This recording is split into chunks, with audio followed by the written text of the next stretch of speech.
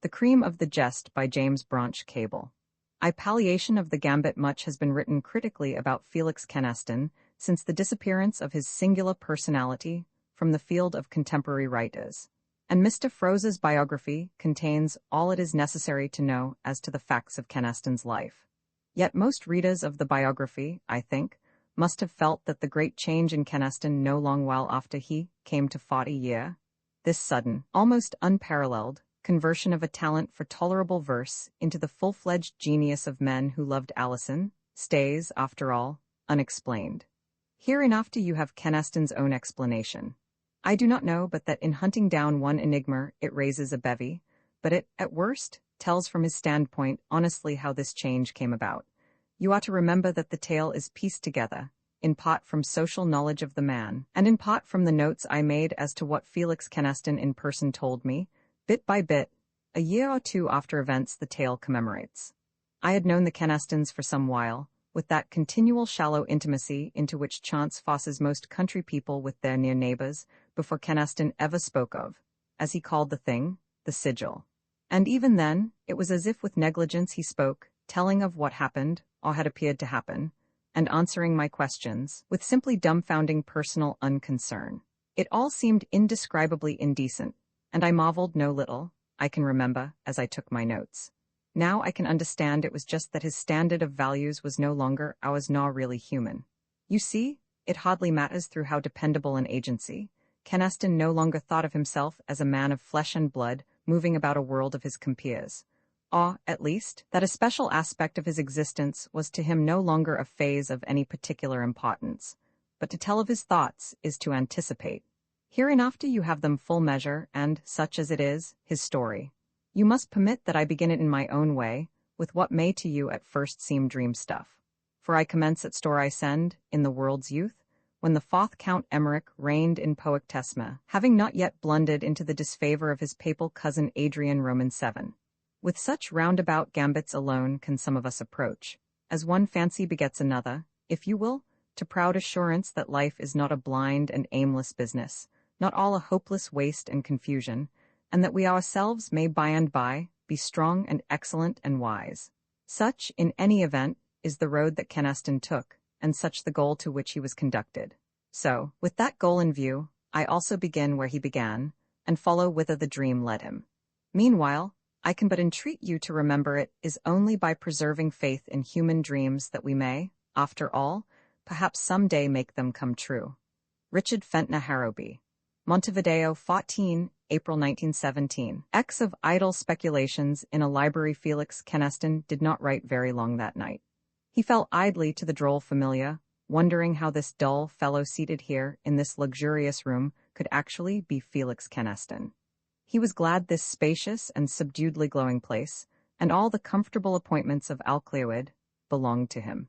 He had seen enough of the scrambling hand-to-mouth makeshifts of poverty, in poverty's hot depressing habitations. During the 38 years, he weathered before the simultaneous deaths, through a motor accident, of a semi-mythical personage known since childhood as your Uncle Henry in Lichfield, and of Uncle Henry's only son as well, had raised Felix Kynaston beyond monetary frets. As yet, Kynaston did not very profoundly believe in this unlooked-for turn, and in the library of his fine house in particular, he had still a sense of treading alien territory under sufferance. Yet it was a territory which tempted exploration with alluring vistas. Kynaston had always been, when there was time for it, very fond of reading, as his wife was used to state in tones of blended patronage and apology. Kathleen Kynaston, in the old days of poverty, had declaimed too many pilfered dicta concerning literary matters to retain any liking for them. As possibly you may recall, for some years after the death of her first husband, Kathleen Epps Saumarez had earned precarious bread and butter as a lecturer before women's clubs, and was more or less engaged in journalism, chiefly as a reviewer of current literature. For all books, she had thus acquired an abiding dislike. In particular, I think, she loathed the 2 volumes of Woodland Tales collected in those necessitous years, from her woman's page in the Lichfield Courier Herald, for the fickle general reading public, which then used to follow the life histories of Bazoo, the bear, and Mouchra the mink, and other citizens of the wild. With that incalculable unanimity which today may be reserved for the biographies of optimistic orphans, and tomorrow veers to vie in times of high-minded courtesans with hearts of gold. In fine, through a variety of reasons, Mrs. Kynaston quite frankly cared even less for books, as manifestations of art, than does the average tolerably honest woman to whom books do not represent a source of income.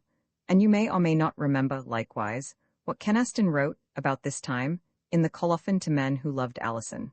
With increased knowledge of the author, some sentences therein, to me at least, took on larger significance.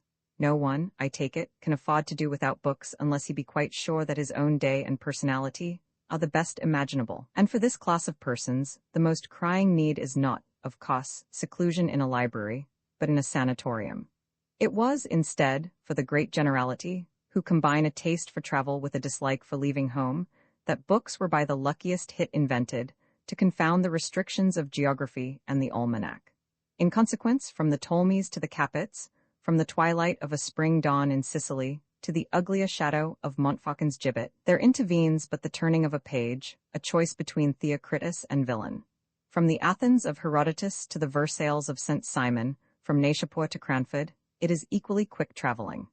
All times and lands that ever took the sun, indeed, lie open, equally, to the explorer by the grace of Gutenberg, and transportation into Greece or Rome or Persia or Chicago, equally, is the affair of a moment. Then, too, the islands of Avalon and Ogiger and the Lim stay always accessible, and magic casements open readily upon the surf of seacoast Bohemia. For the armchair traveler alone enjoys enfranchisement of a chronology, and of a geography that has escaped the wear and tear of ever actually existing. Peregrination in the realms of gold possesses also the quite inestimable advantage that therein one's personality is contraband. As when Dante makes us free of hell and heaven, it is on the fixed condition of our actual love and hate of divers Renaissance Italians, whose exploits in the flesh require today the curt elucidation of a footnote. Just so, admission to those high delights, whereunto Shelley conducts, is purchased by accrediting to clouds and skylarks. Let us sanely admit a temporary importance which we would never accord them unbiased. The traveler has for the half-hour exchanged his personality for that of his guide. Such is the rule in literary highways, a very necessary traffic ordinance, and so long as many of us are, upon the whole, inferior to Dante or Shelley, or Sophocles, or Thackeray, or even Shakespeare, the change need not make entirely for loss. Yes, it is lightly phrased, but after all, it is only another way of confessing that his books afforded Kynaston an avenue to forgetfulness of that fat pasty fellow whom Kynaston was heartily tired of being. For one, I find the admission significant of much, in view of what befell him afterward. And besides, so Kynaston's thoughts strayed at times, these masked books, which his predecessor at Alclewyd had acquired piecemeal through the term of a long life, were a part of that predecessor's personality. No other man would have gathered and have preserved precisely the same books, and each book, with varying forcefulness, had entered into his predecessor's mind and had tinged it. These potty-colored books, could one but reconstruct the mosaic correctly, would give a candid portrait of your Uncle Henry in Lichfield, which would perhaps surprise all those who knew him daily in the flesh. Of the fact that these were unusual books, their present owner and tentative explorer had no doubt whatever. They were perturbing books. Now these books, by their pleasant display of gold leaf, soberly aglow in lamplight, recalled an obscure association of other tiny brilliancies, and Felix Kynaston recollected the bit of metal he had found that evening. Laid by the lamp, it shone agreeably as Kynaston puckered his protruding brows over the characters with which it was inscribed. So far as touched his chances of deciphering them, he knew all foreign languages were to him of almost equal inscrutability.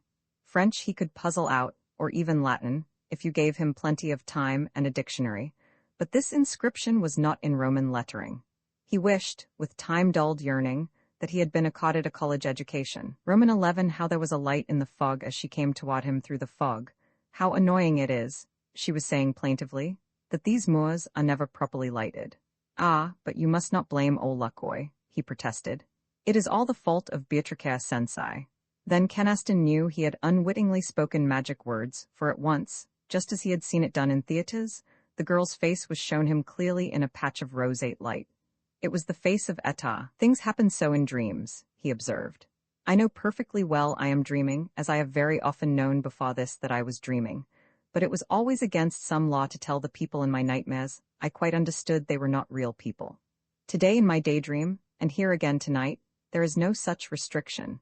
And lovely as you are, I know that you are just a daughter of subconsciousness, or of memory, or of jumpy nerves, or, perhaps, of an improperly digested entree.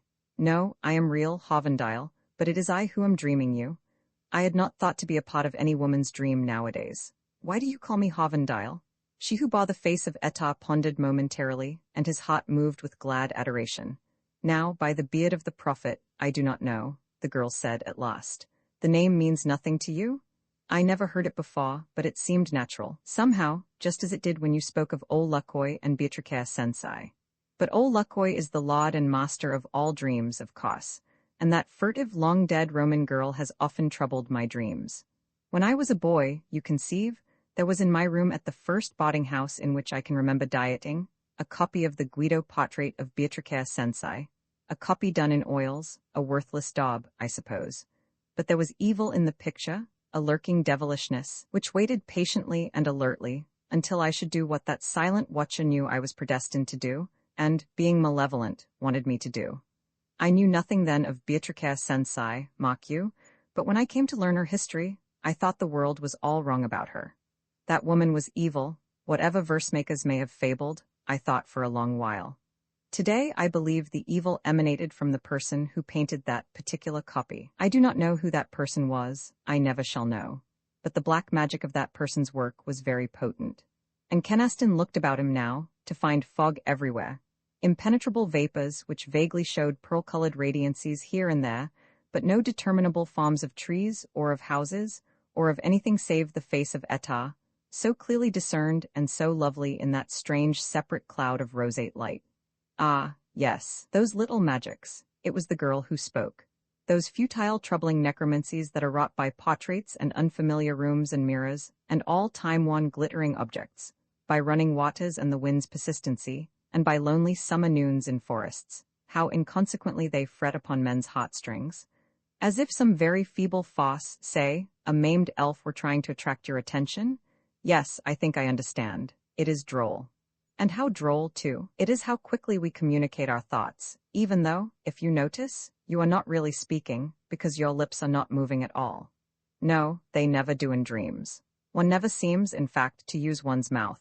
You never actually eat anything. You may also notice, in dreams, even though food is very often at hand. I suppose it is because all dream food is akin to the pomegranates of Persephone, so that if you taste it you cannot ever return again to the workaday world. But why, I wonder, are we having the same dream?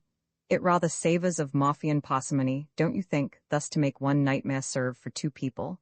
Or perhaps it is the bit of metal I found this afternoon, and the girl nodded. Yes, it is on account of the sigil of Scotia. I have the other half, you know. What does this mean, Etah? He began, and reaching forward was about to touch her, when the universe seemed to fold about him, just as a hand closes. And Felix Kenaston was sitting at the writing table in the library, with a gleaming scrap of metal before him, and, as the clock showed, it was bedtime. Well, it is undoubtedly quaint how dreams draw sustenance from half-forgotten happenings, he reflected. To think of my recollecting that weird daub, which used to deface my room in Fairhaven? I had forgotten Beatricare entirely, and I certainly never spoke of her to any human being, except of course to Muriel Allardyce. But I would not be at all surprised if I had involuntarily hypnotized myself, sitting here staring at this shiny piece of lid. You read of such cases. I believe I will put it away, to play with again sometime. Roman 12 of publishing, with an unlikely appendix, so Kenaston preserved this bit of metal. No fool like an old fool, his common sense testily assured him. But Felix Kenaston's life was rather barren of interests nowadays. He thought no more of his queer dream, for a long while. Life had gone on decorously. He had completed the audit at Storisend, with leisured joy in the task, striving to write perfectly of beautiful happenings such as life did not afford. There is no denying that the typed manuscript seemed to Felix Kenaston, as he added the last touches, before expressing it to Dapley and Pildriff, to inaugurate a new era in literature. Kenaston was yet to learn that publishers in their business capacity have no especial concern with literature. To his bewilderment, he discovered that publishers seemed sure the merits of a book, had nothing to do with the advisability of printing it. Herewith is appended a specimen or two from Felix Keneston's correspondence. Dapley and Pildriff, we have carefully read your story, the audit at Story Send, which you kindly submitted to us. It is needless for us to speak of the literary quality of the story. It is in fact exquisitely done, and would delight a very limited circle of readers trained to appreciate such delicate productions. But that class of readers is necessarily small, and the general reader would, we fear, fail to recognize the book's merit and be attracted to it. For this reason we do not feel, and we regret to confess it, that the publication of this book would be a wise business enterprise for us to undertake.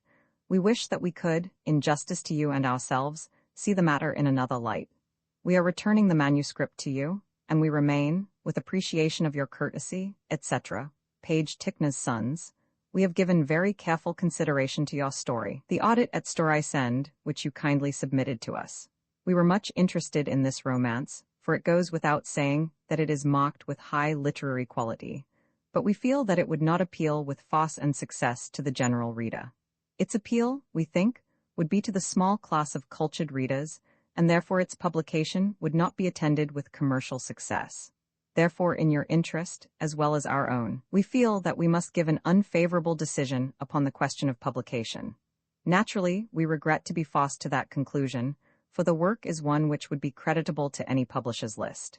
We return the manuscript by express, with our appreciation of your courtesy in giving us the opportunity of considering it, and etc. And so it was with the Gavery Company, and with Leeds, McKibble and Todd, and with Stuyvesant and Brothers. Unanimously they united to praise and to return the manuscript. And Keneston began reluctantly to suspect that, for all their polite phrases about literary excellence, his romance must somehow be not quite in consonance with the standards of that person who is, after all, the final arbiter of literature, and to whom these publishers very properly deferred as the general reader. And Keneston wondered if it would not be well for him, also, to study the all-important and exigent requirements of the general reader. Keneston turned to the publishers' advertisements.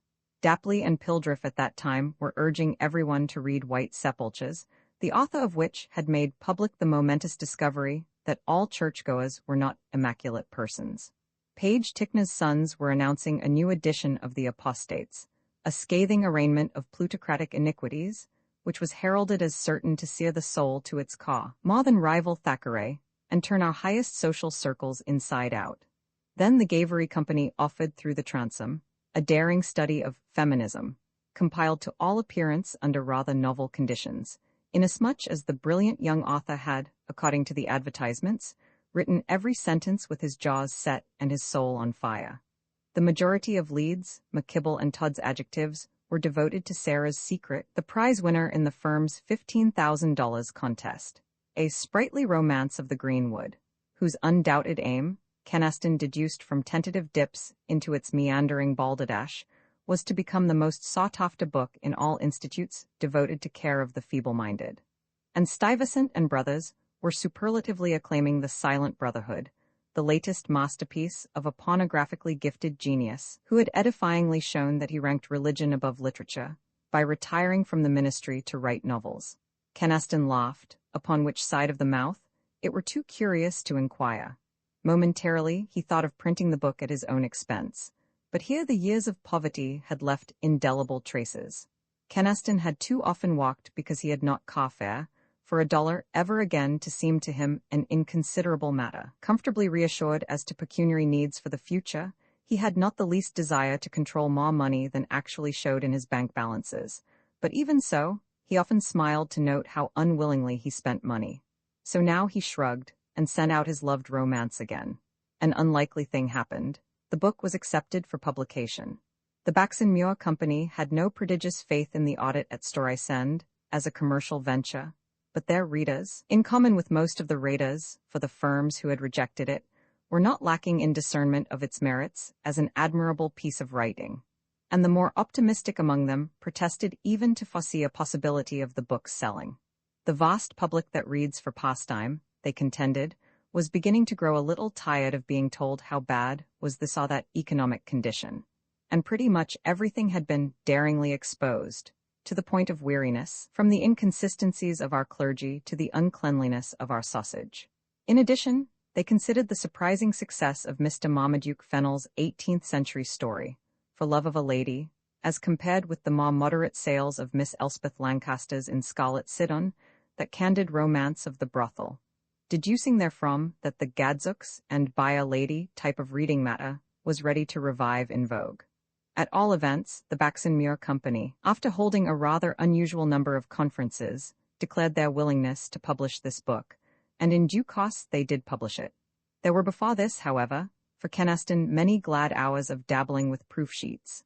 The tale seemed so different and so infernally good in print. Kynaston never in his life found any other playthings comparable to those first wide-margined galley proofs of the audit at Story's End. Here was the word, vexatiously repeated within 3 lines, which must be replaced by a synonym, and the clause which, when transposed, made the whole sentence gain in force and comeliness, and the curt sentence whose addition gave clarity to the paragraph, much as a pinch of alum clears turbid water, and the vaguely unsatisfactory adjective, for which a jet of inspiration suggested a substitute of vastly different meaning, in the light of whose inevitable aptness you marveled over your preliminary obtuseness. All these slight triumphs, one by one, first gladdened Kynaston's labor and tickled his self-complacency. He could see no fault in the book. His publishers had clearer eyes. His preface, for one matter, they insisted on transposing to the rear of the volume, where it now figures as the book's tolerably famous colophon, that curious exposition of Kynaston's creed as artist. Then, for a title, the audit at Story's End was editorially adjudged abominable. People would not know how to pronounce Story's End, and in consequence would hold back from discussing the romance, or even asking for it at book dealers. Men who loved Etah was Kynaston's ensuing suggestion, but the Baxen Muir Company showed no fixed confidence in their patron's ability to pronounce Etah either. Would it not be possible, they inquired, to change the heroine's name? And Kynaston assented. Thus it was that in the end his book came to be called Men Who Loved Alison. But to Kynaston her name stayed always Etah. The book was delivered to the world, which received the gift without excitement. The book was delivered to reviewers, who found in it a well-intentioned echo of Mr. Maurice Hewlett's earlier medieval tales. And there for a month or some 6 weeks, the matter rested. Then one propitious morning, an indignant gentlewoman in Brooklyn wrote to the New York Sphere a letter which was duly printed in that journal's widely circulated Sunday supplement, the literary masterpieces of this week, to denounce the loathsome and depraved indecency of the 19th and 20th chapters, in which, while treating of Sir Giron's imprisonment in the sacred grove of Caer Idrin, and the worship accorded there to the sigil of Scotia, Kynaston had touched upon some of the perverse refinements of antique sexual relations. The following week brought forth a full page of letters. 2 of these, as Kynaston afterward learned, were contributed by the publicity man of the Baxen Muir Company, and all arraigned obscenities which Kynaston could neither remember or on rereading his book discover.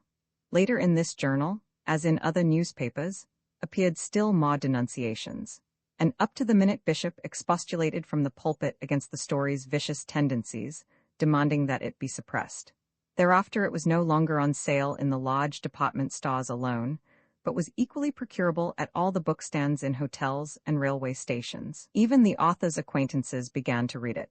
And the Delaunays, then at the height of their vogue as exponents of the new dances, introduced the Alison Amble. And from Tampa to Seattle, in certain syndicated cartoons of generally appealing idiocy, newspaper readers were privileged to see one hero of the series knock the other heels over head with a copy of Kynaston's romance. And women wore the Alison aigrette for a whole season, and a new brand of cheap tobacco christened in her honor had presently made her name at least familiar in saloons. Men Who Loved Alison became, in fine, the novel of the hour. It was one of those rare miracles such as sometimes palm off a well-written book upon the vast public that reads for pastime. And shortly afterward, Mr. Booth Talkington published another of his delightful romances. One forgets at this distance of time just which it was. But like all the others, it was exquisitely done, and sold neck and neck with Men Who Loved Alison, so that for a while it looked almost as if the American reading public was coming to condone adroit and careful composition. But presently, the advertising columns of magazines and newspapers were heralding the year's vernal output of enduring masterworks in the field of fiction, and readers were again assured that the great American novel had just been published at last, by any number of persons. And so, the autumnal predecessors of these new chefs d'oeuvre passed swiftly into oblivion via the brief respite of a popular edition. And naturally, Keniston's romance was forgotten by all save a few pensive people. Some of them had found in this volume food for curious speculation. That, however, is a matter to be taken up later. Roman 13 suggesting themes of universal appeal, so Felix Keniston saw his dream vulgarized, made a low byword, and he contemplated this travestying as the cream of a sardonic jest with urbanity. Indeed, that hour of notoriety seemed not without its pleasant features to Felix Keniston, who had all a poet's ordinary appetite for flattery. Besides, it was droll to read the literary notes which the Baxenmuir people were industriously disseminating by means of the daily journals concerning Felix Keniston's personality, ancestry, accomplishments, recreations, and preferences in diet. And then, in common with the old woman famed in nursery rhyme, he was very often wont to observe, "But lauk a mercy on me, this is none of I." It was droll, too, to be asked for autographs, lectures, and for donations of your wonderful novel. It was droll to receive letters from remote mysterious persons who had read his book and had liked it or else had disliked it to the point of being goaded into epistolary remonstrance, sarcasm, abuse, and, as a rule, erratic spelling. It troubled Keniston that only riffraff seemed to have read his book, so far as he could judge from these unsolicited communications, and that such people of culture and education as might have been thrilled by it, all people whose opinions he might conceivably value, seemed never to write to authors. And finally, it was droll to watch his wife's reception of the book.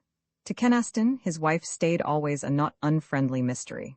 She now could not but be a little taken aback by this revelation of his abilities, he reflected, with which she had lived so long without, he felt, appreciation of them, but certainly she would never admit to either fact. He doubted very much if Kathleen would ever actually read Men Who Loved Allison.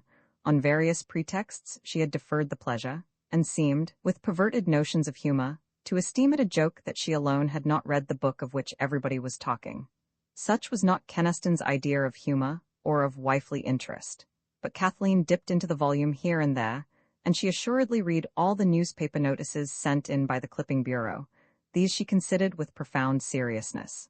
"I have been thinking, you ought to make a great deal out of your next novel," she said, one morning, over her grapefruit, and the farmer poet wondered why, in heaven's name, it should matter to her whether or not the marketing of his dreams earned money, when they had already a competence.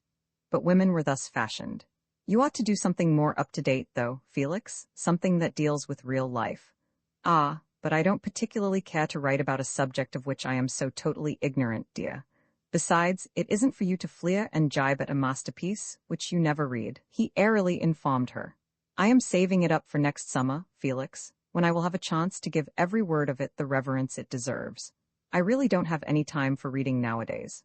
There is always something more important that has to be attended to. For instance, the gasoline engine isn't working again, and I had to phone in town for Slater to send a man out today to see what is the matter this time." "And it is messy things like that you want me to write about?" he exclaimed. "About the gasoline engine going on another strike, and Drake's forgetting to tell you we were all out of sugar until late Saturday night. Never mind, Mrs. Keniston. You will be sorry for this, and you will weep the bitter tears of unavailing repentance someday, when you ride in the front automobile with the governor to the unveiling of my various monuments, and have fallen into the anecdotage of a great man's widow." He spoke lightly, but he was reflecting that in reality, Kathleen did not read his book because she did not regard any of his doings very seriously. "Isn't this the third time this week we have had herring for breakfast?" he inquired, pleasantly. "I think I will wait and let them scramble me a couple of eggs. It is evidently a trifle that has escaped your attention, my darling, during our long years of happy married life, that I don't eat herring. But of course, just as you say, you have a number of much more important things than husbands to think about. I dislike having to put anyone to any extra trouble on my account, but as it happens, I have a lot of work to do this morning, and I cannot very well get through it on an empty stomach. We haven't had it since Saturday, Felix." Then wearily, to the serving girl, "Cora, see if Mr. Keniston can have some eggs. I wish you wouldn't upset things so, Felix. Your coffee will get stone cold, and it is hot enough to keep servants as it is. Besides, you know perfectly well today is Thursday, and the library has to be thorough cleaned. That means of course I am to be turned out of doors and forced to waste a whole day somewhere in town. It is quite touching how my creature comforts are catered to in this house." And Kathleen began to laugh, ruefully. "You are just a great big baby, Felix. You are sulking and swelling up like a frog, because you think I don't appreciate what a wonderful husband I have, and what a wonderful book he has written." Then Keneston began to laugh also. He knew that what she said was tolerably true, even to the Batracian simile. "When you insisted on adopting me, dear, you ought to have realized what you were letting yourself in for. And I do think," Kathleen went on, evincing that conviction with which she, as a rule, repeated other people's remarks, "that you ought to make your next book something that deals with real life. Men Who Loved Allison is beautifully written and all that, but exactly as the Tucson pioneer said, it is really just colorful soap-bubbly nonsense." "Ah, but is it unadulterated nonsense, Kathleen, that somewhere living may be a uniformly noble transaction?" he debated. "And human passions never be in a poor way to find expression with adequate speech and action?" Pleased with the phrase, and feeling in a better temper, he began to butter a roll. "I don't know about that, but in any event, people prefer to read about the life they are familiar with. You touch on a disheartening truth. People never want to be told anything they do not believe already. Yet I quite fail to see why, in books or elsewhere, anyone should wish to be reminded of what human life is actually like. For living is the one art in which mankind has never achieved distinction. It is perhaps an obscure sense of this that makes us think the begetting of mankind an undiscussable subject, and death a sublime and edifying topic." "Yes, I dare say," Kathleen assented vaguely. "This herring is really very good, Felix. I think you would like it, if you just had not made up your mind to be stubborn about it." Then she spoke with new animation. "Felix, Margaret Woods was in Luvitz yesterday morning, having her hair done for a dinner they gave the railroad crowd last night, and of all the faded, washed-out-looking people I ever saw, and I can remember her having that hideous brown dress long before she was married. Of course, it doesn't make any difference to me that she didn't see fit to invite us. She was one of your friends, not mine. I was only thinking that, since she always pretended to be so fond of you, it does seem curious the way we are invariably left out." So Keneston did not embroider verbally his theme, of living adequately, as he had felt himself in vain to do could he have found a listener. "Some day," he ruefully reflected, "I shall certainly write a paper upon the lost art of conversing with one's wife. Its appeal, I think, would be universal." Then his eggs came. Roman 14 Peculiar conduct of a personage shortly afterward befell a queer incident. Keneston, passing through a famed city, lunched with a personage who had been pleased to admire men who loved Allison, and whose remunerative admiration had been skillfully trumpeted in the public press by Keneston's publishers.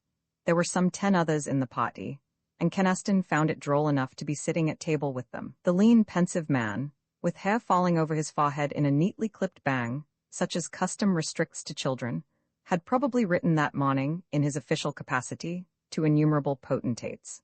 That handsome, bluff old Navy officer was a national hero. He would rank in history with Perry and John Paul Jones. Yet here he sat, within arm's reach, prosaically complaining of unseasonable weather. That bearded man, rubicund and monstrous as to nose, was perhaps the most powerful, as he was certainly the most wealthy, person inhabiting flesh. And it was rumored, in those Arcadian days, that kingdoms did not presume to go to war without securing the consent of this financier. And that exquisitely neat fellow, looking like a lad unconvincingly made up for an octogenarian in amateur theatricals, was the premier of the largest province in the world. His thin-featured neighbor was an aeronaut, at this period really a rara avis, and went above the clouds to get his livelihood, just as ordinary people went to banks and offices.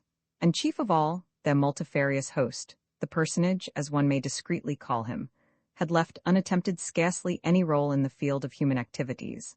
As ranchman, statesman, warrior, historian, editor, explorer, athlete, coiner of phrases, and rediscoverer of the Decalogue, impartially, he had labored to make the world a livelier place of residence, and already he was the pivot of as many legends as Charlemagne or Arthur. The famous Navy officer, as has been said, was complaining of the weather. "The seasons have changed so, since I can remember. We seem to go straight from winter into summer nowadays." "It has been rather unseasonable," assented the financier, "but then you always feel the heat so much more during the first few hot days." "Besides," came the judicious comment, It has not been the heat which was so oppressive this morning, I think, as the great amount of humidity in the air. Yes, it is most unpleasant, makes your clothes stick to you so. Ah, but don't you find now, asked the Premier gaily, that looking at the thermometer tends to make you feel, really, much more uncomfortable than if you stayed uninformed as to precisely how hot it was? Well, where ignorance is bliss it is folly to be wise, as I remember to have seen stated somewhere. By George, though, it is wonderful how true are many of those old sayings, observed the personage. We assume we are much wiser than our fathers, but I doubt if we really are, in the big things that count. In fact, I have often wondered what George Washington, for example, would think of the republic he helped to found if he could see it nowadays. He would probably find it very different from what he imagined it would be. Why, he would probably turn in his grave at some of our new-fangled notions, such as prohibition and equal suffrage. Oh, well, all sensible people know, of course, that the trouble with prohibition is that it does not prohibit, and that woman's place is the home, not in the mire of politics. That is admirably put, sir, if you will permit me to say so. Still, there is a great deal to be said on both sides. And after all, is there not a great menace to the ideals of Washington and Jefferson in the way our present laws tend uniformly to favor rich people? There you have it, sir. Today we punish the poor man for doing what the rich man does with entire impunity, only on a larger scale. By George, there are many of our so-called captains of industry who, if the truth were told, and a shorter and uglier word were not unpermissible, a little better than malefactors of great wealth. This epigram, however hotly admired, was felt by many of the company to be a bit daring in the presence of the magnate, and the lean secretary spoke hastily, or at any rate, in less leisurely tones than usual. After all, money is not everything. The richest people are not always the happiest, in spite of their luxury.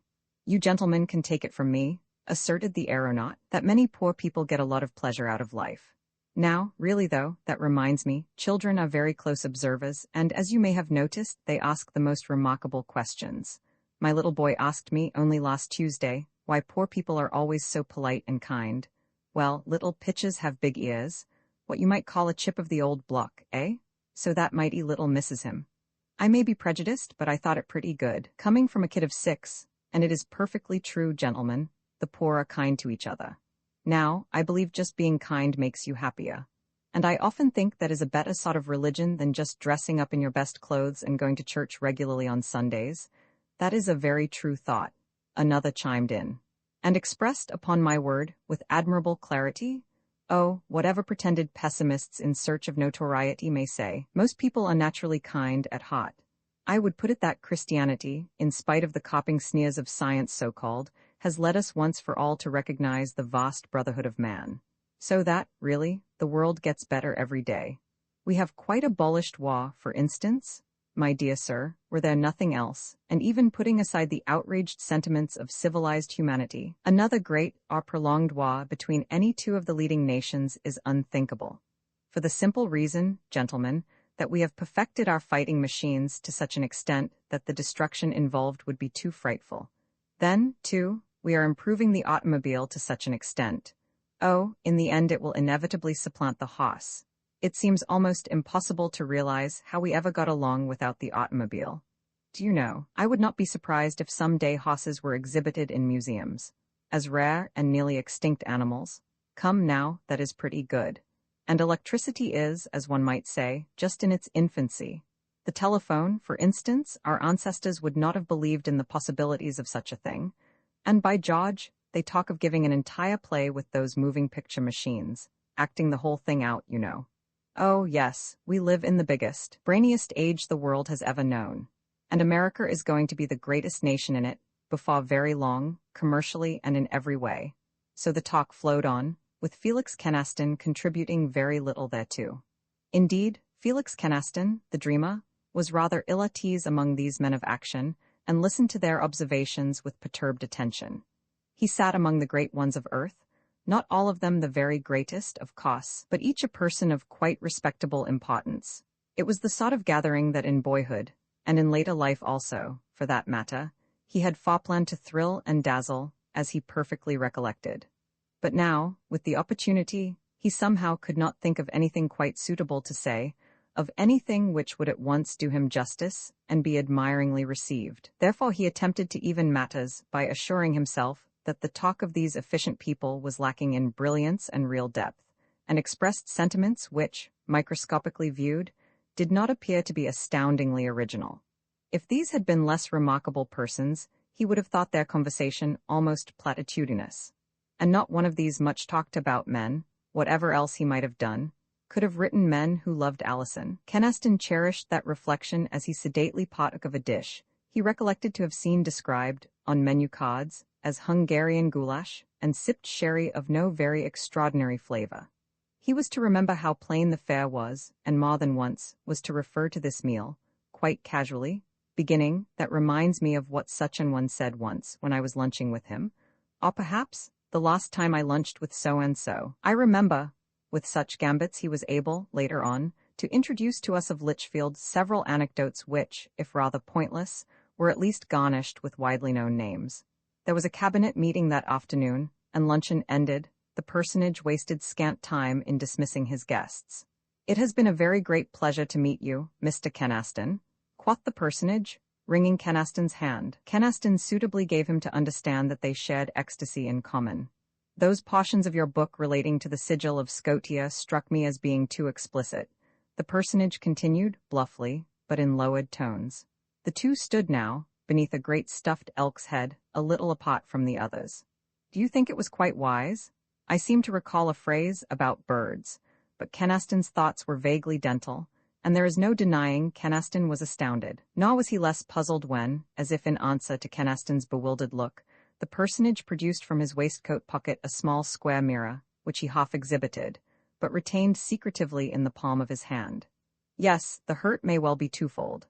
I am presupposing that, as a country gentleman, you have raised white pigeons, Mr. Kynaston?" he said, meaningly. "Why no, they keep up such a maddening cooing and purring on warm days, and drum so on tin roofs," Kynaston stammered, "that I long ago lost patience with the birds of Venus, whatever the tincture of their plumage. There used to be any number of them on our place, though." "Ah, well," the personage said with a wise nod and a bright gleam of teeth, "you exercise the privilege common to all of us, and my intended analogy falls through. In any event, it has been a great pleasure to meet you. Come and see me again, Mr. Kynaston, and meanwhile, think over what I have said." And that was all. Kynaston returned to Alclewyd in a whirl of formless speculations. The mirror and the insane query as to white pigeons could not, he considered, but constitute some password to which Kynaston had failed to give the proper response. The mystery had some connection with what he had written in his book as to the sigil of Scotia, and he could not find he had written anything very definite. The broken disc was spoken of as a talisman in the vague terms best suited to a discussion of talismans by a person who knew nothing much about them. True, the book told what the talisman looked like. It looked like that bit of metal he had picked up in the garden. He wondered if he had thrown away that bit of metal, and searching, discovered it in the desk drawer, where it had lain for several months. Laid by the lamp, it shone agreeably as Kynaston puckered his protruding heavy brows over the characters with which it was inscribed. That was what the sigil looked like, or rather, what half the sigil looked like, because Etah still had the other half. How could the personage have known anything about it? Unless there were, indeed, really some secret and some password through which men won to place and the world's prizes. Blurred memories of Eugene Sue's nefarious Jesuits and of Balzac's redoubtable 13 arose in the background of his mental picturings. No, the personage had probably been tasting beverages more potent than sherry. There were wild legends, since disproved, such as seemed then to excuse that supposition. Or perhaps he was insane, and nobody but Felix Kynaston knew it. What could a little mirror, much less pigeons, have to do with this bit of metal? Except that this bit of metal, too, reflected light so that the strain tired your eyes, thus steadily to look down upon the thing. Roman 15 of vain regret and wonder in the dock, madam, he was insanely stating. I would not for the world set up as a fit exponent for the mottos of a copybook, but I am not all base. You are, flashed she, a notorious rogue. It was quite dark. Kynaston could not see the woman with whom he was talking, but they were in an open paved place, like a courtyard, and he was facing the great shut door against which she stood, vaguely discernible. He knew they were waiting for someone to open this door. It seemed to him, for no reason at all, that they were at Tunbridge Wells. But there was no light anywhere. Complete darkness submerged them, the skies showed not one glimmer overhead. That I am of smirched repute, madam, I lack both grounds and inclination to deny. yet I am not so through choice. Believe me, I am innately of well-nigh ducal disposition, and by preference, an ill name is as obnoxious to me as, shall we say, soiled linen or a coat of last year's cut. But then, que voulez-vous? As our lively neighbors observe, squeamishness was never yet bred in an empty pocket, and I am thus compelled to the commission of divers profitable peccadilloes, once in a blue moon, by the dictates of that same haphazard chance which tonight has pressed me into the service of innocence and virtue.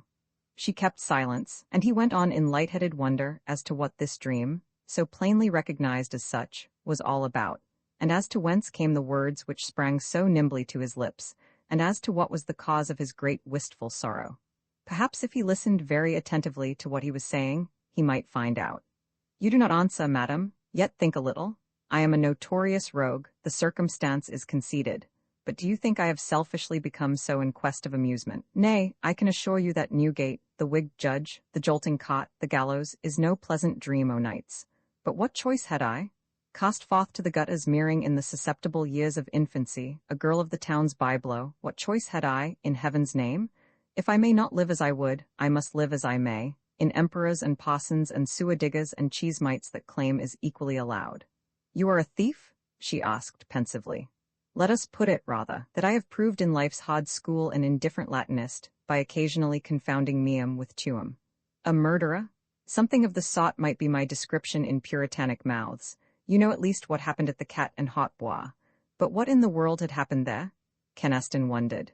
And yet, the sweet voice marveled, and yet I have saved you from Lord Umfreville?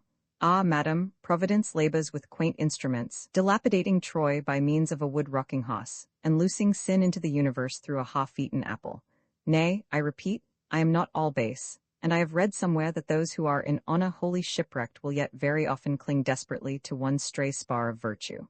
He could tell her hand had raised to the knocker on the closed door. Mr. Vanringham, will you answer me a question? 1,000, so I am Vanringham. I have not knocked. I possess, as you know, a considerable fortune in my own right. It would be easy for a strong man, and sure, your shoulders are prodigiously broad, Mr. Cutthroat. Very easy for him to stifle my cries and carry me away, even now.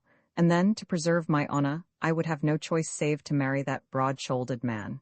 Is this not truth? It is the goddess herself, newly stolen from her well. Oh, de certe. I am not absolutely hideous, either? She queried, absent-mindedly. Dame Venus, Kenaston observed, may have made a similar demand of the waves at Cythera when she first rose among their billows, and I doubt not that the white foaming waters, amorously clutching at her far whiter feet, laughed and murmured the answer I would give did I not know your question was put in a spirit of mockery. And yet, she re-began, and yet I resist all these temptations. Frankly, had you been in my eyes less desirable, madam, you would not have reached home thus uneventfully, for a rich marriage is the only chance adapted to repair my tattered fortunes, and the devil is cunning to avail himself of our flesh's frailty. Had you been the fat widow of some city knight, I would have played my Lord of Umfreville's part, upon my pettiest scale. Or, had I esteemed it possible for me to have done with my old life, I would have essayed to devote a cleaner existence to your service and worship. Indeed, I speak the truth, however jestingly, he said, with sudden wildness. But what would you have? I would not entrust your fan, much less your happiness, to the keeping of a creature so untrustworthy as I know myself to be. In fine, I look upon you, madam, in such a rapture of veneration and tenderness and joy and heart-breaking yearning, that it is necessary I get very tipsy tonight, and strive to forget that I, too, might have lived cleanlily. And Kenaston, as he spoke thus, engulfed in darkness, knew it was a noble sorrow which possessed him. A stingless, wistful sorrow such as is aroused by the unfolding of a well-acted tragedy or the progress of a lofty music.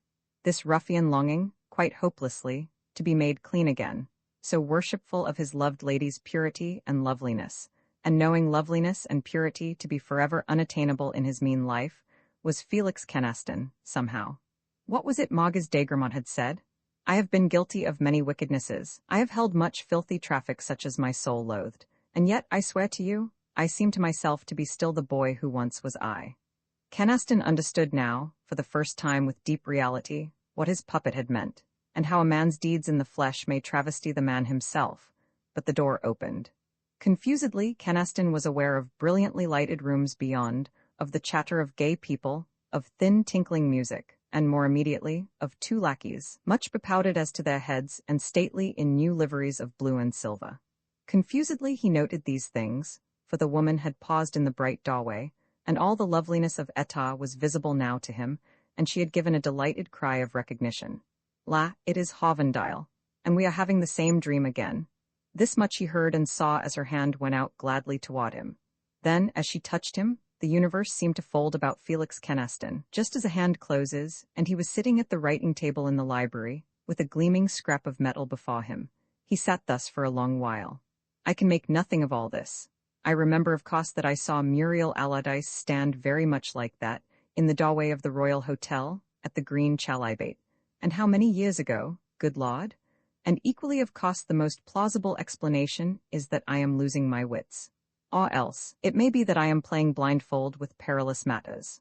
Felix Keneston, my friend, the safest plan, the one assuredly safe plan for you, would be to throw away this devil's toy and forget it completely. And I will, too, the very first thing tomorrow morning, or after I have had a few days to think it over, anyway. But even as he made this compact, it was without much lively faith in his promises. Romans 16, they come to a high place. He was looking down at the most repulsive old woman he had ever seen. Hers was the abhorrent fatness of a spider. Her flesh appeared to have the coloring and consistency of dough. She sat upon the stone pavement, knitting. Her eyes, which raised to his unblinkingly, were black, secretive, and impersonally malevolent, and her jaws stirred without ceasing, in a loose chewing motion, so that the white hairs, rooted in the big mole on her chin, twitched and glittered in the sunlight. "But one does not pay on entering," she was saying. "One pays as one goes out, it is the rule." "And what do you knit, mother?" Keneston asked her. "I shall never know until God's funeral is preached," the old woman said. "I only know it is forbidden me to stop." So he went past her, aware that through some nameless grace the girl whom he had twice seen in dreams awaited him there, and that the girl's face was the face of Etah. She stood by a stone balustrade, upon which squatted tall stone monsters, weird and haphazard collocations, as touched anatomy, of bird and brute and fiend, and she in common with these hobgoblins looked down upon a widespread comely city. The time was a bright and windy morning in spring, and the sky, unclouded, was like an inverted cup which did not merely roof Etah and the man who had come back to her, but enclosed them in incommunicable isolation. To the left, beyond shimmering treetops, so far beneath them that it made Felix Keneston dizzy to look, the ruffling surface of a river gleamed. It was in much this fashion, he recalled, that Etah and Hovendile had stood alone together among the turrets of Storyce End. But now, I wonder where on the face of so far above the face of what a special planet we may happen to be? Keneston marveled happily, or east of the sun or west of the moon. At all events, it hardly matters. Suffice it that we are in love's land today. Why worry over one particular inexplicable detail where everything is incomprehensible? I was never here before, Hovendile, and I have waited for you so long. He looked at her, and again his heart moved with glad adoration. It was not merely that Etah was so pleasing to the eye, and distinguished by so many delicate clarities of color, so young, so quick of movement, so slender, so shapely, so inexpressibly virginal, but the heady knowledge that here on dizzying heights he, Felix Keneston, was somehow playing with superhuman matters, and that no power could induce him to desist from his delicious and perilous frolic, stirred, in deep recesses of his being, nameless springs. Nameless they must remain, for it was as though he had discovered himself to possess a sixth sense, and he found that the contrivers of language, being less prodigally gifted, had never been at need to invent any terms wherewith to express this sense's gratification. But he knew that he was strong and admirable, that men and men's affairs lay far beneath him, that Etah belonged to him, and most vividly of all, that the exultance which possessed him was a byproduct of an unstable dream. Yet it is not any city of today, he was saying. Look, how yonder little rascal glitters. He is wearing a helmet of some sort and a gogget. Why, all those pygmies, if you look closely, go in far braver scarlets and purples than we elect to skulk about in nowadays, and there is not an office building or an electric light advertisement of chewing gum in sight. No, that hotchpotch of huddled gables and parapets and towers shaped like lanterns was stolen straight out of some doré illustration for Rabelais or Les Contes Drolatiques. But it does not matter at all, and it will never matter, where we may chance to be, Etah. What really and greatly matters is that when I try to touch you everything vanishes. The girl was frankly puzzled, Yes, that seems a part of the sigil's magic. Romans 17 of the sigil, and one use of it proved that this was indeed a part of the sigil's wonder-working. Kenaston learned by experience that whenever, even by accident, he was about to touch Etah, his dream would end like a burst bubble. He would find himself alone and staring at the gleaming fragment of metal. Before long, he also learned something concerning the sigil of Scotia, of which this piece of metal once formed a part, for it was permitted him to see the sigil in its entirety many centuries before it was shattered. It was then one of the treasures of the Didascalion, a peculiar sort of girls' school in King Ptolemy Fiskin's city of Alexandria, where women were tutored to honor fittingly the power which this sigil served. But it is not expedient to speak clearly concerning this, and the real name of the sigil was, of course, quite different from that which Kenaston had given it in his romance. So began an odd divided life for Felix Kenaston. At first he put his half of the sigil in an envelope, which he did in a desk in the library, under a pile of his dead uncle's unused book plates, whence, when occasion served, it was taken out in order that when held so as to reflect the lamplight, for this was always necessary, it might induce the desired dream of Etah. Later Kenaston thought of an expedient by which to prolong his dreams. Nightly he lighted and set by his bedside a stump of candle. Its tiny flame, after he had utilized its reflection, would harmlessly burn out while his body slept with a bit of metal in one hand, and he would be freed of Felix Kenaston for 8 hours uninterruptedly. To have left an electric light turned on until he awakened would in the end have exposed him to detection and the not impossible appointment of a commission in lunacy, and he recognized the potentialities of such mischance with frank distaste. As affairs sped, however, he could without great difficulty buy his candles in secret.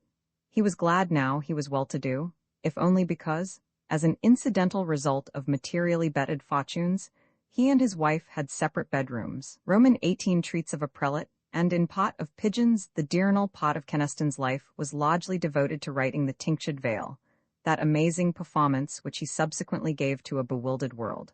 And for the rest, his waking life went on in the old round, but this is not, save by way of an occasional parenthesis, a chronicle of Felix Kenaston's doings in the flesh. You may find all that in Mr. Froze's biography. Flippant, inefficient, and moody, Felix Kenaston was not in the flesh particularly engaging, and in writing this record, it is necessary to keep his fat corporeal personality in the background as much as may be possible, lest it should cause you, as it so often induced us of Lichfield, to find the man repellent, and nothing more. Now it befell that this spring died Bishop Arkwright, of the Cathedral of the Bleeding Heart, and many dignitaries of his faith journeyed to Lichfield to attend the funeral. Chief among these was a prelate who very long ago had lived in Lichfield, when he was merely a bishop. Kenaston was no little surprised to receive a note informing him that this eminent churchman would be pleased to see Mr. Felix Kenaston that evening at the bishop's house. The prelate sat alone in a sparsely furnished, rather dark, and noticeably dusty room. He was like a lean effigy carved in time-yellowed ivory, and his voice was curiously ingratiating. Kenaston recognized with joy that this old man talked like a person in a book, in completed sentences and picked phrases, instead of employing the fragmentary verbal shorthand of ordinary Lichfieldian conversation. And Kenaston, to whom the slovenliness of fairly cultured people's daily talk was always a mystery and an irritant, fell with promptitude into the same tone. The prelate, it developed, had when he lived in Lichfield known Kenaston's dead uncle, for whom I had the highest esteem and whose friendship I valued most dearly. He hoped that Kenaston would pardon the foibles of old age and overlook this trespass upon Kenaston's time. For the prelate had, he said, really a personal interest in the only surviving relative of his dead friend. There is a portrait of you, sir, in my library, very gorgeous, in full canonicals, just as my uncle left the room, said Kenaston, all at sea. But the prelate had begun to talk, amiably, and in the most commonplace fashion conceivable, of his former life in Lichfield, and of the folk who had lived there then, and to ask questions about their descendants, which Kenaston answered as he best could. The whole affair was puzzling Kenaston, for he could think of no reason why this frail ancient gentleman should have sent for a stranger, even though that stranger were the nephew of a dead friend, just that they might discuss trivialities. So their talking veered, as it seemed, at random. Yes, I was often a guest at Alcluyd. A very beautiful home it was in those days, famed, as I remember, for the many breeds of pigeons which your uncle amused himself by maintaining. I suppose that you also raise white pigeons, my son?" Kenaston saw that the prelate now held a small square mirror in his left hand. "No, sir," Kenaston answered evenly. "There were a great many about the place when it came into our possession, but we have never gone in very seriously for farming. The pigeon has so many literary associations that I should have thought it would appeal to a man of letters," the prelate continued. "I ought to have said earlier, perhaps, that I read men who loved Alison with great interest and enjoyment. It is a notable book. Yet in dealing with the sigil of Scotia, or so at least it seemed to me, you touched upon subjects which had better be left undisturbed. There are drugs, my son, which work much good in the hands of the skilled physician, but cannot be entrusted without danger to the vulgar." He spoke gently, yet it appeared to Kenaston a threat was voiced. "Sir," Kenaston began, "I must tell you that in writing of the sigil, as I called it, I designed to employ only such general terms as romance ordinarily accords to talismans. All I wrote, I thought, was sheer invention. It is true I found by accident a bit of metal, from which I derived the idea of my so-called sigil's appearance. That bit of metal was to me then just a bit of metal, nor have I any notion, even today, as to how it came to be lying in one of my own garden paths." He paused. The prelate nodded. "It is always interesting to hear whence makers of creative literature draw their material," he stated. "Since then, sir, by the drollest of coincidences, a famous personage has spoken to me in almost the identical words you employed this evening, as to the sigil of Scotia. The coincidence, sir, lay less in what was said than in the apparently irrelevant allusion to white pigeons which the personage too made, and the little mirror which he too held as he spoke. Can you not see, sir," Kenaston asked gaily, "to what wild imaginings the coincidence tempts a weaver of romance? I could find it in my heart to believe it the cream of an ironic jest that you great ones of the earth have tested me with a password, mistakenly supposing that I, also, was initiate. I am tempted to imagine some secret understanding, some hidden cooperancy, by which you strengthen or, possibly, have attained your power. Confess, sir, is not the coincidence a droll one?" He spoke lightly, but his heart was beating fast. "It is remarkable enough," the prelate conceded, smiling. He asked the name of the personage whom coincidence linked with him, and being told it, chuckled. "I do not think it very odd he carried a mirror," the prelate considered. "He lives before a mirror and behind a megaphone. I confess, me culpa, I often find my little looking-glass a convenience, in making sure all is right before I go into the pulpit. Not a few men in public life, I believe, carry such mirrors," he said, slowly. "But you, I take it, have no taste for public life." "I can assure you," Kenaston began. "Think well, my son, suppose, for one mad instant, that your wild imaginings were not wholly insane. Suppose that you had accidentally stumbled upon enough of a certain secret to make it simpler to tell you the whole mystery. Cannot a trained romancer conceive what you might hope for then?" Very still it was in the dark room. Kenaston was horribly frightened. "I can assure you, sir, that even then I would prefer my peaceful, lazy life and my dreams. I have not any aptitude for action." "Ah, well," the prelate estimated, "it is scarcely a churchman's part to play advocatus mundi. Believe me, I would not tempt you from your books. And for our dreams, I have always held heretically. We are more responsible than for our actions, since it is what we are, uninfluenced, that determines our dreams." He seemed to meditate. "I will not tempt you, therefore, to tell me the whole truth concerning that bit of metal. I suspect, quite candidly, you are keeping something back, my son, but you exercise a privilege common to all of us." "At least," said Kenaston, "we will hope my poor wits may not be shaken by any more coincidences." "I am tolerably certain," quoth the prelate with an indulgent smile, "that there will be no more coincidences." Then he gave Kenaston his stately blessing, and Kenaston went back to his life of dreams. Roman 19 local laws of Nephalokakija. There was no continuity in these dreams, save that eta was in each of them. A dream would usually begin with some light-headed topsy-turviness, as when Kenaston found himself gazing forlornly down at his remote feet, having grown so tall that they were yards away from him, and he was afraid to stand up. Auline Stranges carefully and gruesomely explained the importance of the task set him by quoting fragments of the multiplication tables, or a mad bull who happened to be the king of Spain was pursuing him through a city of blind people. But presently, as dregs settle a little by a little in a glass of water and leave it clear, his dream world would become rational and compliant with familiar natural laws, and eta would be there. desirable above all other contents of the universe, and not to be touched under penalty of ending all.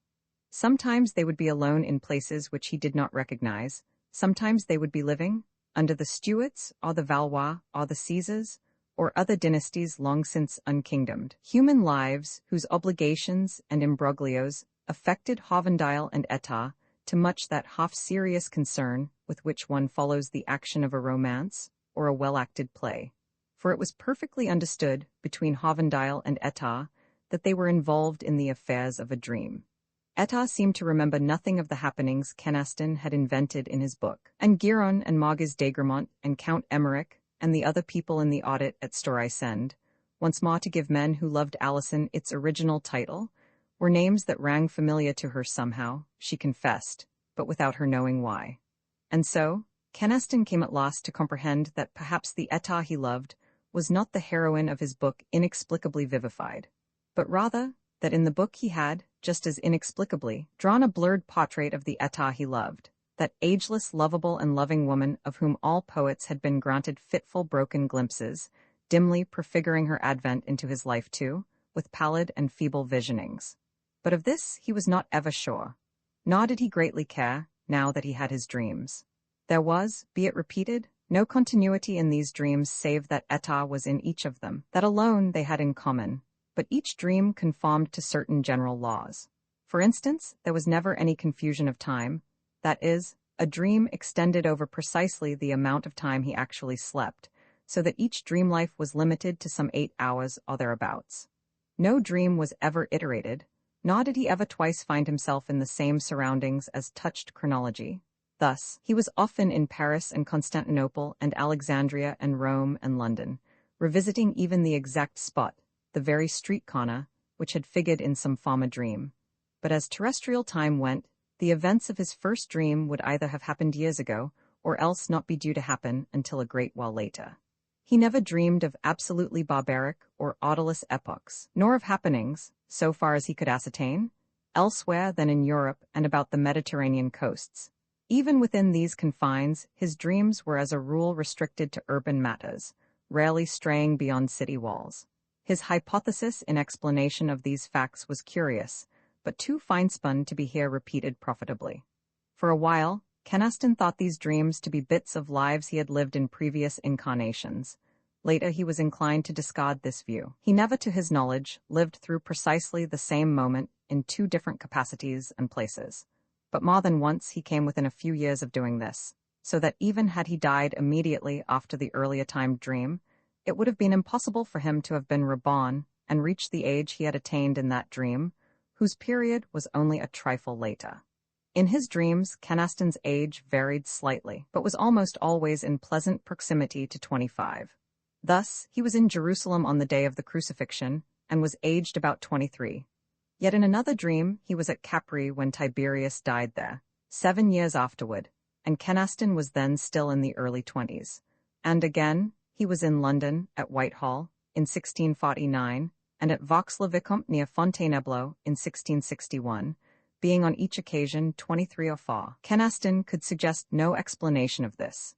He often regretted that he was never in any dream anybody of historical prominence, so that he could have found out what became of him after the dream ended. But though he sometimes talked with notable persons, inwardly gloating meanwhile over his knowledge of what would be the outcome of their warfaring or statecraft, and of the manner and even the hour of their deaths, he himself seemed fated, as a rule, never to be anyone of importance in the world's estimation. Indeed, as Kenaston cheerfully recognized, his was not a temperament likely to succeed, as touched material matters, in any imaginable state of society.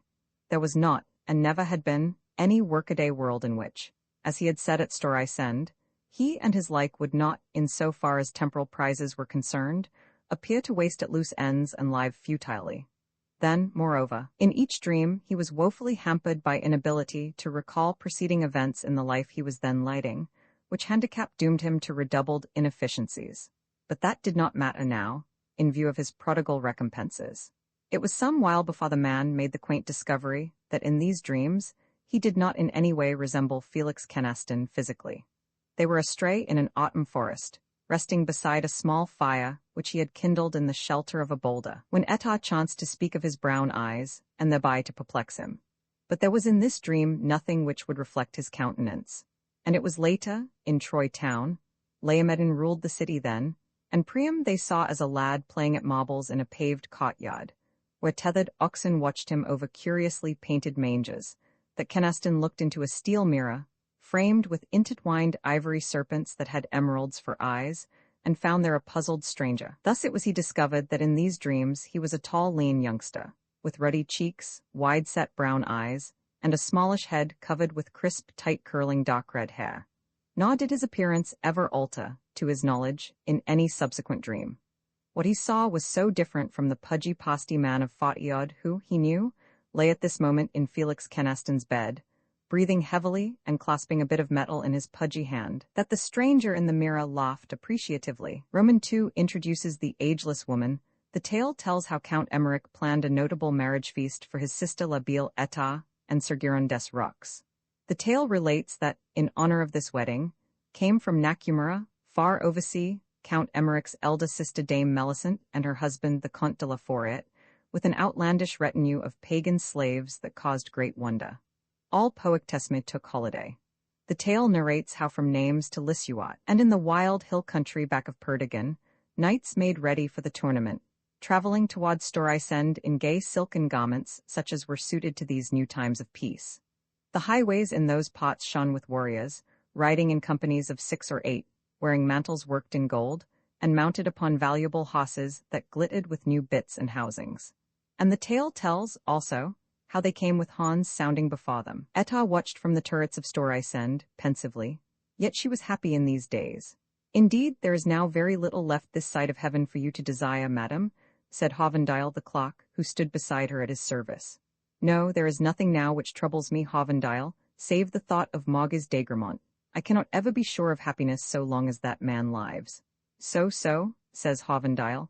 Ah, yes, a master villain, that. He is foiled for the present, and in hiding, nobody knows where. But I, too, would not wonder should he be contriving some new knavery. Say what you may, madam, I cannot but commend his persistency, however base be his motives. And in the forest of Bovian, where I rescued you from his clutches, the miscreant spoke with a hellish gusto that I could have found it in my heart to admire. Etah had never any liking for this half-scoffing kind of talk, to which the clock was deplorably prone. You speak very strangely at times, Hovendile.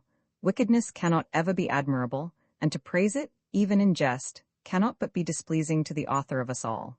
Madam, I am not so sure of that. Certainly, the author of those folk who have figured thus far in your history has not devoted his talents to creating perfect people. She wondered at him, and showed as much in the big blue eyes which had troubled so many men's sleep.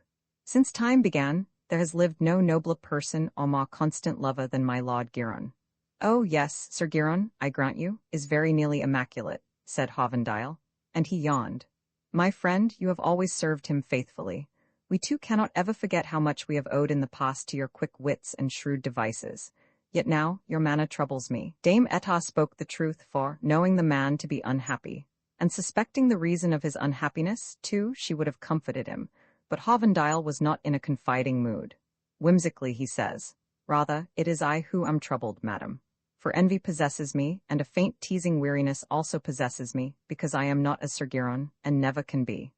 Look you, they prepare your wedding feast now, your former sorrows are stingless, and to me, who have served you through hard seasons of adversity, it is as if I had been reading some romance, and had come now to the last page. Already you two grow shadowy, and already I incline to rank Sir Giron and you, madam, with Arnaud and Fregond, with Pomeran and Pollinata, with Gui and Floripas, with that fair throng of noted lovers whose innocuous mishaps we follow with pleasant agitation, and whom we dismiss to eternal happiness, with smiling incredulity, as we turn back to a workaday world. For it is necessary now that I return to my own country, and there I shall not ever see you any more. Etah, in common with the countryside, knew the man hopelessly loved her, and she pitied him today beyond wording. Happiness is a famed breeder of magnanimity. My poor friend, we must get you a wife. Are there no women in your country? Ah, but there is never any woman in one's own country whom one can love, madam, replies Hovendile shrewdly. For love, I take it, must look toward something not quite accessible, something not quite understood. Now, I have been so unfortunate as to find the women of my country lacking in reticence. I know their opinions concerning everything, touching God and God's private intentions, and touching me, and the people across the road, and how these women's clothes are adjusted, and what they eat for breakfast, and what men have kissed them. There is no room for illusion anywhere. Nay, Ma, I am familiar with the mothers of these women, and in them I see quite plainly what these women will be some 20 years from this morning. There is not even room for hope. Ah, no, madam. The women of my country are the pleasantest of comrades and the helpfulest of wives, but I cannot conceal it from myself that, after all, they are only human beings, and therefore it has never been possible for me to love any one of them. And am I not, then, a human being, poor Hovendile? There was a tinge of mischief in the query, but beauty very often makes for light-headedness, both in her that has and in him that views it. Nor between Ind and Thule was there any lovelier maid than Etah. Smiling she awaited his answer. The sunlight glorified each delicate clarity of color in her fair face, and upon her breast gleamed the broken sigil of Scotia, that famed talisman which never left her person. And am I not, then, a human being? Says she. Gravely Hovendile answered. Not in my eyes, madam, for you embody all that I was ever able to conceive of beauty and fearlessness and strange purity. Therefore it is evident I do not see in you merely Count Emmerich's third sister, but instead, that ageless, lovable, and loving woman long worshipped and sought everywhere in vain by all poets. Hovendile meditated for a while. Assuredly, it was you of whom blind Homer dreamed, comforting endless night with visions of your beauty, as you sat in a bright, fragrant, vaulted chamber, weaving at a mighty loom, and embroidering on tapestry, the battles men were waging about Troy because of your beauty. And very certainly, it was to you that Hermes came over fields of violets and parsley, where you sang magic rhymes, sheltered by an island cavern, in which cedar and citron wood were burning, and, calling you Calypso, bade you release Odysseus from the spell of your beauty. Sophocles, too, saw you bearing an ewer of bronze, and treading gingerly among gashed lamentable corpses, lest your loved dead be dishonored. And Sophocles called you Antigone, praising your valor and your beauty. And when men named you Bomyca, Theocritus also sang of your grave drowsy voice and your feet carven of ivory, and of your tender heart and all your honey-pale sweet beauty. I do not remember any of these troubadours you speak of, my poor Hovendile, but I am very certain that if they were poets they also must in their time have talked a great deal of nonsense. And as Mock's queen, says Hovendile, intent on his conceit, you strayed with Tristram in the sunlit glades of Mawa, that high forest, where many birds sang full-throated in the new light of spring. As Medea you fled from Colchis, and as Esclamond you delivered Huon from the sardonic close wiles of heathenry, which to you seemed childish. All poets have had these fitful glimpses of you, Etah, and of that perfect beauty which is full of troubling reticences, and so is somehow touched with something sinister. Now all these things I likewise see in you, Etah, and therefore, for my own sanity's sake, I dare not concede that you are a human being. The clock was very much in earnest. Etah granted that, insane as his talk seemed to her, and the patient yearning in his eyes was not displeasing to Etah, her hand touched his cheek, quickly and lightly, like the brush of a bird's wing. My poor Hovendile, you are in love with fantasies. There was never any lady such as you dream of. Then she left him, but Hovendile remained at the parapet, peering out over broad rolling uplands. Roman 20 of divers, fleshly riddles a little, by a little he was beginning to lose interest in that pudgy-pasty man of Fortiod, who was called Felix Keneston, and to handle his affairs more slackly. Once or twice Keneston caught his wife regarding him furtively, with a sort of anxious distrust. Let there be no mistake here. Felix Keneston had married a woman admirably suited to him, and he had never regretted that act.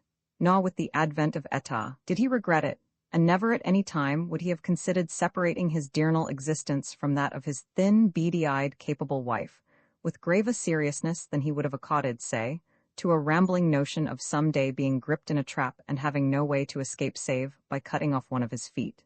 His affection for Kathleen was well-founded, proved, and understood. But, as it happens, this narrative does not chance to deal with that affection.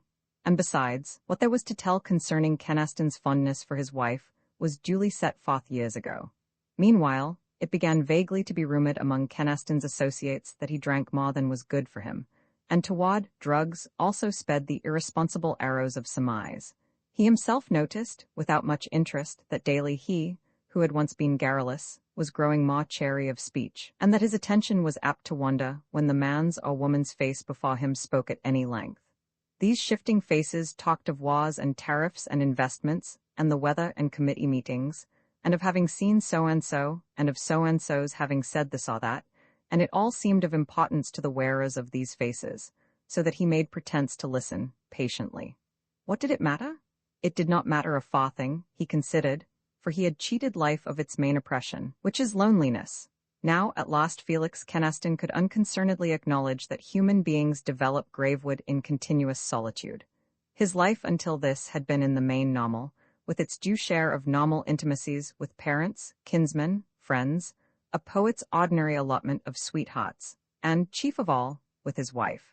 No one of these people, as he reflected in a comminglement of yearning and complacency, had ever comprehended the real Felix Kenaston as he existed, in all his hampered strugglings and meannesses, his inadequacies, and his divine, unexercised potentialities. And he, upon the other hand, knew nothing of these people with any certainty. Pettifoggeries were too easily practiced in speech or gesture, emotions were too often feigned or overcolored in expression, and unpopular thoughts were too instinctively dissembled, as he forlornly knew by his own conduct of daily life, for him to put very zealous faith in any information gained through his slender, fallible 5 senses, and it was the cream of the jest that through these 5 senses lay his only means of getting any information whatever. All that happened to him, he considered, happened inside his skull. Nothing which happened in the big universe affected him in the least, except as it roused certain forces lodged in his skull. His life consisted of one chemical change after another, haphazardly provoked in some 3 pounds of fibrous matter tucked inside his skull. And so, people's heads took on a new interest. How was one to guess what was going on in those queer round boxes, inset with eyes, as people so glibly called certain restive and glinting things that moved in partial independence of their setting, and seemed to have an individual vitality? Those queer round boxes, whence vegetation sprouted as from the soil of a planet. Perhaps, he mused, perhaps in reality all heads were like isolated planets, with impassable space between each and its nearest neighbor.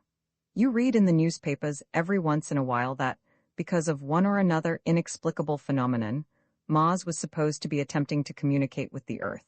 And perhaps it was in just such blurred and unsatisfactory fashion that what happened in one human head was signaled to another, on those rare occasions when the signal was dispatched in entire good faith.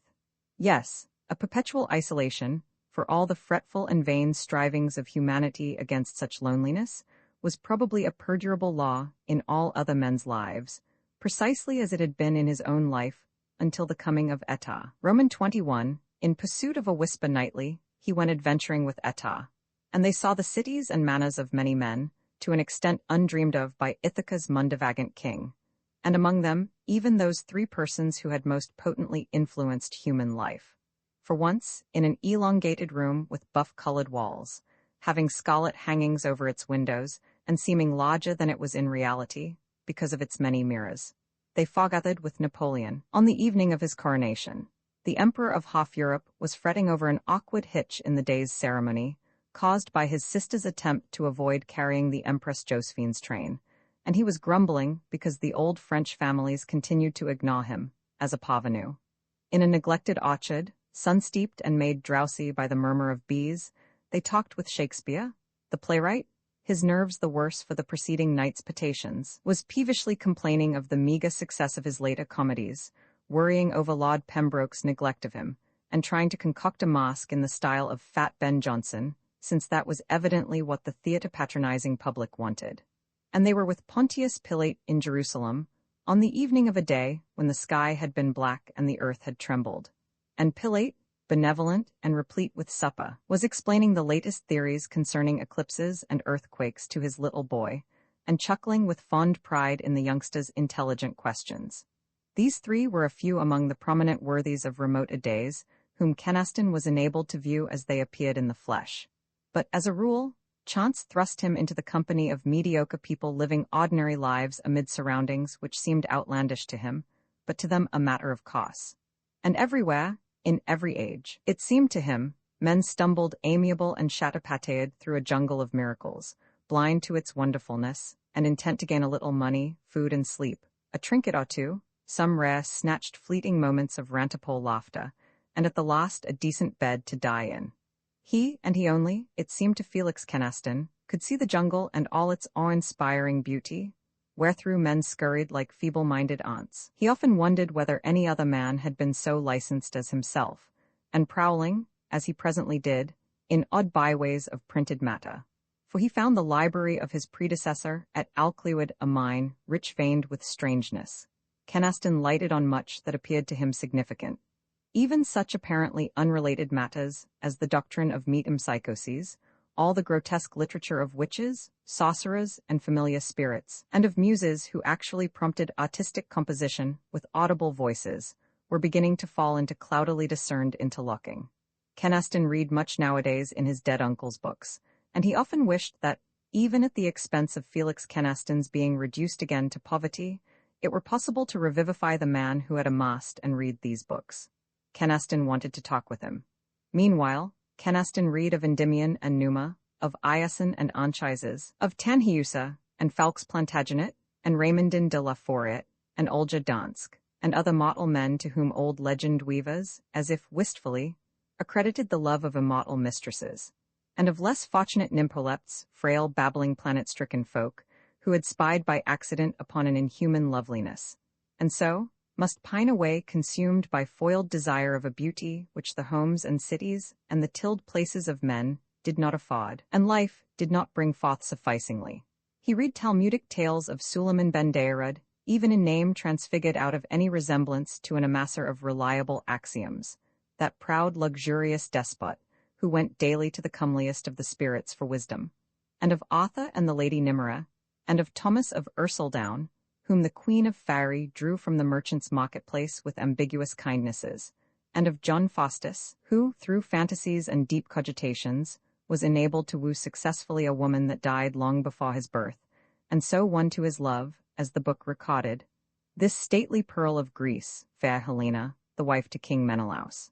And, as has been said, the old idea of muses who actually prompted artistic composition, with audible voices, took on another aspect.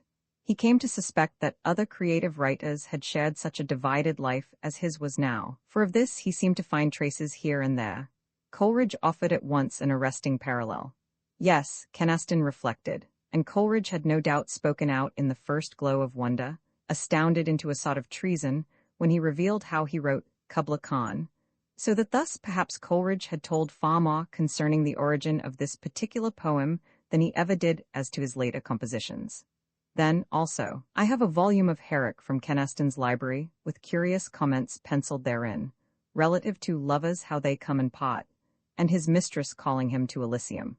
A copy of Marlowe's tragical history of Dr. Faustus is similarly annotated, and on a flyleaf in Foster's Life of Charles Dickens, apropos of passages in the first chapter of the 9th book, Kynaston has inscribed strange speculations very ill-suited to general reading. All that Kynaston cared to print, however, concerning the hypothesis he eventually evolved, you will find in the Tinctured Veil, where he has nicely refrained from too explicit writing, and, of course, does not anywhere point-blank refer to his personal experiences.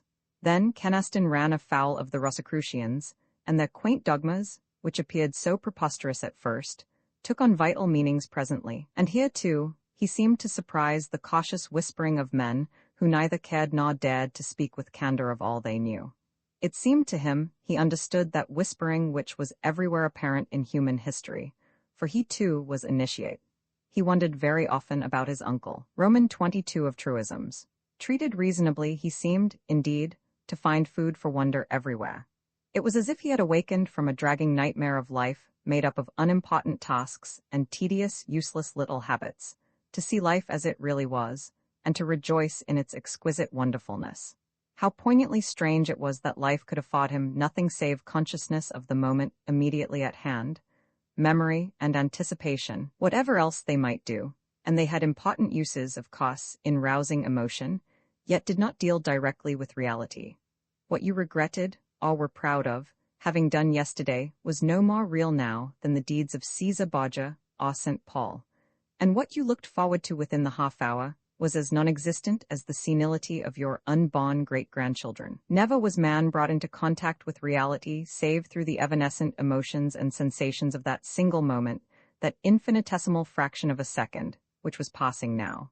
This commonplace, so simple and so old, bewildered Kenaston when he came unreservedly to recognize its truth. To live was to be through his senses conscious, one by one, of a restricted number of these fractions of a second. Success in life, then, had nothing to do with bank accounts or public office, or any step toward increasing the length of one's obituary notices, but meant to be engrossed utterly by as many as possible of these instants. And complete success required a finding, in these absorbing instants, of employment for every faculty he possessed. It was for this that Kenaston had always vaguely longed, and to this, if only in dreams, he now attained. If only in dreams he debated. Why, and was he not conscious, now, in his dreams, of every moment as it fled? And corporal life in banks and ballrooms and legislative halls and palaces, nowhere had anything more than that to offer mortal men. It is not necessary to defend his course of reasoning. To the contrary, its fallacy is no less apparent than its conduciveness to unbusinesslike conclusions. But it is highly necessary to tell you that, according to Felix Kenaston's account, now, turn by turn, he was in Hovendile's person wrapped by nearly every passion, every emotion, the human race has ever known. True, throughout these dramas into which chance plunged him, in that he knew always he was dreaming, he was at once performer and spectator, but he played with the born actor's zest, feeling his part, as people say, and permitting the passion he portrayed to possess him almost completely. Almost completely, be it repeated. For there was invariably a sufficient sense of knowing he was only dreaming to prevent entire abandonment to the raw emotion. Kenaston preferred it thus. He preferred in this more comely way to play with human passions, rather than, as seemed the vulgar use, to consent to become their battered plaything. It pleased him, too, to be able to have done with such sensations and emotions as did not interest him, for he had merely to touch état, and the dream ended. In this fashion, he would very often terminate an existence which was becoming distasteful, resorting debonairly to this sort of suicide, and thus dismissing an era's social orderings and its great people as toys that, played with, had failed to amuse Felix Kenaston. Roman 23 Economic considerations of piety, as has been said, Kenaston read much curious matter in his dead uncle's library. But most books, even Felix Kenaston's own little books, did not seem now to be affairs of heavy moment. Once abed, clasping his gleaming broken bit of metal, and the truthful history of all that had ever happened was, instead, Kenaston's library. It was not his to choose from what volume, or on which page thereof he would read. Accident, as it seemed, decided that, but the chance-opened page lay unblurred before him, and he saw it with a clarity denied to other men of his generation. Kenaston stood by the couch of Tiberius Caesar as he lay ill at Capri. Beside him hung a memorable painting, by Parrhasius, which represented the Virgin Atalanta in the act of according very curious assuagements to her lover's ardor. Charicles, a Greek physician, was telling the emperor of a new religious sect that had arisen in Judea, and of the persecutions these disciples of Christus were enduring. Old Caesar listened, made grave clucking noises of disapproval. It is, instead, a religion that should be fostered. The man preached peace. It is what my father before me strove for, what I have striven for, what my successors must strive for. Peace alone may preserve Rome. The empire is too large, a bubble blown so big and tenuous that the first shock will disrupt it in suds. Pilate did well to crucify the man, else we could not have made a god of him, but the persecution of these followers of Christus must cease. This Nazarene preached the same doctrine that I have always preached. I shall build him a temple. The rumors concerning him lack novelty, it is true. This god-born of a mortal woman is the old legend of Dionysos and Mithra and Hercules, a little pulled about. Gautama also was tempted in a wilderness. Prometheus served long ago as man's scapegoat under divine anger, and the cult of Pollux and Casta and of Adonis has made these resurrection stories hackneyed. In fine, Charicles, you have brought me a woefully inartistic jumble of old tales, but the populace prefers old tales. They delight to be told what they have heard already. I shall certainly build Christus a temple. So he ran on, devising the reception of Christ into the Roman pantheon, as a minor deity at first, and thence, if the receipts at his temple justified it, to be raised to greater eminence. Tiberius saw large possibilities in the worship of this new god, both from a doctrinal and a money-making standpoint. Then Caesar yawned and ordered that a company of his spintry be summoned to his chamber to amuse him with their unnatural diversions. But Charicles had listened in horror, for he was secretly a Christian, and knew that the blood of the martyrs is the seed of the Church. He foresaw that, without salutary discouragement, the worship of Christus would never amount to more than the social fad of a particular season, just as that of Cybele and that of Heliogabalus had been modish in different years, and would afterward dwindle, precisely as these cults had done, into shrugged-at old-fashionedness. Then, was it not written that they only were assuredly blessed who were persecuted for righteousness' sake? Why, martyrdom was the one certain road to heaven, and a religion which is patronized by potentates, obviously, breeds no martyrs. So Charicles mingled poison in Caesar's drink, that Caesar might die, and crazed Caligula succeed him, to put all Christians to the sod. And Charicles' young Caius Caesar Caligula, child of the camp, father of armies, beloved of the gods, killed first of all. Then a lean man, white-robed and clean-shaven as to his head, was arranging a complicated toy. He labored in a grey-walled room, lit only by one large circular window opening upon the sea. There was an alcove in this room, and in the alcove stood a large painted statue. This prefigured a crowned woman, in bright party-colored garments of white and red and yellow, under a black mantle embroidered with small sparkling stars. Upon the woman's forehead was a disk, like a round glittering mirror. Seen closer, it was engraved with tiny characters, and Kenaston viewed it with a thrill of recognition. To the woman's right were vipers rising from the earth, and to the left were stalks of ripe corn, all in their proper colors. In one hand she carried a golden boat, from which a coiled asp raised its head threateningly. From the other hand dangled 3 or 4 slender metal rods, which were not a part of the statue, but were loosely attached to it, so that the least wind caused them to move and jangle. There was nothing whatever in the grey-walled room save this curious gleaming statue, and the lean man, and the mechanical toy on which he labored. He explained its workings, willingly enough. See now, you kindled a fire in this little cube-shaped box. The air inside expanded through this pipe into the first jar of water, and forced the water out, through this other pipe, into this tiny bucket. The bucket thus became heavier and heavier, till its weight at last pulled down the string by which the bucket was swung over a pulley, and so moved this lever. Oh, yes, the notion was an old one. The priest admitted he had copied the toy from one made by Hero of Alexandria, who died years ago. Still, it was an ingenious trifle. Moreover, and here was the point, enlarge the scale, change the cube-shaped box into the temple altar, fasten the lever to the temple doors, and you had the mechanism for a miracle. People had only to offer burnt sacrifices to the goddess, and before their eyes the All-Mother, the holy and perpetual preserver of the human race, would stoop to material thaumaturgy, and would condescend to animate her sacred portals. We very decidedly need some striking miracle to advertise our temple, he told Kenaston. Folk are flocking like sheep after these barbarous new Galilean heresies, but the All-Mother is compassionate to human frailty, and this device will win back many erring feet to the true way. And Kenaston saw there were tears in this man's dark, sad eyes. The trickster was striving to uphold the faith of his fathers, and in the attempt, he had constructed a practicable steam engine. Roman 24 deals with pen scratches. Then Kenaston was in Alexandria, when John the grammarian pleaded with the victorious Arabian general Amru to spare the royal library, the sole repository at this period of many of the masterworks of Greek and Roman literature. But Amru only laughed, with a practical man's contempt for such matters. The Quran contains all that is necessary to salvation. If these books teach as the Quran teaches, they are superfluous. If they contain anything contrary to the Quran, they ought to be destroyed. Let them be used as fuel for the public baths. And this was done. Curious, very curious, it was to Kenaston to witness this utilitarian employment of a nation's literature, and it moved him strangely. He had come at this season to believe that individual acts can count for nothing in the outcome of things. Whatever might happen upon Earth, during the existence of that midge among the planets, affected infinitesimally, if at all, the universe of which Earth was a pot so inconceivably tiny. To figure out the importance in this universe of the deeds of one or another nation temporarily clustering on Earth's surface, when you considered that neither the doings of Assyria, or of Rome, or of any kingdom, had ever extended 1,000 feet from Earth's surface, was a task too delicate for human reason.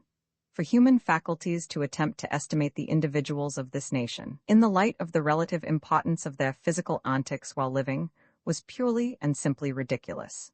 To assume, as did so many well-meaning persons, that omniscience devoted eternity to puzzling out just these minutiae seemed at the mildest to postulate in omniscience a queer mania for trivialities. With the passage of time, whatever a man had done, whether for good or evil, with the man's bodily organs, left the man's parish unaffected. Only man's thoughts and dreams could outlive him, in any serious sense, and these might survive with perhaps augmenting influence. So that Keneston had come to think artistic creation in words, since marble and canvas inevitably perished, was the one, possibly, worthwhile employment of human life. But here was a crude corporal deed which bluntly destroyed thoughts, and annihilated dreams by wholesale. To Keneston, this seemed the one real tragedy that could be staged on earth. Curious, very curious, it was to Keneston to see the burning of 63 plays written by Aeschylus, of 106 by Sophocles, and of 55 by Euripides, masterworks eternally lost, which, as Keneston knew, the world would affect to deplore eternally, whatever might be the world's real opinion in the matter. But of these verbal artifices something at least was to endure. They would fare better than Agathon and Ion and Aeschylus, their admitted equals in splendor, whose whole life work was passing, at the feet of Hovendile, into complete oblivion. There, too, were perishing all the writings of the Pleiad, the noble tragedies of Homerus and Sisythius and Lycophron and Alexander and Philiscus and Sosiphanes and Dionysides. All the great comic poets, too, were burned pell-mell with these Teleclades, Hermippus, Eupolis, Antiphanes, Amapses, Lysippus, and Menander, whom nature mimicked, as the phrase was. And here, posting to obliteration, went likewise Thespes and Pratinas and Phrynichus and Choerilus, whom cultured persons had long ranked with Homer. Nothing was to remain of any of these save the bare name, and even this would be known only to pedants. All these, spurred by the poet's ageless monomania, had toiled toward and had attained the poet's ageless goal, to write perfectly of beautiful happenings, and of this action's normal byproduct, which is immortality in the mouths and minds of succeeding generations. All these were being robbed by the circumstance that parchment is inflammable. Here was beauty and wit and learning and genius being wasted, quite wantonly, never to be recaptured, never to be equaled again, despite the innumerable painstaking penmen destined to fret the hearts of unborn wives, and never, in the outcome, to be thought of as a very serious loss to anybody, after all.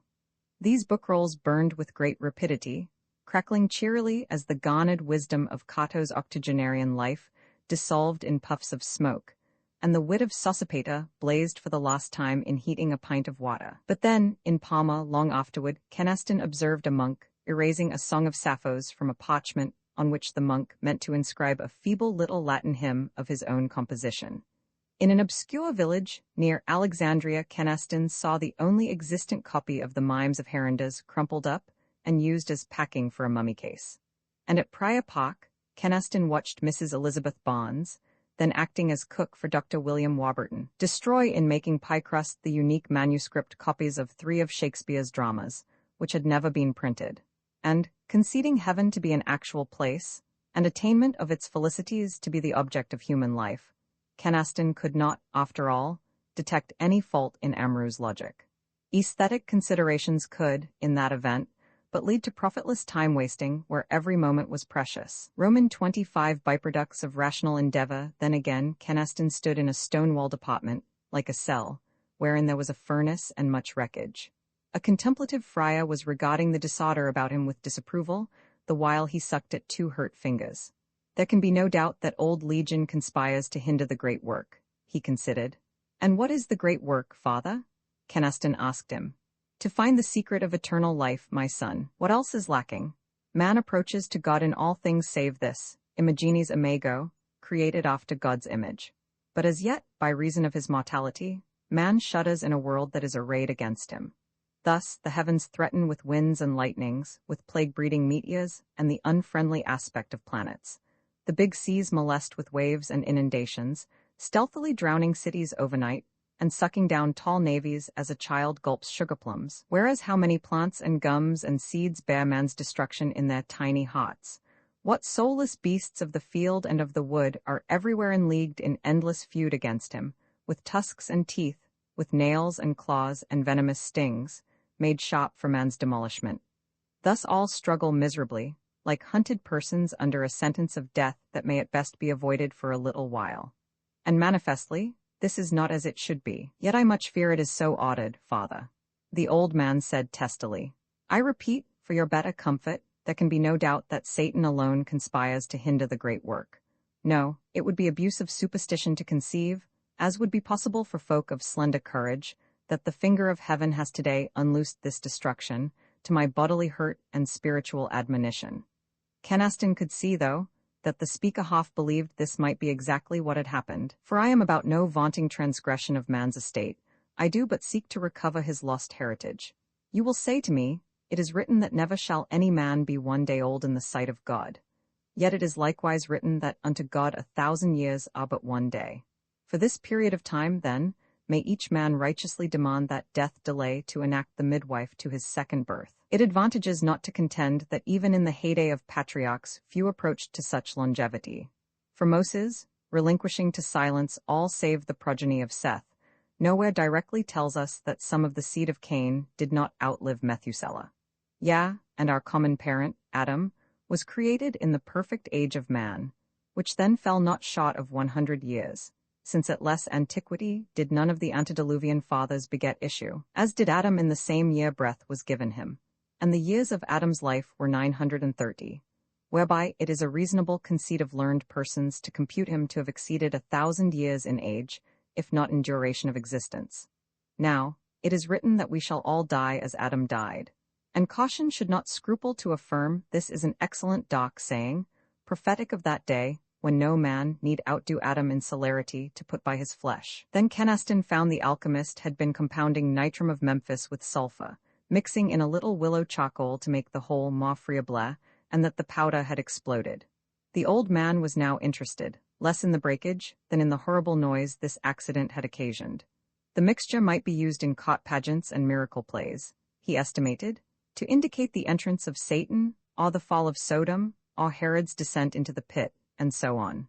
Yes, I shall thriftily sell this secret, and so get money to go on with the great work. Seeking to find the means of making life perpetual, he had accidentally discovered gunpowder. Then at Valladolid, an age-stricken seaman, racked with gout, tossed in a mean bed and grumbled to bare walls. He, the admiral, was neglected by King Philip, the broth was unfit for a dog's supper, his son Diego was a laggard fool. Thus the old fellow mumbled, ingratitude everywhere?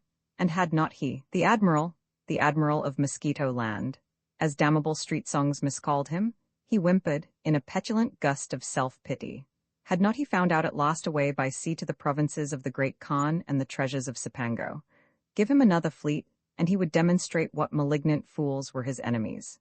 He would convert the Khan from Greek heresies, or else let the Holy Inquisition be established in Cipango, the thumbscrew and the stake be fittingly utilized there ad majorem Dei gloriam. All should redound to the credit of King Philip, both temporal and celestial. And what wealth, too, a capable emissary would bring back to his majesty. What cargoes of raw silks, of gold and precious gems, ravished from Kanbalu and Tedu, those famed marvelous cities? But there was only ingratitude and folly everywhere, and the broth was cold. Thus the broken adventurer, Cristoforo Colombo, mumbled. He had doubled the world's size and resources in his attempts to find some defenseless nation which could be plundered with impunity, and he was dying in ignorance of what his endeavors had achieved. And Kenaston was at Blickling Hall when King Henry read the Pope's letter which threatened excommunication. Nan, the king said, this is a sorry business. Sire, says Mistress Bolin, saucily, and am I not worth a little abuse? You deserve some quite certainly. He agrees, and his bright lecherous pig's eyes twinkled, and he guffawed. Defy the Pope then, sire, and marry your true love. Let us snap fingers at Giulio de Medici. Faith, and not every loss can bring 11 fingers to the task. The king put in. She tweaked his fine gold beard, and Kenaston saw that upon her left hand there was really an extra finger. My own sweetheart, says she, if you would have my person as much at your disposal as my heart is, we must part company with Rome. Then, too, at the cost of a few Latin phrases, some foolish candle snuffing and a little bell ringing, You may take for your own all the fat abbey lands in these islands and sell them for a great deal of money, she pointed out. So between lust and greed, the king was persuaded. In the upshot, because, as was duly set forth to his lieges, a virtuous monarch ought to surround his throne with many peers of the worthiest of both sexes, Mistress Anne Boleyn was created Marchioness of Pembroke, in her own right, with a reversion of the title and estates to her offspring, whether such might happen to be legitimate or not. A pension of £1,000 per annum, with gold, silver, and porcelain gilt plate to the value of £1,188, was likewise awarded her. And the king, by thus piously defying Romish error, earned the abbey lands, as well as the key of a certain bedchamber, and the eternal approbation of zealous Protestants, for thus inaugurating religious liberty. Roman 26 Epiceme of these ironies Kenaston witnessed among many others, as he read in this or that chance-opened page from the past. Everywhere, it seemed to him, men had labored blindly, at flat odds with rationality, and had achieved everything of note by accident. Everywhere he saw reason to echo the cry of Margus d'Agremont. It is very strange how affairs fall out in this world of ours, so that a man may discern no plan or purpose anywhere. Here was the astounding fact. The race did go forward, the race did achieve, and in every way the race grew better. Progress through irrational and astounding blunders, whose outrageousness bedwaffed the wildest clichés of romance, was what Kenaston found everywhere. All this, then, also was fopland, just as all happenings at Storsend had been, in his puny romance, and the puppets here, too, moved as they thought of their own volition, but really in order to serve a denouement in which many of them had not any personal part or interest. And always the puppets moved toward greater efficiency and comeliness. The puppet shifter appeared to seek at once utility and artistic self-expression. So the protoplasm, that first imperceptible pinhead of living matter, had become a fish. The fish had become a batracian, the batracian a reptile, the reptile a mammal. Thus had the puppets continuously been reshaped into more elaborate forms more captivating to the eye, until amiable and chatterpatted man stood erect in the world. And man, in turn, had climbed a long way from gorillaszip, however far he was as yet from godhead, blindly moving always, like fish and reptile, toward unapprehended loftier goals. But just as men's lives came to seem to Kenaston, like many infinitesimal threads woven into the pattern of human destiny, so Kenaston grew to suspect that the existence of mankind upon earth was but an incident in the unending struggle of life to find a home in the universe. Human inhabitancy was not even a very important phase in the world's history. Perhaps, a scant score or so of centuries ago, there had been no life on Earth, and presently the planet would be a silent, naked, frozen clod. Would this sphere then have served its real purpose of being, by having afforded foothold to life for a few eons? He could not tell. But Kenaston contemplated sidereal space full of such frozen worlds, where life seemed to have flourished for a while and to have been dispossessed, and full, too, of glowing suns, with their huge satellites, all slowly cooling and congealing into fitness for life's occupancy. Life would tarry there also, he reflected, and thence also life would be evicted.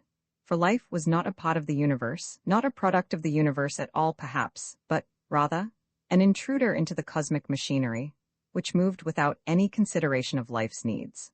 Like a bird striving to nest in a limitless engine, insanely building among moving wheels and cogs and pistons and pulley bands, whose moving toward their proper and intended purposes inevitably swept away each nest before completion. So it might be that life passed from moving world to world, found transitory foothold, began to build, and was driven out. What was it that life sought to rear? What was the purpose of this endless endeavor, of which the hatching of an aunt or the begetting of an emperor was equally a byproduct, and of which the existence of Felix Kenaston was a manifestation past conceiving in its unimportance? Toward what did life aspire? That force which moved in Felix Kenaston, and thus made Felix Kenaston also an intruder, a temporary visitor, in the big moving soulless mechanism of earth and water and planets and suns and interlocking solar systems. To answer that question must be my modest attempt, he decided. In fine, why is a Kenaston? The query has a humorous ring undoubtedly, in so far as it is no little suggestive of the spinning mouse that is the higher the fewer, but after all, it voices the sole question in which I personally am interested. Why is a Kenaston? He asked himself, thus whimsically voicing the inquiry as to whether human beings were intended for any especial purpose. Most of us find it more comfortable, upon the whole, to stave off such queries, with a jest, a shrug, or a scriptural quotation, as best suits personal taste, but Kenaston was queer enough to face the situation quite gravely. Here was he, the individual, very possibly placed on, at all events, infesting a particular planet for a considerable number of years.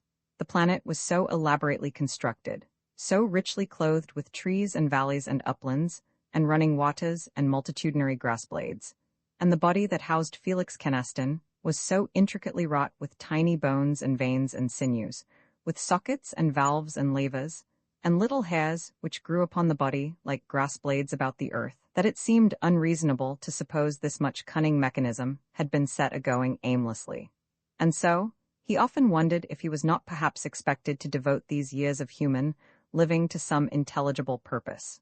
Religion, of course, assured him that the answer to his query was written explicitly, in various books, in very dissimilar forms. But Kenaston could find little to attract him in any theory of the universe based upon direct revelations from heaven, conceding that divinity had actually stated so and so, from Sinai, or Delphi, or Mecca, and had been reported without miscomprehension or error. There was no particular reason for presuming that divinity had spoken veraciously. And indeed, all available analogues went to show that nothing in nature dealt with its inferiors candidly. To liken the relationship to the intercourse of a father with his children, as did all revealed religions with queer uniformity, was at best a two-edged simile, in that it suggested a possible amiability of intention combined with inevitable duplicity. The range of an earthly father's habitual deceptions, embracing the sauce of life and Christmas presents on one side and his own fallibility on the other, was wide enough to make the comparison suspicious. When fathers were at their worst, they punished, and when in their kindliest and most expansive moods, why, then it was precisely that they told their children fairy stories.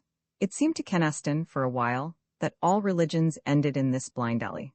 To exercise for an allotted period divinely recommended qualities known as virtues, and to be rewarded therefor by an immortal scorekeeper, appeared a rather childish performance all around. Yet every religion agreed in asserting that such was the course of human life at its noblest, and to believe matters were thus arranged indisputably satisfied an innate craving of men's natures, as Kenaston was privileged to see for himself. Under all theocracies the run of men proved much the same. As has been said, it was for the most part with quite ordinary people that Hovendile dealt in dreams. The Roman citizenry, for instance, he found did not devote existence, either under the Republic or the Empire, to shouting in unanimous response to metrical declamations, and worrying over their own bare legs, or in other ways conform to the best traditions of literature and the stage. Nor did the Athenians corrobate their dramatists by talking perpetually of the might of Zeus or Aphrodite, any more than motormen and stockbrokers conversed continually of the Holy Ghost. Substantial people everywhere worshipped at their accustomed temple at accustomed intervals, and then put the matter out of mind, in precisely the fashion of any reputable 20th-century churchgoer. Meanwhile they had their business affairs, their sober chats on weather probabilities, their staid diversions, which everywhere bored them frightfully, their family jokes, their best and second-best clothes, their flirtations, their petty snobbishnesses, and their perfectly irrational faith in omnipotence and in the general kindliness of omnipotence. All these they had, and made play with, to round out living. Ritualistic worship everywhere seemed to be of the nature of a conscious outing, of a conscious departure from everyday life. It was generally felt that well-balanced people would not permit such jaunts to interfere with their business matters or home ties, but there was no doubt men did not like to live without religion and religion's promise of a less trivial and more ordered and symmetrical existence tomorrow. Meanwhile, men were to worry, somehow, through today, doing as infrequent evil as they conveniently could, exercising as much bravery and honesty and benevolence as they happened to possess, through a life made up of unimportant tasks and tedious, useless little habits. Men felt the routine to be niggardly, but tomorrow, as their priests and bonzes, their flames and amons, their medicine men and popes and rectors, were unanimous, would be quite different. Today alone was real. Never was man brought into contact with reality save through the evanescent emotions and sensations of that single moment, that infinitesimal fraction of a second, which was passing now. And it was this, precisely, that you were to disregard. Such was the burden of all dead and lingering faiths alike. Here was, perhaps, only another instance of mankind's abhorrence of actualities, and man's quaint dislike of facing reality was here disguised as a high moral principle. That was why all art, which strove to make the sensations of a moment soul-satisfying, was dimly felt to be irreligious. For art performed what religion only promised. Romans 17 evolution of a vestryman, but, much as man's religion looked to a more ordered and symmetrical existence tomorrow, just so, upon another scale, man's daily life seemed a continuous looking forward to a terrestrial tomorrow. Kenaston could find in the past, even he, who was privileged to view the past in its actuality, rather than through the distorting meteor of books and national pride, no suggestion as to what, if anything, he was expected to do while his physical life lasted, or to what, if anything, this life was a prelude. Yet that today was only a dull overture to tomorrow seemed in mankind an instinctive belief. All life everywhere, as all people spent it, was in preparation for something that was to happen tomorrow. This was as true of Antioch as Lichfield, as much the case with Charlemagne and Sardanapalus, with Agamemnon and Tiglath-Pileser, as with Felix Kenaston. Kenaston considered his own life. In childhood, you had looked forward to being a man, a trapper of the plains or a railway engineer or a pirate, for choice, but pending that, to get through the necessity of going to school 5 times a week. In vacations, of course, you looked forward to school's beginning again, because next term was to be quite different from the last, and moreover because last session, in retrospection, did not appear to have been half bad. And of course you were always wishing it would hurry up and be your birthday, or Christmas, or even Easter. Later, with puberty, had come the desire to be a devil with the women, like the fellows in Wycherley's plays, a cherished volume, which your schoolmates, unaccountably, did not find sufficiently spicy, and to become a great author, like Shakespeare, and to have plenty of money, like the Count of Monte Cristo, and to be thrown with, and into the intimate confidence of famous people, like the hero of a Scott novel. Kenaston reflected that his touchstones seemed universally to have come from the library. And Felix Kenaston had achieved his desire, to every intent, however unready posterity stood to bracket him with Casanova or Don Juan, and however many tourists still went with reverence to Stratford. For the rest, he had sufficient money, and quite certainly he had met more celebrities than any other person living. Felix Kenaston reflected that, through accident's signal favor, he had done all he had at any time very earnestly wanted to do, and that the result was always disappointing, and not as it was depicted in storybooks. He wondered why he should again be harking back to literary standards. Then it occurred to him that, in reality, he had always been shuffling through today, somehow and anyhow, in the belief that tomorrow the life of Felix Kenaston would be converted into a romance like those in storybooks. The transfiguring touch was to come, it seemed, from a girl's lips, but it had not. He kissed, and life remained uncharmed. It was to come from marriage, after which everything would be quite different, but the main innovation was that he missed the long delightful talks he used to have with Kathleen, mostly about Felix Kenaston, since as married people they appeared only to speak to each other, in passing, as it were, between the discharge of various domestic and social duties, and speaking then of having seen so-and-so, and of so-and-so's having said this or that. The transfiguring touch was to come from wealth, and it had not, for all that his address was in the social register, and was neatly typed in at the beginning of one copy of pretty much every appeal sent broadcast by charitable organizations. It was to come from fame, and it had not, even with the 9-day wonder over men who loved Alison, and with Felix Kenaston's pictorial misrepresentation figuring in public journals, almost as prodigally as if he had murdered his wife with peculiar brutality, or headed a company to sell inexpensive shoes. And at the bottom of his heart, he was still expecting the transfiguring touch to come, some day, from something he was to obtain or do, perhaps tomorrow. Then he had by accident found out the sigil's power. Men everywhere were living as he had lived. People got their notions of life, if only at second or third hand, from books, precisely as he had done. Even Amrou had derived his notions as to the value of literature from a book, Men pretended laboriously that their own lives were like the purposeful and clearly motived life of Bookland.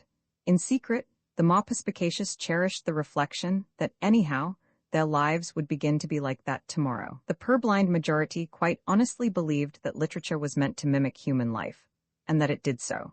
And in consequences, their love affairs, their maxims, their passions, their ethics, their conversations, their so-called natural ties and instincts, and above all, their wickednesses, became just so many bungling plagiarisms from something they had read, in a novel or a Bible or a poem or a newspaper. People progressed from the kindergarten to the cemetery, assuming that their emotion at every crisis was what books taught them was the appropriate emotion, and without noticing that it was in reality something quite different. Human life was a distorting, tarnished mirror held up to literature. This much at least of Wilder's old paradox, that life mimicked art, was indisputable. Human life, very clumsily, tried to reproduce the printed word. Human life was prompted by, and was based upon, printed words. In the beginning was the word, precisely as gospel asserted. Canaston had it now. Living might become symmetrical, well-plotted, coherent, and rational as living was in books. This was the hope which guided human beings through today with anticipation of tomorrow. Then he perceived that there was no such thing as symmetry anywhere in inanimate nature. It was Etah who first pointed out to him the fact, so tremendously apparent when once observed, that there was to be found nowhere, in inanimate nature, any approach to symmetry. It needed only a glance toward the sky, the first clear night, to show there was no patternwork in the arrangement of the stars. Nor were the planets moving about the sun at speeds or distances which bore any conceivable relation to one another. It was all at loose ends. He wondered how he could possibly have been misled by pulpit platitudes into likening this circumambient anarchy to mechanism. To his finicky love of neatness, the universe showed on a sudden as a vast, disheveled horror. There seemed so little harmony, so faint a sense of order, back of all this infinite torrent of gyrations. Interstellar space seemed just a jumble of frozen or flaming spheres that, moving ceaselessly, appeared to avoid one another's orbits or to collide, by pure chance. This spate of stars, as in 3 monstrous freshets, might roughly serve some purpose, but there was to be found no more formal order therein than in the flow of water drops over a mill wheel. And on Earth there was no balancing in the distribution of land and water. Continents approached no regular shape. Mountains stood out like pimples, or lay like broken welts across the habitable ground, with no symmetry of arrangement. Rivers ran anywhither, just as the haphazard slope of Earth's crevices directed. Upon the map you saw quite clearly that their streams neither balanced one another nor watered the land with any pretense of equity. There was no symmetry anywhere in inanimate nature, no harmony, no equipoise of parts, no sense of form, not even a straight line. It was all at loose ends, but living things aimed towards symmetry. In plants the notion seemed rudimentary, yet the goal was recognizable. The branches of a tree did not put out at odd distance, nor could you discern any definite plan in their shaping. But in the leaves, at least, you detected an effort toward true balance. The 2 halves of a leaf, in a rough fashion, were equal. In every leaf and flower and grass blade, you saw this never entirely successful effort. And in insects and reptiles and fish and birds and animals you saw again this effort, more creditably performed. All life seemed about the rather childish employment of producing a creature which consisted of 2 equal and exactly corresponding parts. It was true that in most cases this effort was foiled by an uneven distribution of color in plumage or scales or hide, but in insects and in mankind the goal, so far as went the eye, was reached. Men and insects, to the eye at least, could be divided into 2 equal halves. But even so, there was no real symmetry in man's body save in externals. The heart was not in the center, there was no order in the jumbled viscera. The 2 divisions of the brain did not correspond. There was nothing on the left side to balance the troublesome vermiform appendix on the right. Even the lines in the palm of one hand were unlike those which marked the other. And everywhere, in fine, there was some irrational discrepancy. Man, the highest form as yet of life, had attained at most only a teasing semblance of that crude symmetry toward which all life seemed to aim, and which inanimate nature appeared to ignore. Nowhere in the universe could Canaston discover any instance of quite equal balance, of anything which, as vision went, could be divided into 2 similar halves, save only in man's handiwork. Here, again, Insects approached man's efforts more closely than the rest of creation, for many of them builded almost as truly.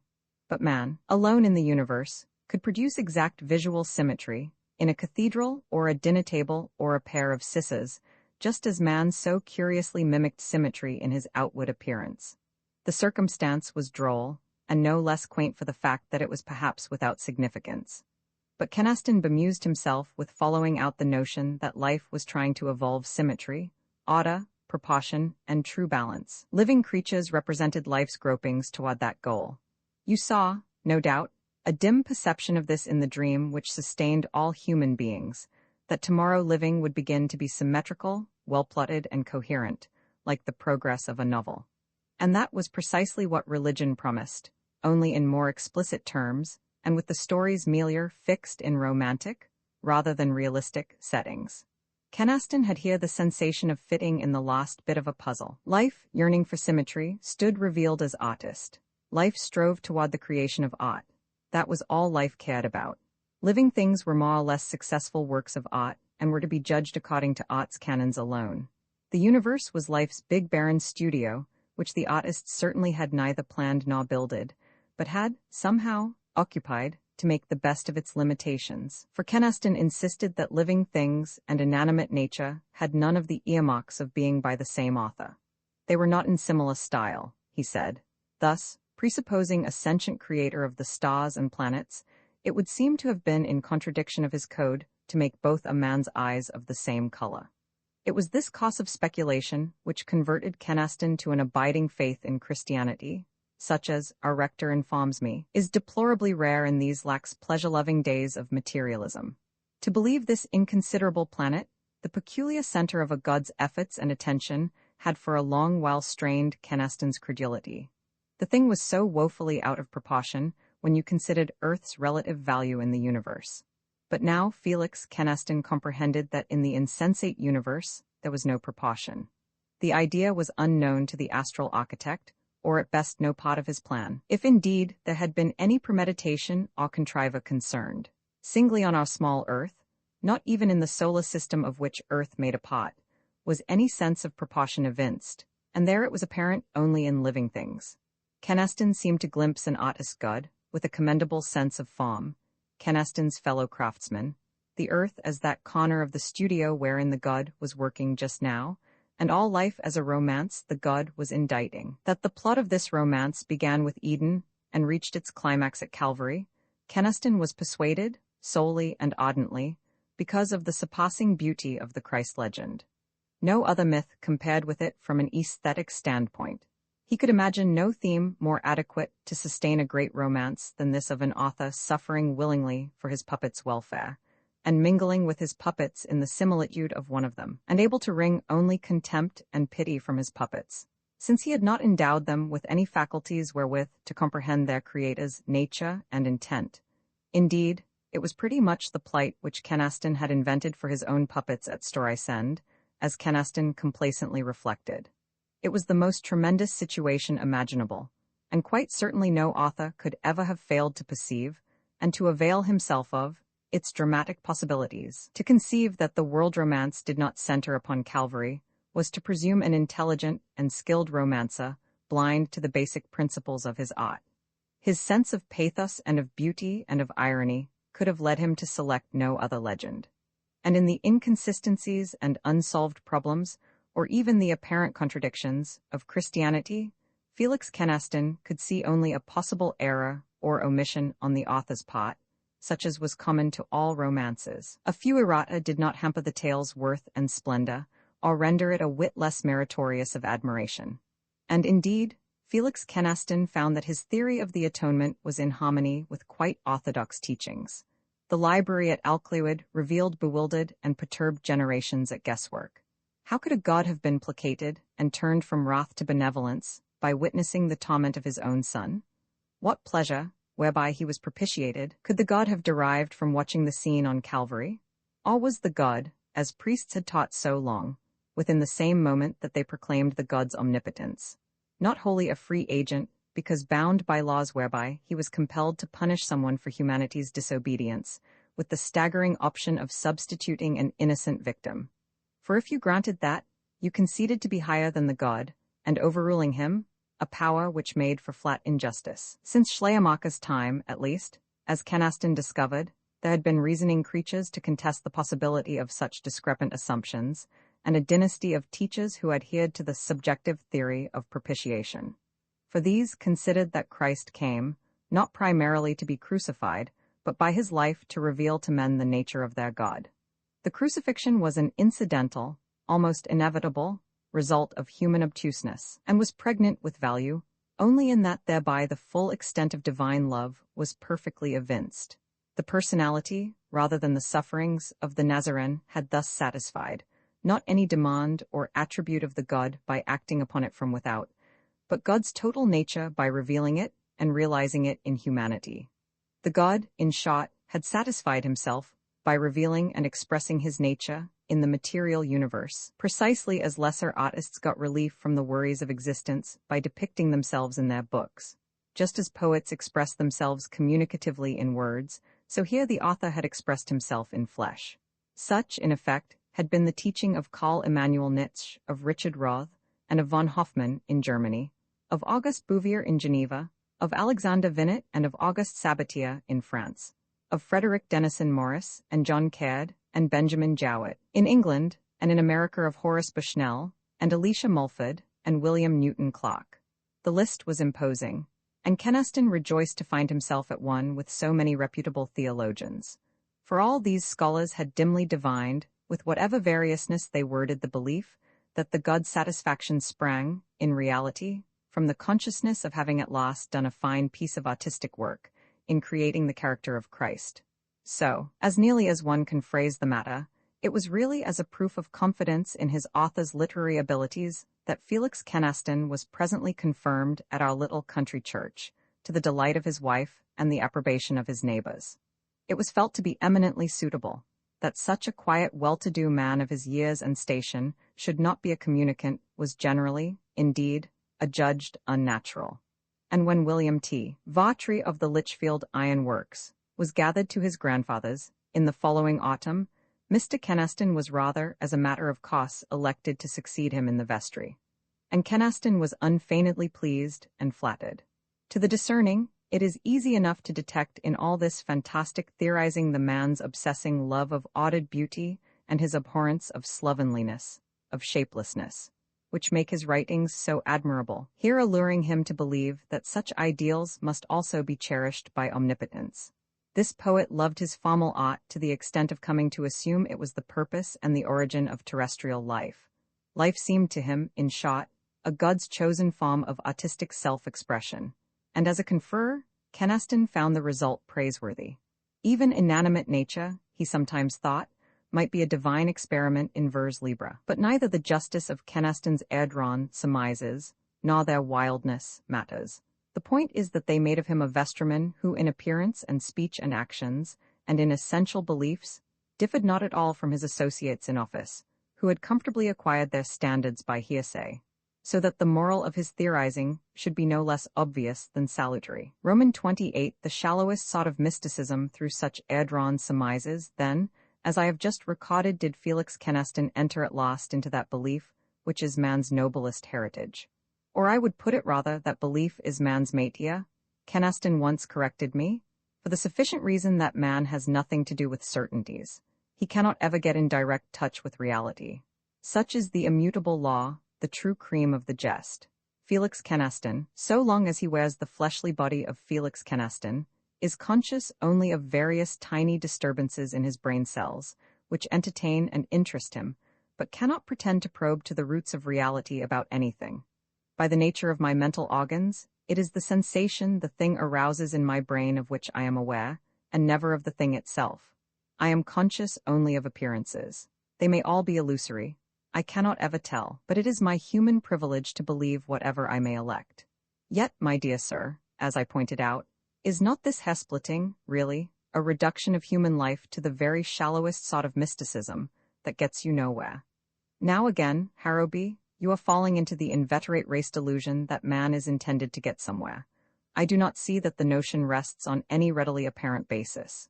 It is at any rate a working hypothesis that in the world romance man, being cast for the pot of fool, quite obviously best furthers the denouement's success by wearing his motley bravely.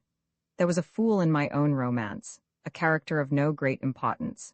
Yet it was an essential incident in the story that he should irresponsibly mislay the king's letter, and Sir Giron thus be forced to seek service under Duke Floston. Perhaps in similar fashion, it is here necessary to the author's scheme that man must simply go on striving to gain a little money, food and sleep, a trinket or two, some moments of laughter, and at the last a decent bed to die in. For it may well be that man's allotted part calls for just these actions, to round out the drama artistically. Yes, it is quite conceivable that, much as I shaped events at Storycend, so here the author aims toward making an aesthetic masterpiece of his puppet play as a whole, rather than at ending everything with a transformation scene such as, when we were younger, used so satisfactorily to close the Black Crook and the Devil's Auction. For it may well be that the author has, after all, more in common with Aeschylus, say, than with Mr. Charles H. Yale. So I must train my mind to be contented with appearances, whether they be true or not, and reserving always a permissible preference for pleasant delusions. Being mortal, I am able to contrive no thriftier bargain. Being mortal, I amended, we pick our recreations to suit our tastes. Now I, for instance, as is, indeed, a matter of some notoriety and derision here in Lichfield, am interested in what people loosely speak of as the occult. I don't endeavor to persuade defunct poetesses to dictate via the Ouija board effusions, which give little encouragement as to the present state of culture in paradise, or to induce Napoleon to leave wherever he is and devote his energies to tipping a table for me. You understand, but I quite fixedly believe the wardens of earth sometimes unbar strange windows that face on other worlds than ours. And some of us, I think, once in a while get a peep through these windows. But we are not permitted to get a long peep or an unobstructed peep, nor, very certainly, are we permitted to see all there is out yonder. The fatal fault, sir, of your theorizing is that it is too complete. It aims to throw light upon the universe, and therefore is self-evidently moonshine. The wardens of earth do not desire that we should understand the universe, Mr. Keneston. It is part of their appointed task to ensure that we never do, and because of their efficiency every notion that any man, dead, living, or unborn, might form as to the universe will necessarily prove wrong. So, if for no other reason, I must decline to think of you and me as characters in a romance. Roman 29 of poetic love, treated with poetic inefficiency so much for what Keneston termed his serious reading in chance-opened pages of the past. There were other dreams quite different in nature, which seemed rather to fulfill the function of romantic art, in satisfying his human craving for a full-fed emotional existence, dreams which Keneston jestingly described as Bell's letters. For now, by turn, as murderer, saint, herdsman, serf, fop, pickpurse, troubadour, monk, bravo, lordling, monarch, and in countless other estates, Keneston tasted those fruitless emotions which it is the privilege of art to arouse, joys without any inevitable purchase price, regrets that were not bitter, and miseries which left him not a penny the worse. But it was as a lover that his role most engrossed him, in many dreams wherein he bore for Etah such adoration as he had always wistfully hoped he might entertain toward some woman some day, and had not ever known in his waking hours. It was sober truth he had spoken at Storycend. There is no woman like you in my country, Etah. I can find no woman anywhere resembling you whom dreams alone may win to.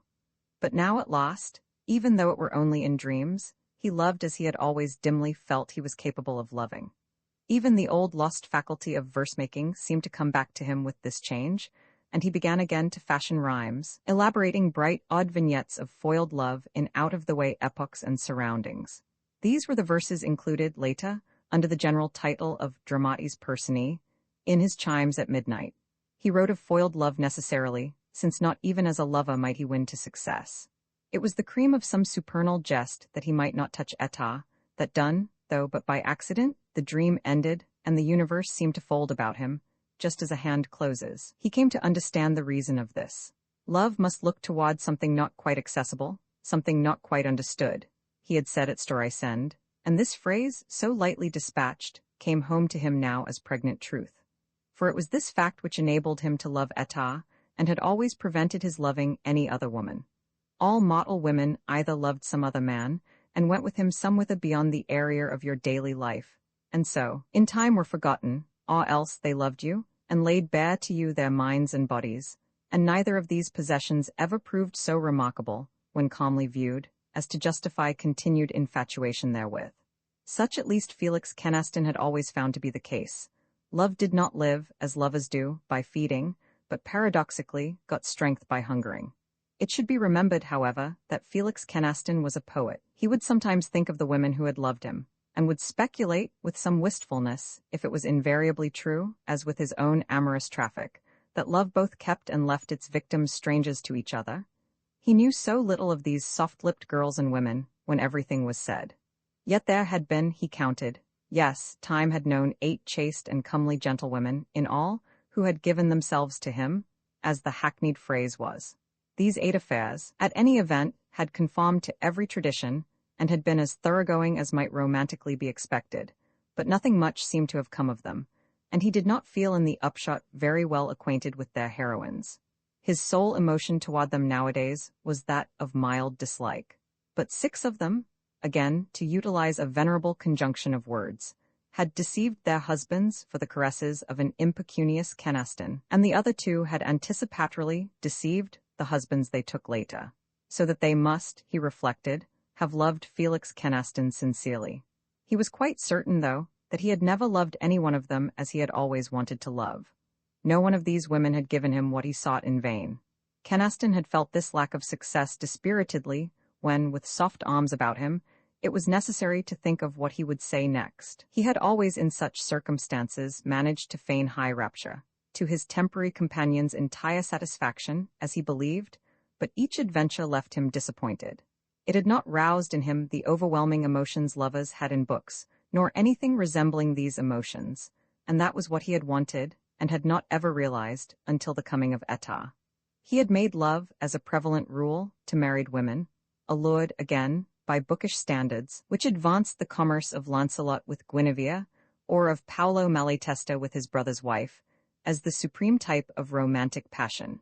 On more practical grounds, Kenaston preferred married women, partly because they were less stupid to converse with in general, and in particular did not bring up the question of marrying you, and in part because the husband in the background helped the situation pictorially. This notion also now seemed to be of literary origin, besides furnishing an unfailing topic of conversation.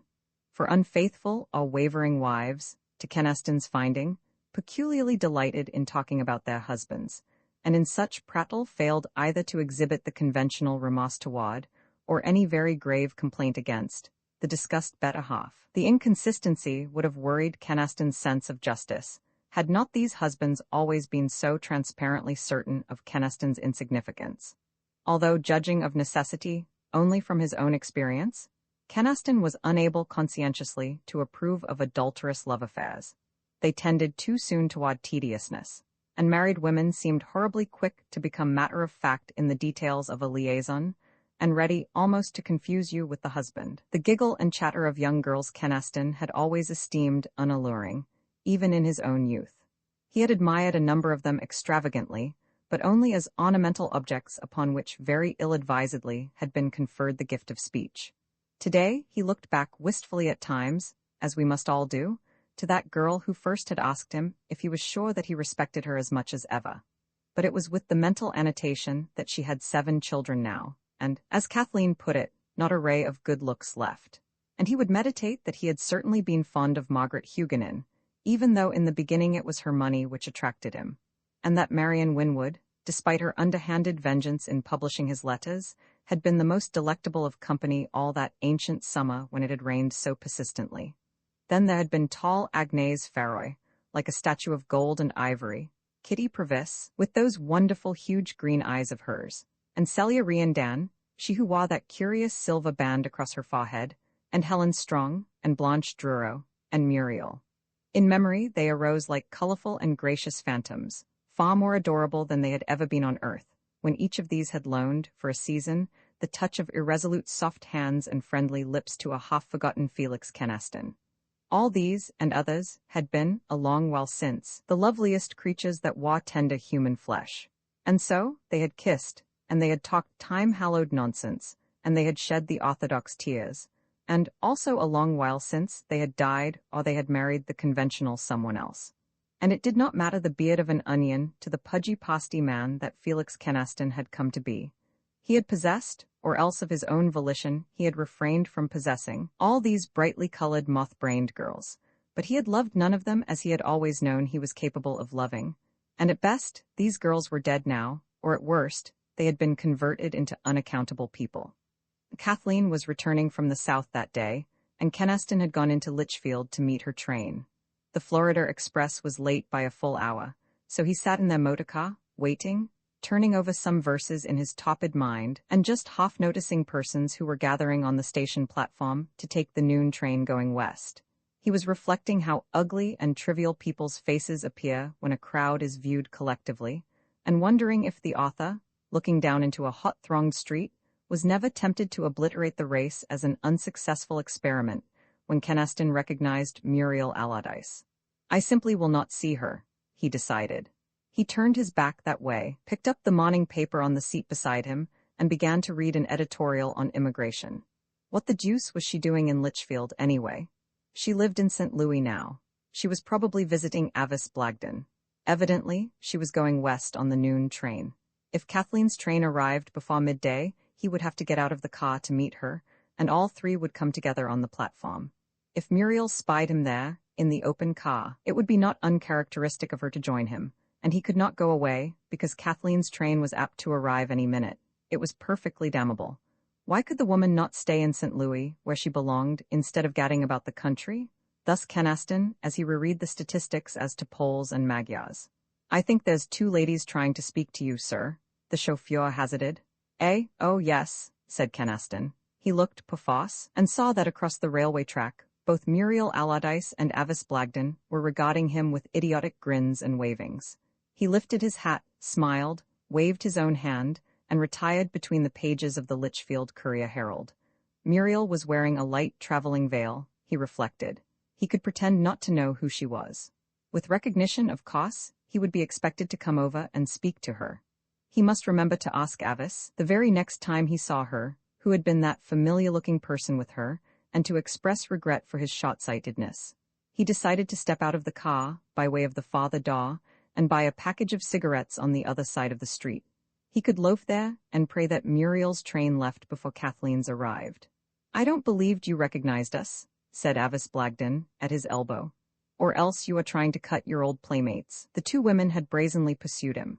They were within a yard of him. It was indelicate. It was so perfectly unnecessary. He cordially wished some friendly engine had run them both down when they were crossing the tracks. Why, bless my soul? He was saying, this is indeed a delightful surprise. I had no idea you were in town, Mrs. Allardyce. I didn't recognize you with that veil on. There's Peter at last, said Avis.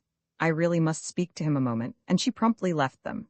Kenaston reflected that the whole transaction was self-evidently prearranged, and Muriel was, as if abstractedly, but deliberately, walking beyond earshot of the chauffeur, and there was nothing for it save to accompany her.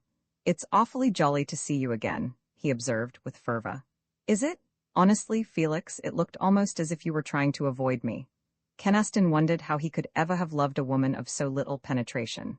No, I didn't recognize you with that veil on, he repeated, and I had no idea you were in Litchfield. I do hope you are going to pay us all a nice long visit. But no, I am leaving on this train. Oh, I say, but that's too bad, and I never knew you were here, he lamented. I only stopped overnight with Avis. I am on my way home, to Leonard, and Kenaston smiled. How do you get on with him nowadays? We are contented, I suppose. He has his business and politics. He is doing perfectly splendidly now, you know, and I have my memories. Her voice changed. I have my memories, Felix. Nothing can take that from me. Good God, Muriel, there are a dozen people watching us. What does that matter? Well, it matters a lot to me. I live here, you know. She was silent for a moment. You look your latest role in life so well, too, Felix. You are the respectable married gentleman to the last detail. Why, you are an old man now, Felix, she said wistfully. Your hair is gray about the ears, and you are fat, and there are wrinkles under your eyes. But are you happy, dear? She asked, with the grave, tender speech that he remembered. And momentarily the man forgot the people about them, and the fact that his wife's train was due any minute. Happier than I deserve to be, Muriel. His voice had quavered, not ineffectively, it appeared to him. That's true, at least, the woman said, as in reflection. You treated me rather abominably, you know, like an old shoe. I am not altogether sorry you take that view of it, for I wouldn't want you to regret anything, not even that which, to me at least, is very sacred. But there was really nothing else to do save just to let things end. It was as hard, he said, with a continuous flight of imagination. It was as hard on me as you. Sometimes I think it was simply because you were afraid of Leonard. I put that out of my mind, though, always. You see, I like to keep my memories. I have nothing else now, Felix. She opened the small leather bag she carried, took out a handkerchief, and brushed her lips. I am a fool, of course. Oh, it is funny to see your ugly little snub nose again, and I couldn't help wanting to speak to you once more. It has been delightful, and someday I certainly do hope. But there's your train, I think, the gates are going down. And here is Avis coming. So goodbye, Felix. It is really forever this time, I think. It seemed to him that she held in her left hand the sigil of Scotia. He stared at the gleaming thing, then raised his eyes to hers. She was smiling. Her eyes were the eyes of Etah. All the beauty of the world seemed gathered in this woman's face. Don't let it be forever. Come with me, Felix. There is only you. Even now, there is only you. It is not yet too late. Astounding as were the words, they came quite clearly in a pleading, frightened whisper. The man was young for just that one wonderful moment of inexplicable yearning and self-loathing. Then, I'm afraid my wife would hardly like it, he said, equably. So goodbye, Muriel. It has been very delightful to see you again. I was mistaken, though, of course. It was the top of a vanity box, or of a toilet water flask, or of something else, that she took out of the bag, when she was looking for her handkerchief. It was just a silly coincidence. I was mistaken, of course. And here is Kathleen's train. Thank goodness, it was late enough. Thus Kenaston, as he went to receive his wife's cool kiss, and having carefully mentioned as a matter of no earthly importance that he had just seen Muriel Allardyce, and that she had gone off terribly in looks, and that none of them seemed to hold their own like you, dear, he disbarred from mind that awkward moment's delusion, and tried not to think of it any more. Roman 3, wherein a clock appraises a fair country Hovendale, peered out over broad rolling uplands. He viewed a noble country, good to live in, rich with grain and metal, embowered with tall forests and watered by pleasant streams. Walled cities it had, and castles crowned its eminencies. Very far beneath Hovendale, the leaded roofs of these fortresses glittered in sunlight, for Storisend guards the loftiest part of the province, and the people of this land, from its lords of the high, the low, and the middle justice, to the sturdy whining beggars at its cathedral doors, were not all unworthy of this fair realm. Undoubtedly, it was a land, as Hovendale whimsically reflected, wherein human nature kept its first dignity and strength, and wherein human passions were never in a poor way to find expression with adequate speech and action. Now, from the field below, a lark rose singing joyously. Straight into the air it rose, and was lost in the sun's growing brilliance, but you could hear it singing, and then, as suddenly, the bird dropped to earth. No poet could resist embroidery on such a text, began Hovendale straightway. Quan ve la lauda to mova, or in other wording, when I behold the skylark move in perfect joy toward its love the sun, and, growing drunk with joy, forget the use of wings, so that it topples from the height of heaven, I envy the bird's fate. I, too, would taste that ruinous mad moment of communion, there in heaven, and my heart dissolves in longing. Alas, how little do I know of love, I, who was once deluded by the conceit that I was all-wise in love. For I am unable to put aside desire for a woman whom I must always love in vain. She has bereft me of hope. She has robbed me of my heart, of herself, and of all joy in the world, and she has left me nothing save dreams and regrets. Never have I been able to recover my full senses since that moment when she first permitted me to see myself mirrored in her bright eyes. Hey, fatal mirrors, which flattered me too much? For I have sighed ever since I beheld my image in you. I have lost myself in you, like Narcissus in his fountain. Thus he lamented, standing alone among the turrets of Storisend. Now a troop of jongleurs was approaching the castle, gay dolls, jerked by invisible wires. The vagabonds seemed to be, from this height, more merrymakers for the marriage feast. We must spare no appropriate ceremony. And yonder Count Emmerich is ordering the majordomo to prepare peacocks stuffed with bacaficos, and a pastry builded like a palace. Ha, my beautiful, fantastic little people, that I love and play with, and dispose of just as I please, it is time your master shift another puppet. So Hovendale descended, still poetizing, Pus ab my dons noem pot vela, or in other wording, since nothing will avail to move my lady, not prayers or righteous claims or mercy, and she desires my homage now no longer, I shall have nothing more to say of love. I must renounce love and abjure it utterly. I must regard her whom I love as one no longer living. I must, in fine, do that which I prepare to do, and afterward I must depart into eternal exile. XXX cross purposes in spacious times, so Kenaston seemed to have got only disappointment and vexation and gainless vague regret from his love affairs in the flesh, and all fleshly passion seemed to flicker out inevitably, however splendid the brief blaze. For you loved and lost, or else you loved and won. There was quick ending either way. And afterward unaccountable women haunted you, and worried you into unreasonable contrition, in defiance of common sense.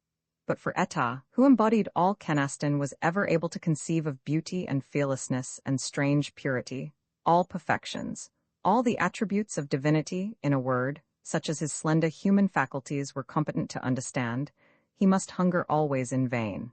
Whatever happened, Etah stayed inaccessible, even in dreams. Her beauty was his to look on only, and always when he came too near that radiant loveliness which was Etah's, that perfect beauty which was so full of troubling reticences, and so, was touched with something sinister. The dream would end, and the universe would seem to fold about him, just as a hand closes. Such was the law, the kindly law, as Kenaston now believed, through which love might thrive even in the arid heart of a poet. Sometimes, however, this law would lead to odd results and left the dream an enigma. For instance, he had a quaint experience upon the night of that day during which he had talked with Muriel Allardyce. "You are in all things a fortunate man, master, whatever your true name may be," said the boy, pettishly flinging down the cards. "Odd's life, and have we done?" says Kenaston. The two sat in a comfortable paneled room. There was a big open fire behind Kenaston. He could see its reflections flicker about the woodwork. The boy facing him was glowingly attired in green and gold, an ardent, comely urchin, who, as Kenaston estimated, might perhaps be a page to Queen Elizabeth, or possibly was one of King James's spoilt striplings. Between them was a rough deal table, littered with playing cards, and upon it sat a tallish blue pitcher half full of wine, 4 lighted candles stuck like cocks in as many emptied bottles, and 2 coarse yellow mugs. "Yes, we have done," the boy answered, and rising, smiled cherubically. "May I ask what the object may be that you conceal with such care in your left hand?" says he. "To be candid," Kenaston returned, "it is the King of Diamonds, that swarthy bearded Spaniard. I had intended it should serve as a corrective and encourager of Lady Fortune, when I turned it, my next deal, as the trump card. I thank God I have found the jade is to be influenced by such feats of manual activity. Oh, aye, sir, I may say it without conceit that my fingers have in these matters tolerable compass and variety." "A card shop?" sneers the boy. "Half of us suspected it already, but it will be rare news to the town that Master Lionel Branch, as I must continue to call you, stands detected in such Greek knaveries. Nay, but you will hardly live to moralize of it, sir." "Oh, no, sir. Indeed, my poor arts must not be made public, for I would not seem to boast of my accomplishments. Hark ye, sir, I abhor vainglory. I name no man, sir, but I know very well there are snotty-nosed people who regard expedients toward amending the quirks of fate with Puritan disfavor. But, Signia, what is that to us knights of the moon, to us gallants of generous spirit? Oh, Lord, sir, I protest I look upon such talents much as I do upon my breeches. I do consider them as possessions, not certainly to be vaunted, but indispensable to any gentleman who hopes to make a pleasing figure in the world. All this bluster is wordy foolery, Master Branch. What I have seen, and you will readily guess how I mean to use my knowledge. I would give a great deal to find out what he is talking about," was Kenaston's reflection. "I have discovered, at least, that my present alias is Branch, but that I am in reality somebody else." Aloud he said, "'Fore God, your eyesight is of the best, Master Skirlaw. How the deuce did I know his name now? I trust forthwith to prove if your sod be equally keen. I will fight with no cheats, I faith, sir, but I have heard that wine is a famed provoker of courage. Let us try the byword." So saying, Kenaston picked up one mug and flung its contents full in the boy's face. It was white wine, Kenaston noted, for it did not stain Master Skirlaw's handsome countenance at all. "The insult is sufficient, draw and have done," the lad said quietly. His sod gleamed in the restive reflections of that unseen fire behind Kenaston. "Nah, but my most expeditious cockerel, surely this place is a thought too public? Now yonder is a noble courtyard. Oh, favoured by tonight's moon, we may settle our matter without any hindrance or intolerable scandal. So I will call my host, that we may have the key. Yet, upon my gentility, Master Skirlaw, I greatly fear I shall be forced to kill you." Therefore I cry you mercy, sir, but is there no business on your mind which you would not willingly leave undischarged? Save you, friend, but we are all mortal. Ha, to a lady whom I need not name, it is an affair of considerable import what disposition a bold man might make of this ring. Leering, Kynaston touched the great signet ring on the lad's thumb, and forthwith the universe seemed to fold about him, just as a hand closes. In this brief moment of inexplicable yearning and self-loathing, he comprehended that the boy's face was the face of Etah, and Kynaston, awake, was pleading with meaningless words. Valentia, forgive me, Valentia, and that was all. This dream remained an enigma.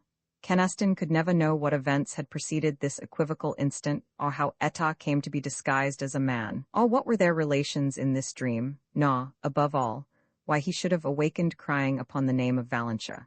It was simply a law that always when he was about to touch Etah, even unconsciously, everything must vanish.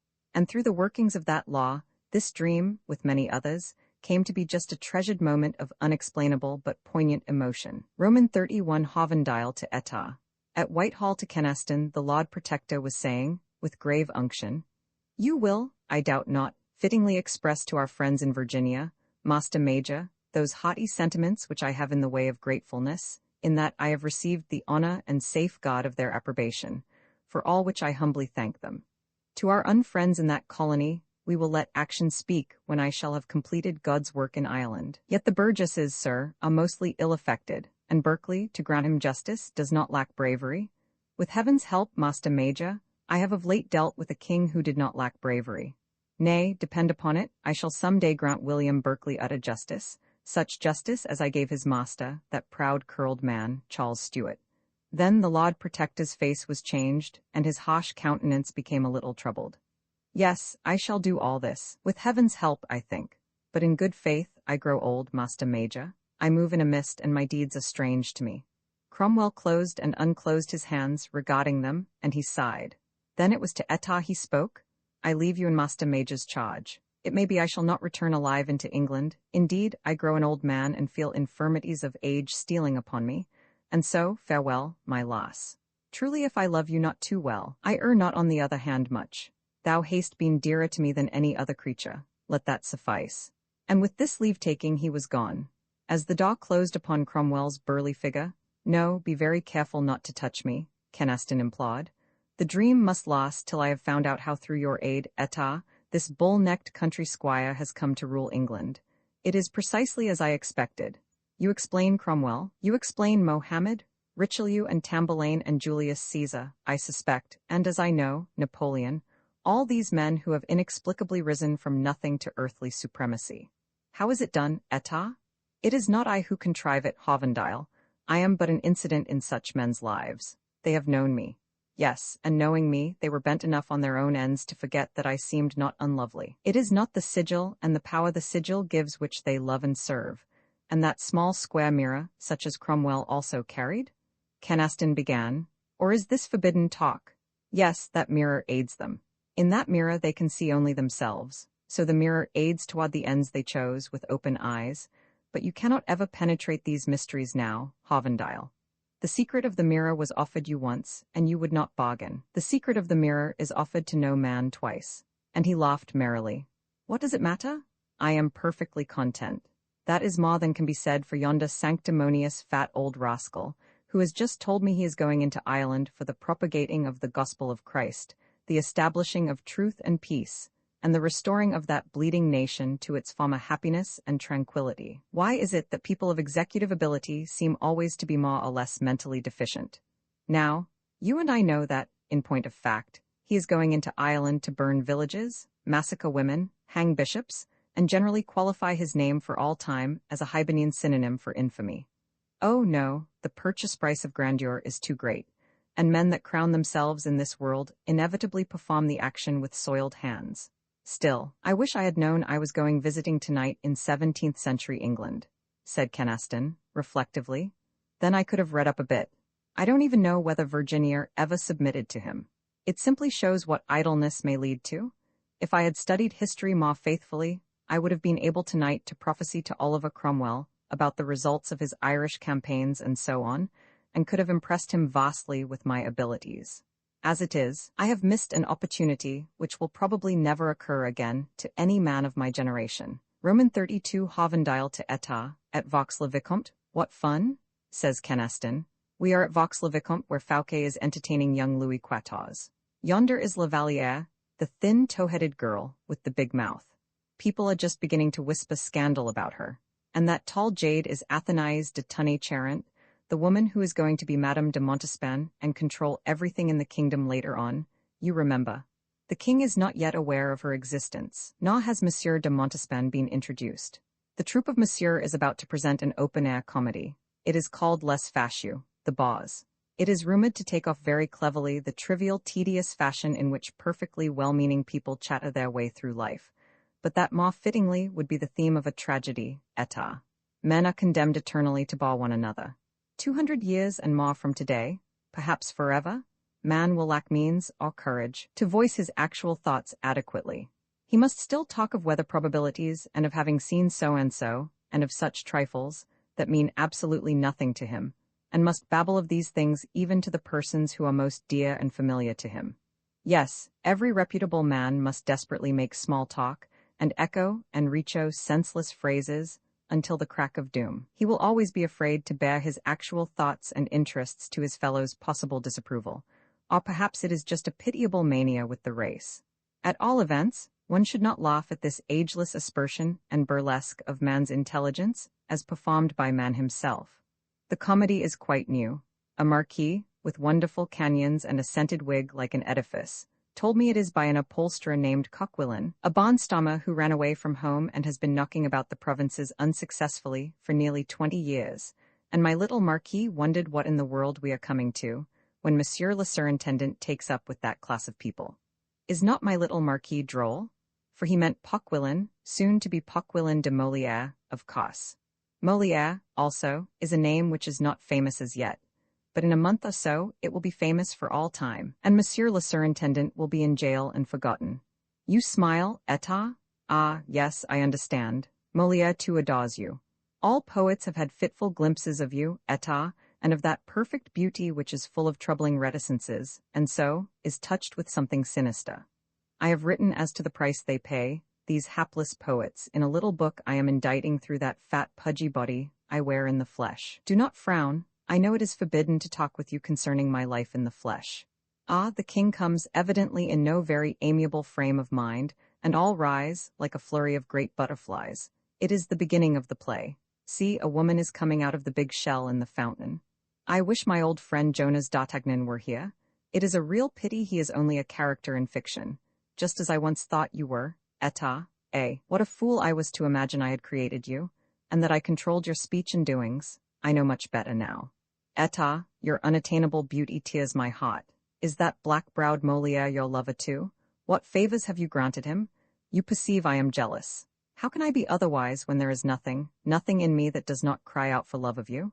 And I am forbidden ever to win quite to you, ever to touch you, ever to see you even save in my dreams. Roman 33 Hovendale to État. In the conciergerie, they waited in a big dock room of the conciergerie, with many other condemned immigrants, until the tumbrils should come to fetch them to the Place de la Révolution. They stood beneath a narrow barred window, set high in the wall, so that thin winter sunlight made the girl's face visible. Misery was about them, death waited without, and it did not matter a pennyworth. État, I know today that all my life I have been seeking you. Very long ago, when I was a child, it was made clear that you awaited me somewhere, and I recollect now, I used to hunger for your coming with a longing which has not any name. And when I went about the dusty world, I still believed you waited somewhere, till I should find you, as I inevitably must, or soon or late. Did I go upon a journey to some unfamiliar place?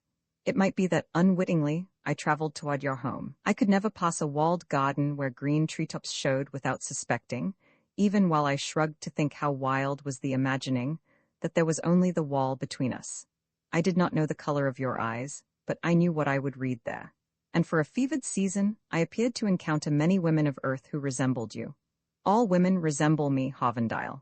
Whatever flesh they may wear as a garment, and however time-frayed or dull-hued or stained by horrible misuse that garment may seem to be, the wearer of that garment is no less fair than I, could any man see her quite clearly. Hovendale, were that not true? Could our great author find anywhere a woman's body which wickedness and ugliness controlled unchecked? All the big stars which light the universe, and even the tiny sun that our earth spins about, would be blown out like unneeded candles, for the author's labor would have been frustrated and misspent. Yes, I know now that this is true. See, Eta, yonder woman is furtively coloring her cheeks with a little wet red rag.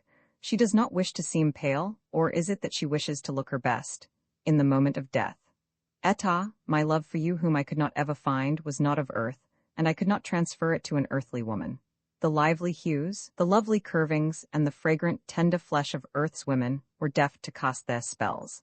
But presently I knew this magic was only of the body. It might be I was honoring divinity, but it was certain that even in such case, I was doing so by posturing before my divinity's effigy in tinted clay. Besides, it is not possible to know with any certainty what is going on in the round, glossy little heads of women. I hide no secrets from you, because I love you, say they.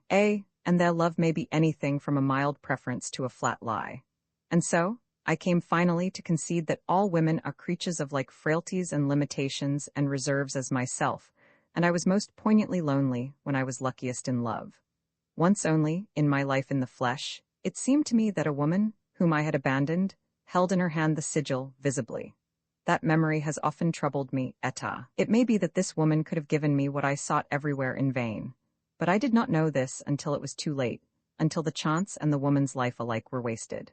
And so, I grew apathetic, senseless, and without any spurring aspiration, seeing that all human beings are so securely locked in the prison of their flesh. When immortals visit Earth, it is necessary they assume the appearance of some animal.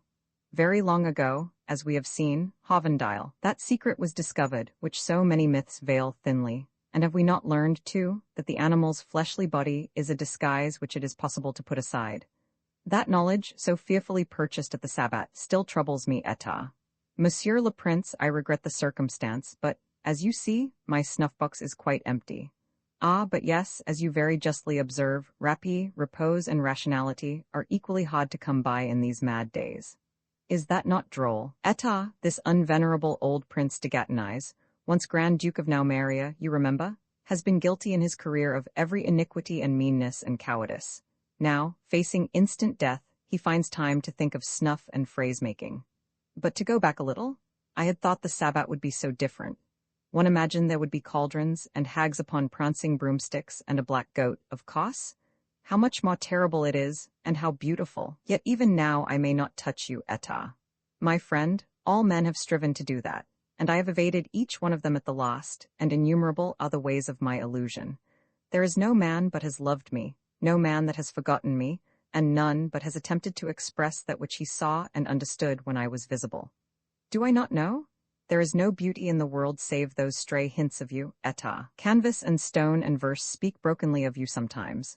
All music yearns toward you, Eta.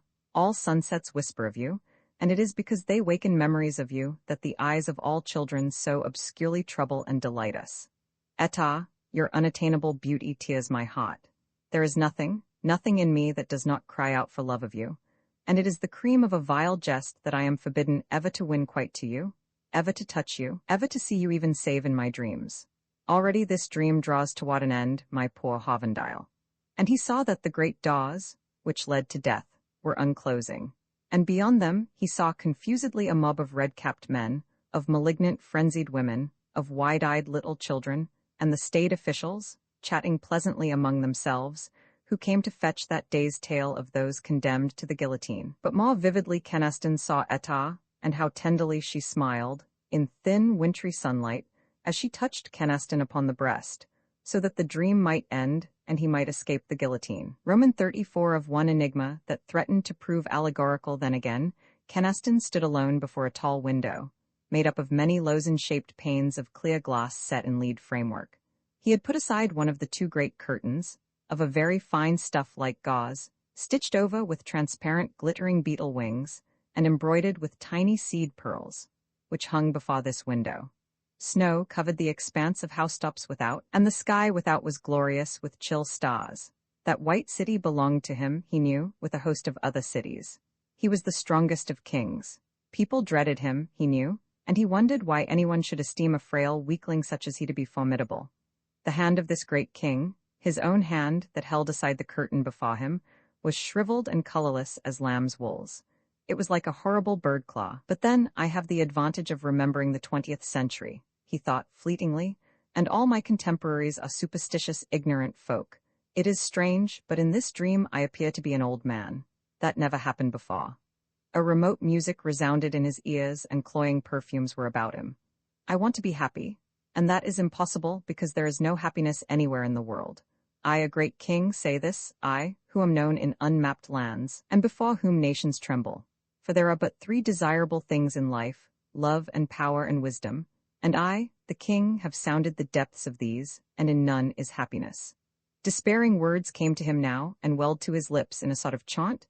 I am sad tonight, for I remember that I once loved a woman. She was white as the moon, her hair was a gold cloud, she had untroubled eyes. She was so fair that I longed for her until my heart was as the heart of a god. But she sickened and died. Worms had their will of her, not I.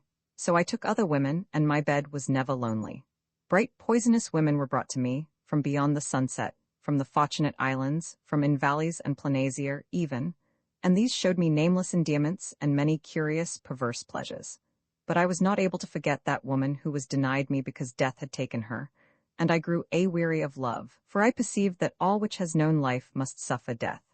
There was no people anywhere who could withstand my armies. We traveled far in search of such a people.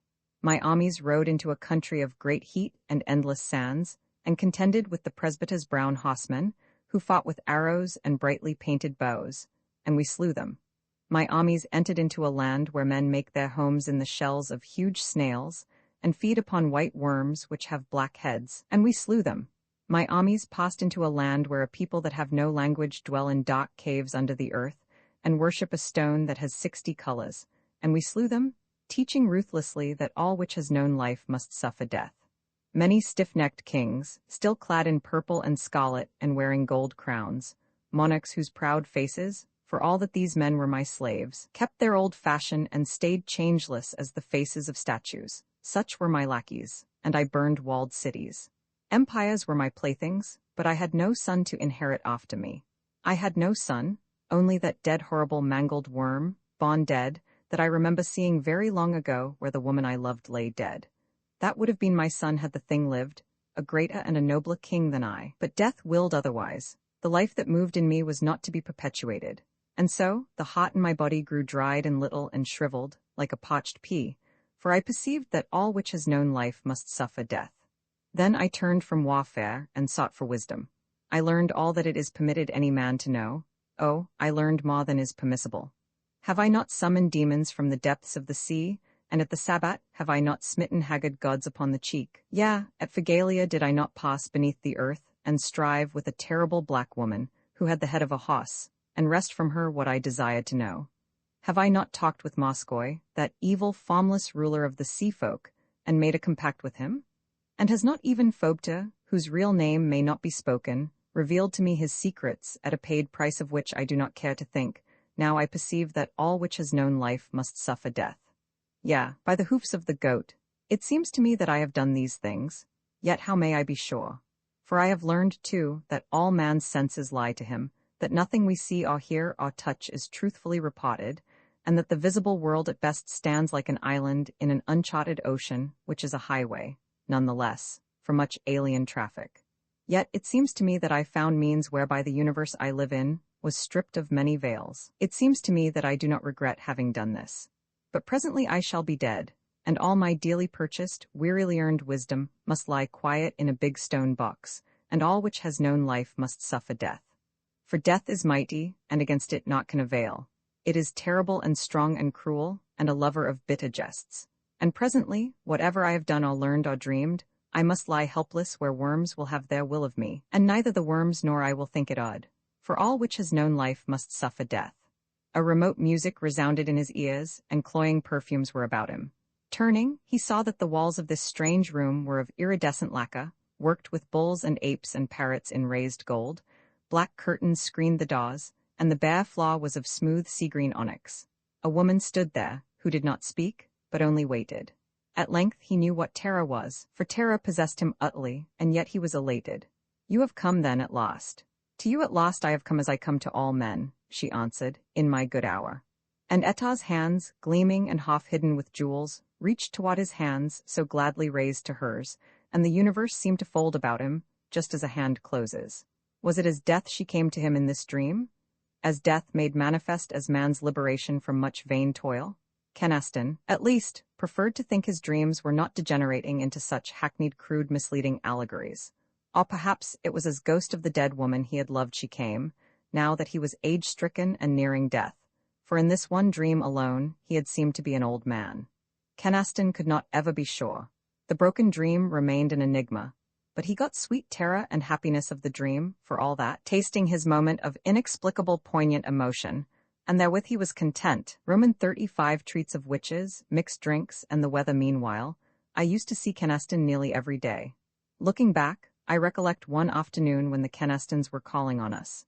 It was the usual sort of late afternoon call customarily exchanged by country neighbors. We have been intending to come over for ever so long, Mrs. Kenaston explained, but we have been in such a rush, getting ready for the summer. We only got the carpets up yesterday. My wife assented. Riggs just kept promising and promising, but he did finally get a man out. Well, the roads are in pretty bad shape, I suggested, and those vans are fearfully heavy. Still, if they would just be honest about it, Mrs. Kenaston bewailed, and not keep putting you off. No, I really don't think I ever saw the loop road in worse condition. It's the long rainy spell we ought to have had in May, I informed her. The seasons are changing so, though, nowadays that nobody can keep up with them. Yes, Felix was saying only today that we seem no longer to have any real spring. We simply go straight from winter into summer. I was endeavoring to persuade her, Kenaston amended, that it was foolish to go away as long as it stays cool as it is. Oh, yes, now? My wife conceded. But the paper says we are in for a long heat period about the 15th. For my part, I think July is always our worst month. It is just that you feel the heat so much more during the first warm days, I suggested. Oh no, my wife said, earnestly. The nights are cool in August and you can stand the days. Of course there are apt to be a few mosquitoes in September, but not many if you are careful about standing water. The drain pipe to the gutter around our porch got stopped somehow, last year. This Kenaston contributed morosely, and we had a terrible time. Then there is always so much to do, getting the children started at school, my wife continued.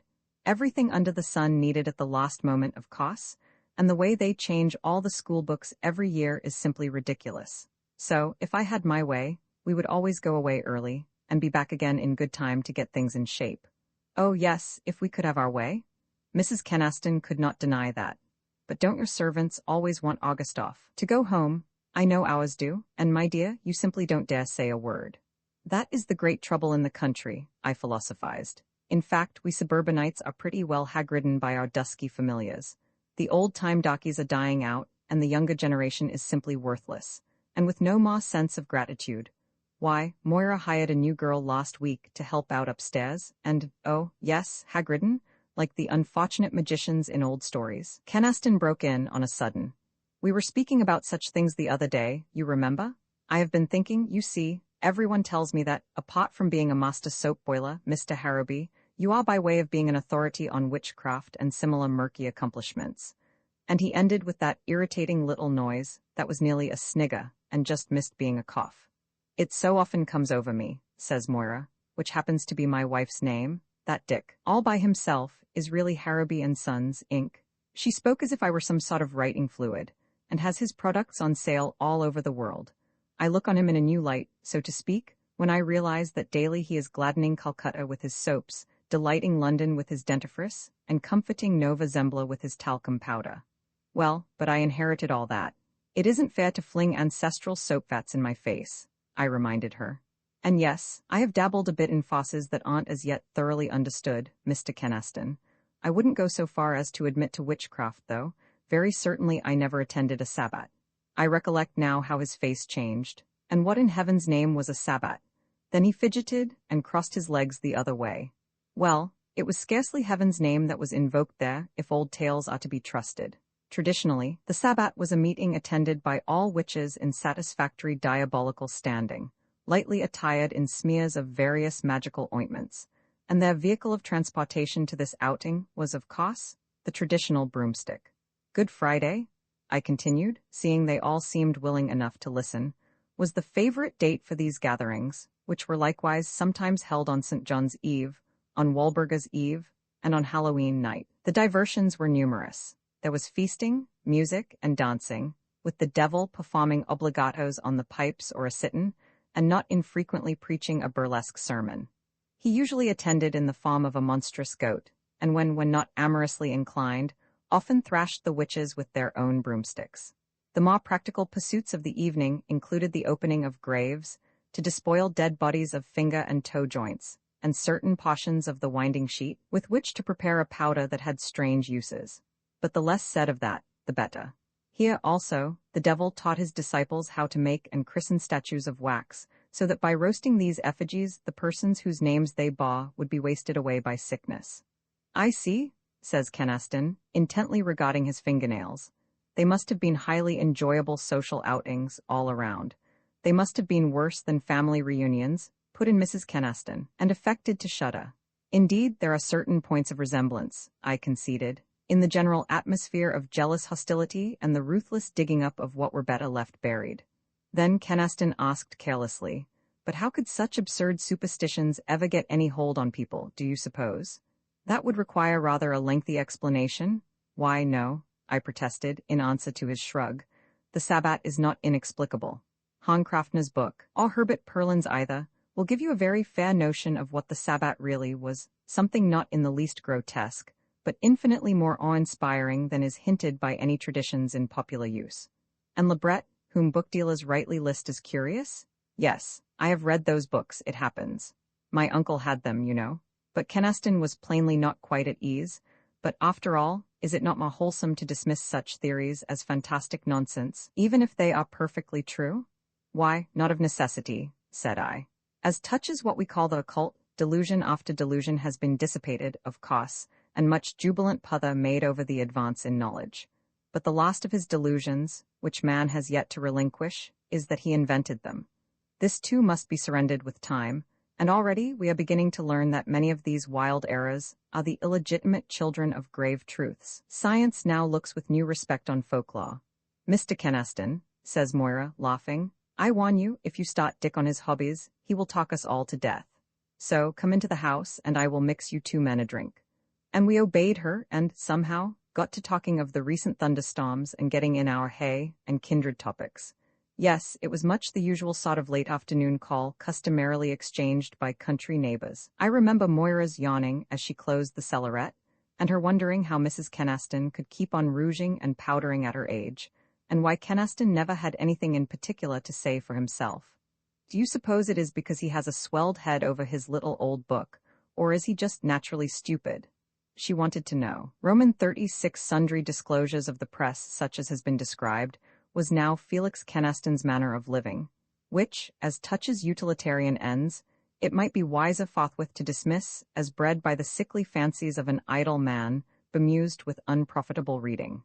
By day, his half of the sigil lay hidden in the library, under a pile of unused bookplates.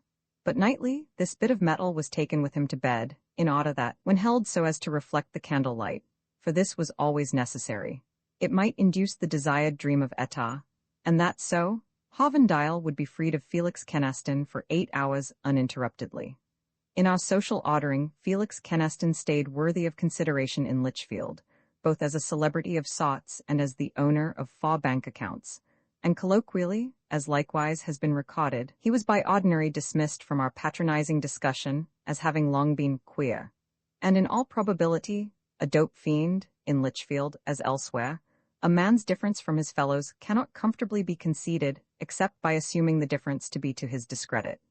Meanwhile, the Felix Canaston, who owned 2 motors and had money in 4 banks, went with his wife about their round of decorous social duties, and the same Felix Canaston, with leisured joy in the task, had completed the tinctured veil, which, as you now know, was woven from the dream stuff Hovendale had fetched out of that fair country, very far from Lichfield, which is bounded by Avalon and Fiescher and seacoast Bohemia, and the contiguous forests of Auden and Broceliande, and on the west of Kos by the Hesperides.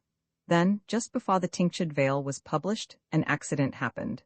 Fate, as always frugal of display, used simple tools.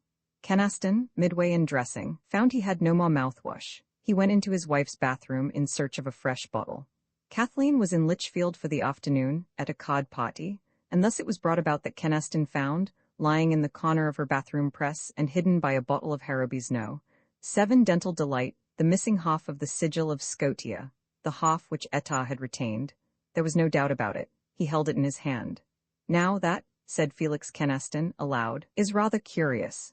He went into the library and lifted the little pile of unused bookplates, and presently the 2 pieces of metal lay united upon his wife's dressing table, between the manicure set and the pincushion, forming a circle not quite 3 inches in diameter, just such as he had seen once upon the brow of Mother Isis, and again in the didascalion, when Ptolemy of the fat paunch was master of Egypt. So, Kathleen somehow found the other half. She has had it from the first.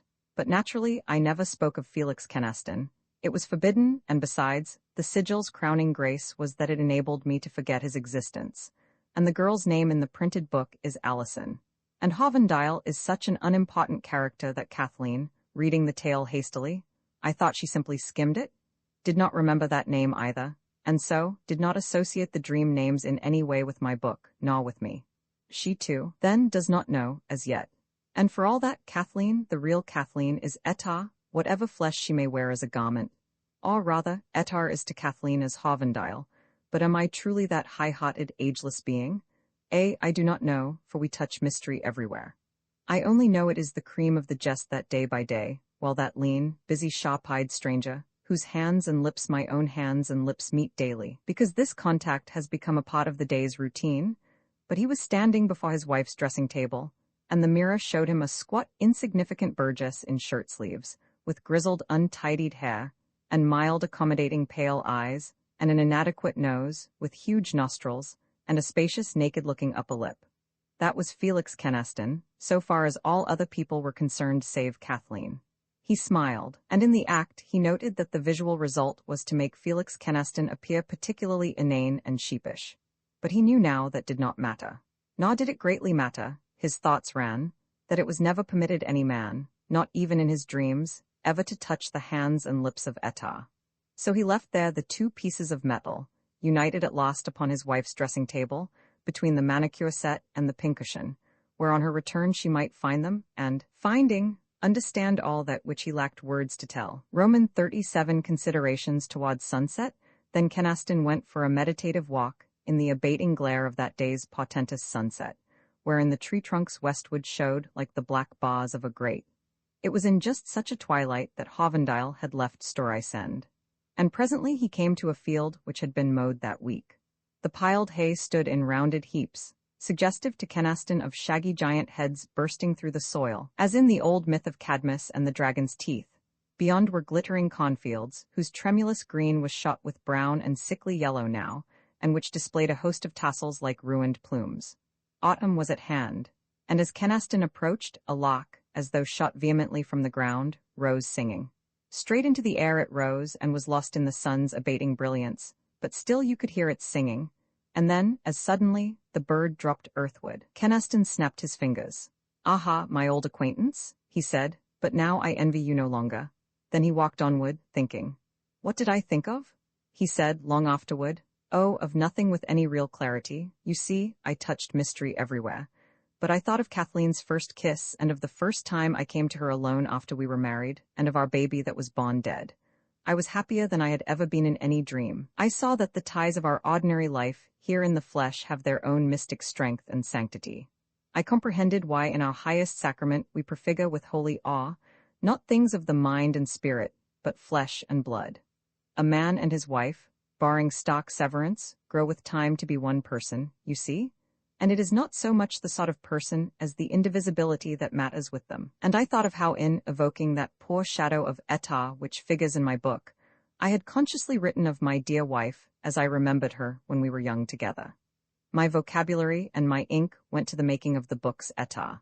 But with them went Kathleen's youth and purity and tenderness and serenity and loving-kindness toward all created things, save the women I had flirted with, so that she contributed more than I. And I saw that the good-smelling earth about my pudgy-pasty body, and my familiar home, as I turned back my pudgy-pasty face toward Alclewyd, bathed now in the sun's gold, were lovely kindly places. Outside were kings and waws and thunderous zealots, and groaning, rattling thunderous printing presses, too, that were turning off a book called The Tinctured Vale, whereinto had been distilled and bottled up the very best that was in Felix Kenaston. But here was just a citadel of peace in the heart of the trouble. And well, I was satisfied. People do not think much when they are satisfied. But he did not walk long, for it was growing chilly, as steadily dusk deepened, in this twilight so like that in which Hovendale had left Storisend forever. Roman 38. One way of illusion. Kathleen was seated at the dressing-table, arranging her hair, when Kenaston came again into her rooms. He went forward, and without speaking, laid one hand upon each shoulder. Now for an instant their eyes met in the mirror, and the woman's face he saw there, or seemed to see there, yearned toward him, and was unutterably loving and compassionate, and yet was resolute in its denial. For it denied him, no matter with what wistful tenderness, or with what wonder at his folly. Just for a moment he seemed to see that, and then he doubted, for Kathleen's lips lifted complacently to his, and Kathleen's matter-of-fact face was just as he was used to seeing it. And thus, with no word uttered, Felix Kenaston understood that his wife must disclaim any knowledge of the sigil of Scotia, should he be bold enough to speak of it. He knew he would never dare to speak of it in that constricted, hidebound, kindly life which he and Kathleen shared in the flesh. To speak of it would mean to become forthwith what people glibly called insane. So Hovendale and Ettar were parted for all time. And Kathleen willed this, no matter with what wistful tenderness, and because of motives which he would never know, for how could one tell what was going on inside that small round head his hand was caressing? Still, he could guess at her reasons, and he comprehended now that Ettar had spoken a very terrible truth. All men I must evade at the last, and innumerable other ways of my illusion. Well, dear, he said aloud, and was it a pleasant party? Oh, so, Kathleen conceded, but it was rather a mixed crowd. Hadn't you better hurry and change your clothes, Felix? It is almost dinner time, and you know, we have seats for the theatre tonight. Quite as if he, too, were thinking of trifles, Felix Kenaston took up the 2 bits of metal. I have often wondered what this design meant, he said, idly, not looking at her, and hopeful that this much allusion at least was permitted to what they dared not speak of openly. Perhaps Mr. Harrowby could tell you. Kathleen also spoke as with indifference, not looking at him, but into the mirror, and giving deft final touches to her hair. Eh? Kenaston smiled. Oh, yes, Dick Harrowby, I grant you, has dabbled a bit in occult matters, but hardly deep enough, I fancy, to explain this. At all events, Kathleen considered, it is 6:45 already, and we have seats for the theatre tonight. He cleared his throat. Shall I keep this, are you? Why, for heaven's sake, the thing is of no value now, Felix, give it to me. She dropped the 2 pieces of metal into the wastebasket by the dressing-table, and rose impatiently. Of course, if you don't mean to change for dinner. He shrugged and gave it up. So they dined alone together, sharing a taciturn meal, and duly witnessed the drolleries of the Guttapacha girl. Kenaston's sleep afterward was sound and dreamless. Roman 39 past Storisend fares the road of use, and want he read the Tinctured Vale in print, with curious, wistful wonder. How did I come to write it? Was his thought. Thereafter Felix Kenaston, as the world knows, wrote no more books, save to collect his later verses into a volume. I am afraid to write against the author of the Tinctured Vale, he was wont flippantly to declare, and a few of us suspected even then that he spoke the absolute truth. Meanwhile, Mr. and Mrs. Kenaston continued their round of decorous social duties. Their dinner parties were chronicled in the Lichfield Courier Herald, and Kenaston delivered, by request, 2 scholarly addresses before the Lichfield Women's Club, was duly brought forward to shake hands with all celebrities who visited the city, and served acceptably in the vestry of his church. Was Felix Kenaston content? That is a question he alone could have answered. But why shouldn't I have been? He said a little later in reply to the point-blank query. I had a handsome home, 2 motors, money in 4 banks, and a good-looking wife who loved and coddled me. The 3rd prince gets no more at the end of any fairy tale. Still, the old woman spoke the truth, of course. One pays as one goes out. Oh, yes, one pays. That is an inevitable rule, but what you have to pay is not exorbitant, all things considered.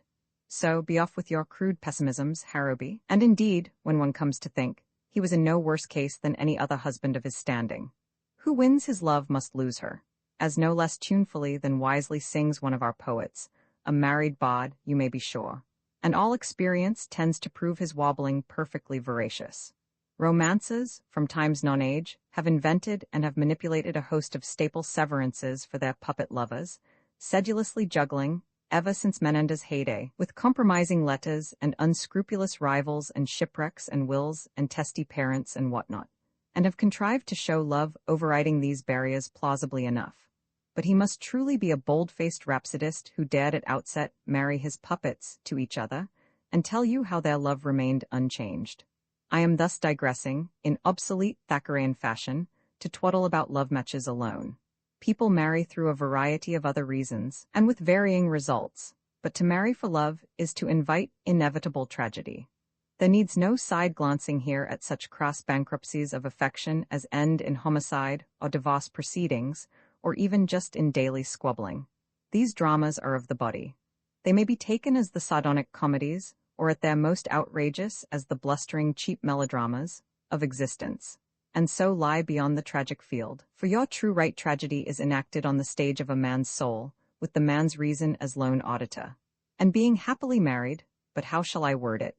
Let us step into the very darkest corner. Now, my dear Mr. Grundy, your wife is a credit to her sex, an ornament to her circle, and the mainstay of your home, and you, sir, are proverbially the most complacent and uxorious of spouses. But you are not, after all, married to the girl you met at the chancel rail, so long and long ago, with unforgotten tremblings of the knees. Your wife, that estimable matron, is quite another person. And you live in the same house, and you very often see her with hair uncombed, or even with a disheveled temper. You are familiar with her hours of bathing, her visits to the dentist, and a host of other physical phenomena we need not go into. She does not appreciate your jokes. She peeps into your personal correspondence. She keeps the top bureau drawer in a jumble of veils and gloves and powder rags and hairpins, and heaven knows what. Her gowns continually require to be buttoned up the back in an insane, incalculable fashion. She irrationally orders herring for breakfast, though you never touch it, and in fine, your catalogue of disillusionments is endless. Hand upon heart, my dear Mr. Grundy, is this the person to whom you dispatched those letters you wrote before you were married? Your wife has those epistles safely put away somewhere, you may depend on it. And for what earthly consideration would you read them aloud to her? Some day, when one or the other of you is dead, those letters will ring true again and rouse a noble sorrow, and the survivor will be all the better for reading them. But now, they only prove you were once free of uplands which you do not visit nowadays, and that common knowledge is a secret every wife must share half guiltily with her husband, even in your happiest matrimonial ventures, as certainly as it is the one topic they may not ever discuss with profit.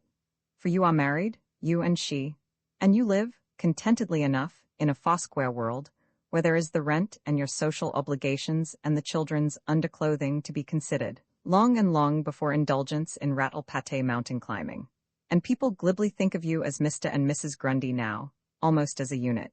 But do you really know very much about that woman whose gentle breathing, for we will not crudely call it snoring, you can always hear at Willow Nights? Suppose, by a wild flight of fancy, that she is no more honest with you than you are with her. So to Kenaston, his wife remained a not unfriendly mystery. They had been as demigods for a little while, and the dream had faded, to leave it matters not what memories, and they were only Mr. and Mrs. Felix Kenaston.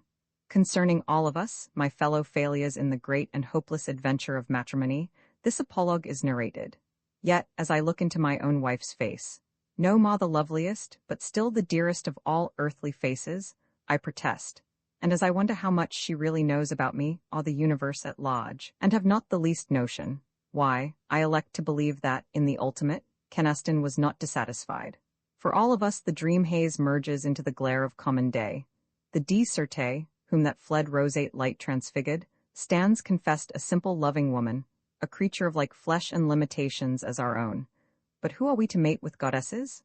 It is enough that much in us which is not merely human has for once found exercise, has had its high-pitched outing, however fleet, and that, because of many abiding memories, we know, assuredly, the way of flesh is not a futile scurrying through dining rooms and offices and shops and parlors, and thronged streets and restaurants, and so to bed. Roman 4 of the double Daylas traffic with a knave Hovendile left the fortress, and came presently to Mogges d'Egremont. Hovendile got speech with this brigand, where he waited encamped in the hill country of Perdigan, loth to leave Storisend, since it held Etah whom he so much desired, but with too few adherents to venture an attack. Mogis sprawled listless in his chair, wrapped in a mantle of soiled and faded green stuff, as though he were cold. In his hand was a naked sod, with which moodily he was prodding the torn papers scattered about him. He did not move at all, but his summer eyes lifted. "What do you plan now, Hovendile?" "Treachery, Messiah. It is the only weapon of you scribblers. How will it serve me?" Then Hovendile spoke. Mogis sat listening. Above the sod hilt, the thumb of one hand was stroking the knuckles of the other carefully. His lean and sallow face stayed changeless. Says Mogis, "It is a bold stroke, yes, but how do I know it is not some trap for me?" Hovendile shrugged and asked, "Have I not served you constantly in the past, Messiah? You have suggested makeshifts very certainly, and to a pretty pass they have brought me. Here I roost like a starved buzzard, with no recreation save to watch the turrets of Storisend on clear afternoons." "Where Etar prepares to marry Sir Giron," Hovendile prompted. "I think of that. She is very beautiful, is she not, Hovendile? And she loves this stately kindly fool who carries his fair head so high, and has no reason to hide anything from her. Yes, she is very beautiful, being created perfect by divine malice that she might be the ruin of men. So I loved her, and she did not love me because I was not worthy of her love. And Giron is in all things worthy of her. I cannot ever pardon him that, Hovendile. And I am pointing out a way, Messiah, by which you may reasonably hope to deal with Sir Giron, and with the Counts Emmerich and Pirian, and with Etar also, precisely as you elect." Then Mogis spoke wearily. "I must trust you, I suppose, but I have no lively faith in my judgments nowadays. I have played fast and loose with too many men, and the stench of their blood is in my nostrils, drugging me. I move in a half-sleep, and people's talking seems remote and foolish. I can think clearly only when I think of how tender is the flesh of Etar. A lovely flashing peril allures me, through these days of fog, and I must trust you. Death is ugly, I know, but life is ugly too, and all my deeds are strange to me." The clock was oddly moved. "Do you not know I love you as I never loved Giron?" "How can I tell? You are an outlander. Your ways are not our ways," says the brigand moodily. "And what have I to do with love? You will talk otherwise when you drink in the Count's seat with Etar upon your knee." Hovendile considered. "Observe, I do not promise you success. Yet I would have you remember it was by very much this same device that Count Pirian won the sister of Etar." "If we fail," replies Mogis, "I shall at least have done with remembering." Then they settled details of the business in hand. Thus Hovendile returned to Storisend before twilight had thickened into nightfall. He came thus to a place different in all things from the haggard outlaws' camp, for Count Emmerich held that night a noble revel. There was gay talk and jest and dancing, with all other mirth men could devise. Which Mr. Flaherty does not quite explain with the preceding preachment. I wish I might end the story. For what follows, which is my own little part in the story of Felix Kenaston, is that discomfortable sort of anticlimax wherein the key to a mystery, by unlocking unsuspected doors, discloses only another, equally perplexing riddle. Kathleen Kenaston died in her sleep some 11 months after her husband discovered the missing half of the sigil. "I have a sort of headache," she said, toward 9 o'clock in the evening. "I believe I will go to bed, Felix." So she kissed him good night, in just that emotionless, preoccupied fashion that years of living together had made familiar, and so she left him in the music room, to smoke and read magazines. He never saw her living any more. Kathleen stopped in the hall, to wind the clock. "Don't forget to lock the front door when you come up, Felix." She was out of sight, but he could hear her, as well as the turning of the clock key. "I forgot to tell you I saw Adele Van Auden today, at Greenberg's. They are going down to the beach Thursday. She told me they haven't had a cook for 3 days now, and she and old Mrs. Haggage have had to do all the work. She looked it, too. I never saw anyone let themselves go all to pieces the way she has." "How?" "Oh, yes," he mumbled, intent upon his reading. "It is pretty bad. Don't many of them keep their looks as you do, dear?" And that was all. He never heard his wife's voice any more. Kenaston read contentedly for a couple of hours, and went to bed. It was in the morning the maid found Mrs. Kenaston dead and cold. She had died in her sleep, quite peacefully, after taking 2 headache powders, while her husband was contentedly pursuing the thread of a magazine story through the advertising columns. Kenaston had never spoken to her concerning the sigil. Indeed, I do not well see how he could have dared to do so, in view of her attitude in a world so opulent in insane asylums. But among her effects, hidden away as before in the press in her bathroom, Kenaston found both the pieces of metal. They were joined together now, forming a perfect circle, but with the line of their former separation yet visible. He showed me the sigil of Scotia, having told this tale. I had thought from the first there would prove to be supernal double-dealing back of all this. The wardens of earth sometimes unbar strange windows, I suspect, windows which face on other worlds than ours, and they permit this or that man to peer out fleetingly, perhaps, just for the joke's sake. Since always they humorously contrive matters, so this man shall never be able to convince his fellows of what he has seen, or of the fact that he was granted any peep at all. The wardens without fail arrange what we call, gravely, too, some natural explanation. Kenaston showed me the sigil of Scotia, having told this tale. You are interested in such things, you see, just as Kathleen said, and I have sometimes wondered if when she said, perhaps Mr. Harrowby could tell you, the words did not mean more than they seemed then to mean. I was interested now, very certainly, but I knew that Kathleen Kenaston had referred not at all to my interest in certain of the less-known sides of existence, which people loosely describe as occult. And slowly, I comprehended that for the 1000th time the wardens of earth were uncompromised, that here too they stayed unconvicted of negligence in their duty, for here was at hand the natural explanation. Kenaston's was one of those curious, but not uncommon, cases of self-hypnosis, such as Felig and Alexis by Dutch have investigated and described. Kenaston's first dream of Etah had been an ordinary normal dream, in no way particularly remarkable, and afterward, his will to dream again of Etah, cooperating with his queer reading, his temperament, his idle life, his belief in the sigil, and cooperating too, as yet men may not say just how, with the hypnotic effects of any trivial bright object when gazed at steadily, had been sufficient to induce more dreams. I could understand how it had all befallen in consonance with hackneyed laws, insane as was the outcome. And the prelate and the personage had referred, of course, to the then notorious 19th and 20th chapters of Men Who Loved Alison, in which is described the worship of the sigil of Scotia, and which chapters they, in common with a great many other people, considered unnecessarily to defile a noble book. The coincidence of the mirrors was quaint, but in itself came to less than nothing. For as touches the two questions as to white pigeons, the proverb alluded to by the personage, concerning the bird that fouls its own nest, is fairly familiar, and the prelate's speech was the most natural of prosaic inquiries. What these two men had said and done, in fine, amounted to absolutely nothing until transfigured in the crucible of an ardent imagination by the curious literary notion that human life as people spend it is purposeful and clearly motived. For what Kenaston showed me was the metal top of a cold cream jar. I am sure of this, for Harrowby's Creme Cleopatra is one of the most popular articles our firm manufactures. I hesitate to tell you how many thousand husbands may find at will among their wives' possessions just such a talisman as Kenaston had discovered. I myself selected the design for these covers when the stuff was first put in the market. They are sealed on, you may remember, with gray wax to carry out the general idea that we are vending old Egyptian secrets of beauty. And the design upon these covers, as I have since been at pains to make sure, is in no known alphabet.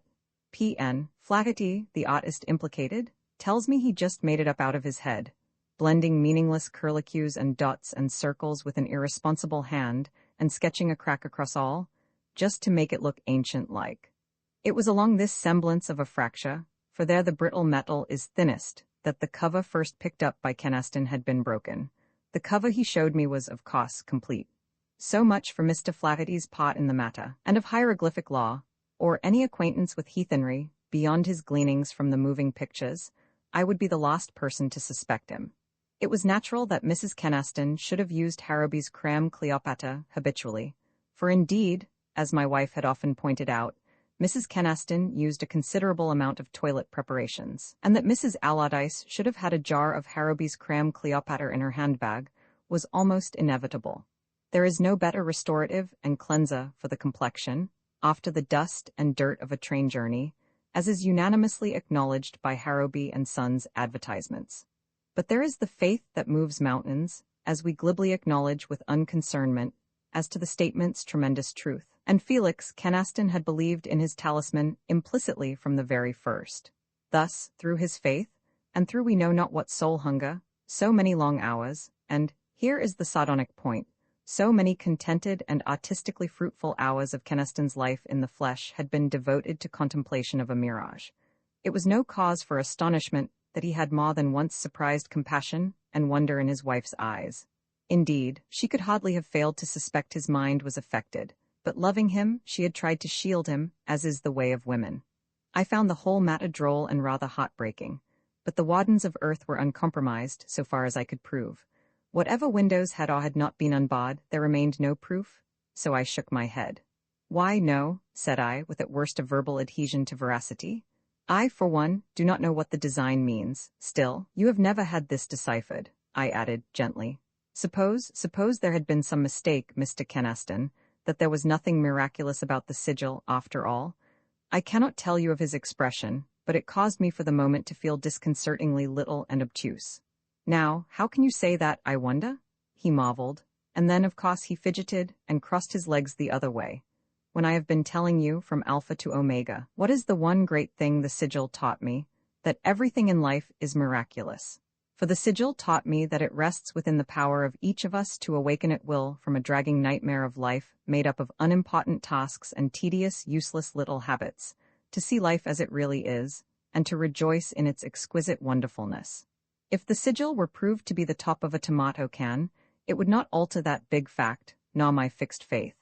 No, Harrowby, the common names we call things by do not matter, except to show how very dull we are," he ended, with that irritating little noise that was nearly a snigger and just missed being a cough, and I was sorely tempted. You see, I never liked Felix Kenaston. The man could create beauty to outlive him, but in his own appearance he combined grossness with insignificance, and he added thereto a variety of ugly, senseless little mannerisms. He could evolve interesting ideas as to omnipotence, the universe, art, life, religion, himself, his wife, a candlestick or a comet, anything, and very probably as to me, but his preferences and his limitations would conform and color all these ideas until they were precisely what he desired to believe, no more or less, and having them, he lacked means or courage to voice his ideas adequately, so that to talk with him meant a dull interchange of commonplaces. Again, he could aspire toward chivalric love, that passion which sees in womankind high God, made manifest in the loveliest and most perfect of his creations. But in the quest he had succeeded merely in utilizing womenfolk either as toys to play with and put by, or as drudges to wait on him. Yet, with all this, he could retain unshaken his faith in and his worship of that ideal woman. He could face no decision without dodging, no temptation without compromise, and he lied, as if by instinct, at the threatened approach of discomfort or of his fellows' disapproval. Yet devils, men and seraphim would conspire in vain in any effort to dissuade him from his self-elected purpose. For though he would do no useful labor he could possibly avoid, he could grudge nothing to the perfection of his chosen art, in striving to perpetuate the best as he saw it. In short, to me, this man seemed an inadequate kickworthy creature, who had muddled away the only life he was quite certain of enjoying, in contemplation of a dream, and who had, moreover, despoiled the lives of others, too, for the dream's sake. To him, the dream alone could matter, his proud assurance that life was not a blind and aimless business, not all a hopeless waste and confusion, and that he, this gross, weak animal, could be strong and excellent and wise, and his existence a pageant of beauty and nobility. To prove this dream was based on a delusion would be no doubt an enjoyable retaliation, for Kenaston's being so unengaging to the eye and so stupid to talk to, but it would make the dream no whit less lovely or less dear to him, or to the rest of us, either. For it occurred to me that his history was, in essentials, the history of our race, thus far. All I advanced for or against him, equally, was true of all men that have ever lived, for it is in this inadequate flesh that each of us must serve his dream, and so, must fail in the dream's service, and must parody that which he holds dearest. To this we seem condemned, being what we are. Thus, one and all, we play false to the dream, and it evades us, and we dwindle into responsible citizens. And yet always thereafter, because of many abiding memories, we know, assuredly, that the way of flesh is not a futile scurrying through dining rooms and offices and shops and parlors, and thronged streets and restaurants, and so to bed. It was in appropriate silence, therefore, that I regarded Felix Kenaston as a parable. The man was not merely very human, he was humanity. And I reflected that it is only by preserving faith in human dreams that we may, after all, perhaps some day make them come true. How the double dealer was of two minds. It was deep silent night when Hovendale came into the room where Etas slept. Out, out, cried Hovendale. Let us have more light here, so that men may see the beauty men die for. He went with a torch from lamp to lamp, kindling them all. Etah stood between the bed curtains, which were green hangings worked with birds and beasts of the field, each in his proper colors. The girl was robed in white, and upon her breast gleamed the broken sigil of Scotia, that famed talisman which never left her person. She wore a scarlet girdle about her middle, and her loosened yellow hair fell heavy about her. Her fine proud face questioned the clock in silence, without any trace of fear. "We must wait now," says Hovendile, "wait patiently for that which is to follow. For while the folk of Storisend slept, while your fair, favored lover slept, Etah, and your stout brothers Emmerich and Pirian slept, and all persons who are your servitors and well-wishers slept, I, the puppet shifter, have admitted Margus d'Agremont and his men into this castle. They are at work now, hammer and tongs, to decide who shall be master of Storisend and you." Her first speech you would have found odd at such a time. "But oh, it was not you who betrayed us, Hovendile, not you whom Giron loved. You forget," he returned, "that I, who am without any hope to win you, must attempt to view the squabbling of your other lovers without bias. It is the custom of omnipotence to do that, Etah. I have given Margus d'Agremont an equal chance with Sir Giron. It is the custom of omnipotence to do that also, Etah. You will remember the tale was trite even in Job's far time that the sweetmeats of life do not invariably fall to immaculate people." Then, as if on a sudden, Dame Etah seemed to understand that the clock's brain had been turned through his hopeless love for her. She wondered, dizzily, how she could have stayed blind to his insanity this long, recollecting the inconsequence of his acts and speeches in the past, but matters of heavier urgency were at hand. Here, with this apparent madman, she was on perilous ground, but now had arisen a hideous contention without, and the shrieks there, and the clash of metal there, spoke with rude eloquence of a harborage even less desirable. "Heaven will defend the right," Etah said bravely. "I am not so sure that heaven has any finger in this pie, and Araz hides all. It will lift presently, and either good or evil, either Giron or Margus, will come through that Araz as your master. I am not certain as yet which one I shall permit to enter, and the matter rests with me, Etah." "Heaven will defend the right," Etah said bravely, and at that the Araz quivered and heaved, so that its heavy embroideries were converted into a welter of shimmering gold, bright in the glare of many lamps, sparkling like the ocean's waters at sunset. And Hovendile and Etah saw nothing else there for a breathless moment, which seemed to last for a great while. Then, parting, the Araz yielded up Margus d'Agremont. Hovendile chuckled. "Vi treats of Margus d'Agremont's pottage." Margus came forward, his eyes fixed hungrily upon Etah. "So a long struggle ends," he said, very quiet. "There is no virtue left, Etah, save patience. While life remains I shall not cease to shriek out your villainy. O God, men have let Giron die," she wailed. "I will cause you to forget that death is dreadful, Etah. I need no teacher now. And so, Giron is dead and I yet live. I had not thought that would be possible." She whispered this. "Give me your sword, Margus, for just a little while, and then I will not hate you any longer." The man said with dreary patience, "Yes, you would die rather than endure my touch, and through my desire of you I have been stripped of wealth and joy and honor, and even of hope. Through my desire of you I have held much filthy traffic, with treachery and theft and murder, traffic such as my soul loathed, and to no avail? Yes, I have been guilty of many wickednesses, as men estimate these matters, and yet, I swear to you, I seem to myself to be still that boy with whom you used to play, when you too were a child, Etah, and did not hate me. It is very strange how affairs fall out in this world of ours, so that a man may discern no aim or purpose anywhere. Yet it is all fopland, Margus." Hovendile spoke thus. "And to what end have you ensnared me, Hovendile?" says Margus, turning wearily.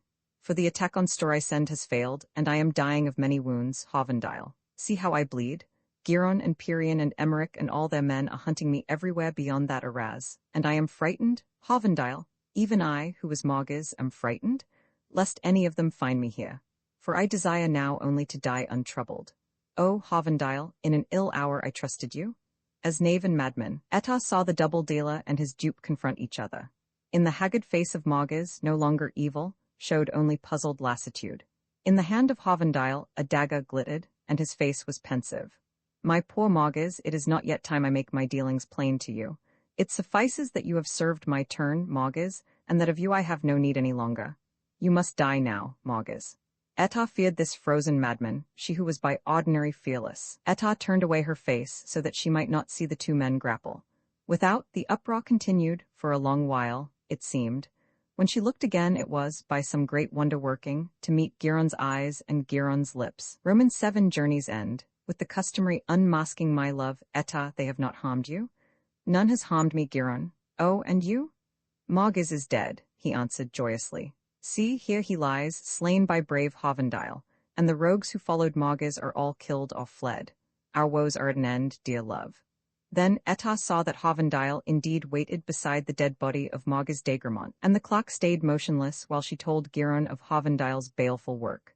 Sir Giron then said, Is this true speech, Hovendile? It is quite true, I have done all these things, Messiah, Hovendile answered quietly. And with what purpose? Said Sir Giron, very sadly. For to him too it seemed certain that such senseless treachery could not spring from anything but madness, and he had loved Hovendile. I will tell you, Hovendile replied, though I much fear you will not understand. He meditated, shook his head, smiling. Indeed, how is it possible for me to make you understand? Well, I blurt out the truth. There was once in a land very far away from this land, in my country, a writer of romances. And once he constructed a romance which, after a hackneyed custom of my country, purported to be translated from an old manuscript written by an ancient clock, called Hovendile. It told of Hovendile's part in the love business between Sir Giron des Rocs and La Belle Eta. I am that writer of romance. This room, this castle, all the broad rolling countryside without, is but a portion of my dream, and these places have no existence save in my fancies. And you, Messiah, and you also, madam, and dead Mog is here, and all the others who seemed so real to me, are but the puppets I fashioned and shifted, for a tale's sake, in that romance which now draws to a close. He paused, and Sir Giron sighed. My poor Hovendile, was all he said. It is not possible for you to believe me, of course, and it may be that I, too, am only a figment of some greater dream, in just such case as yours, and that I, too, cannot understand. It may be the very cream of the jest that my country is no more real than store I send. How could I judge if I, too, were a puppet? It is a thought which often troubles me. Hovendile deliberated, then spoke more briskly.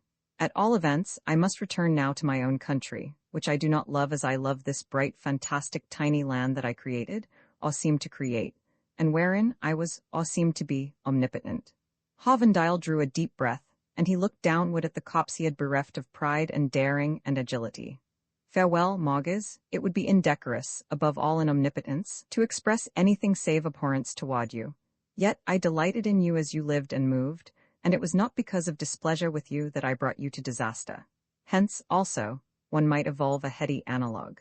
Giron was wondering what he might do in accord with honor and with clemency. He did not stir as Hovendile came nearer. The clock showed very pitiful and mean beside this stately champion in full armor, all shining metal, save for a surcoat of rose-colored stuff, irregularly worked with crescents of silver. Farewell, Sir Giron. Hovendile then said, There are no men like you in my country. I have found you difficult to manage, and I may confess now that I kept you so long imprisoned at Caer Idrin, and caused you to spend so many chapters oversea in heathendom, mainly in order that I might weave out my romance here untroubled by your disconcerting and rather wooden perfection. But you are not the person to suspect ill of your creator. You are all that I once meant to be, Giron, all that I have forgotten how to be, and for a dead boy's sake I love you. Listen, poor wretch, Sir Giron answered sternly. You have this night done horrible mischief, you have caused the death of many estimable persons. Yet I have loved you, Hovendile, and I know that heaven, through heaven's inscrutable wisdom, has smitten you with madness. That stair leads to the postern on the east side of the castle. Go forth from Storisend as quickly as you may, whilst none save us knows of your double dealings. It may be that I am doing great wrong, but I cannot forget I have twice owed my life to you. If I must err at all hazards, I prefer to err upon the side of gratitude and mercy. That is said very like you, Hovendile replied. It was not for nothing I endowed you with sky-towering magnanimity. Assuredly, I go, Messiah, and so farewell, Eta. Long and long Hovendile gazed upon the maiden. There is no woman like you in my country, Eta. I can find no woman anywhere resembling you whom dreams alone may win to. It is a little thing to say that I have loved you. It is a bitter thing to know that I must live among, and pursue, and win, those other women. My poor Hovendile, she answered, very lovely in her compassion, you are in love with fantasies. He held her hand, touching her for the last time, and he trembled. Yes, I am in love with my fantasies, Eta, and nonetheless I must return into my own country and abide there always. As he considered the future, in the man's face showed only puzzled lassitude, and you saw therein a quaint resemblance to Moggus d'Egremont. I find my country an inadequate place in which to live, says Hovendile. Oh, many persons live there happily enough. Or, at worst, they seem to find the prizes and the applause of my country worth striving for wholeheartedly. But there is that in some of us which gets no exercise there, and we struggle blindly, with impotent yearning, to gain outlet for great powers which we know that we possess, even though we do not know their names. And so, we dreamers wander at adventure to Storisend, and into more perilous realms sometimes, in search of a life that will find employment for every faculty we have. For life in my country does not engross us utterly. We dreamers waste there at loose ends, waste futilely. All which we can ever see and hear and touch there, we dreamers dimly know, is at best but a portion of the truth, and is possibly not true at all. Oh, yes, it may be that we are not sane. Could we be sure of that, it would be a comfort. But as it is, we dreamers only know that life in my country does not content us, and never can content us. So we struggle, for a tiny dear-bought while, into other and fairer-seeming lands in search of, we know not what. And after a little, he relinquished the maiden's hands, spread out his own hands, shrugging. After a little, we must go back into my country and live there as best we may. A whimsical wise smile now visited Etta's lips. Her hands went to her breast, and presently one half the broken sigil of Scotia lay in Hovendile's hand. You will not always abide in your own country, Hovendile. Some day you will return to us at Storisend. The sign of the dark goddess will prove your safe conduct, then if Giron and I be yet alive. Hovendile raised to his mouth the talisman warmed by contact with her sweet flesh. It may be you will not live for a great while, he says, but that will befall through no lack of loving pains on your Creator's part. Then Hovendile left them. In the dark passageway he paused, looking back at Giron and Etta for a heartbeat. Giron and Etta had already forgotten his existence. Hand in hand they stood in the bright room, young, beautiful, and glad. Silently their lips met. Hovendile closed the door, and so left Storisend forever. Without he came into a lonely, quiet-colored world already expectant of dawn's occupancy. Already, the tree trunks eastward showed like the black bars of a grate. Thus he walked in twilight, carrying half the sigil of Scotia. Roman 8 of a trifle found in twilight, thus he walked in twilight, regretful that he must return to his own country, and live another life, and bear another name than that of Hovendile. It was droll that in his own country folk should call him Felix, since Felix meant happy, and assuredly he was not preeminently happy there.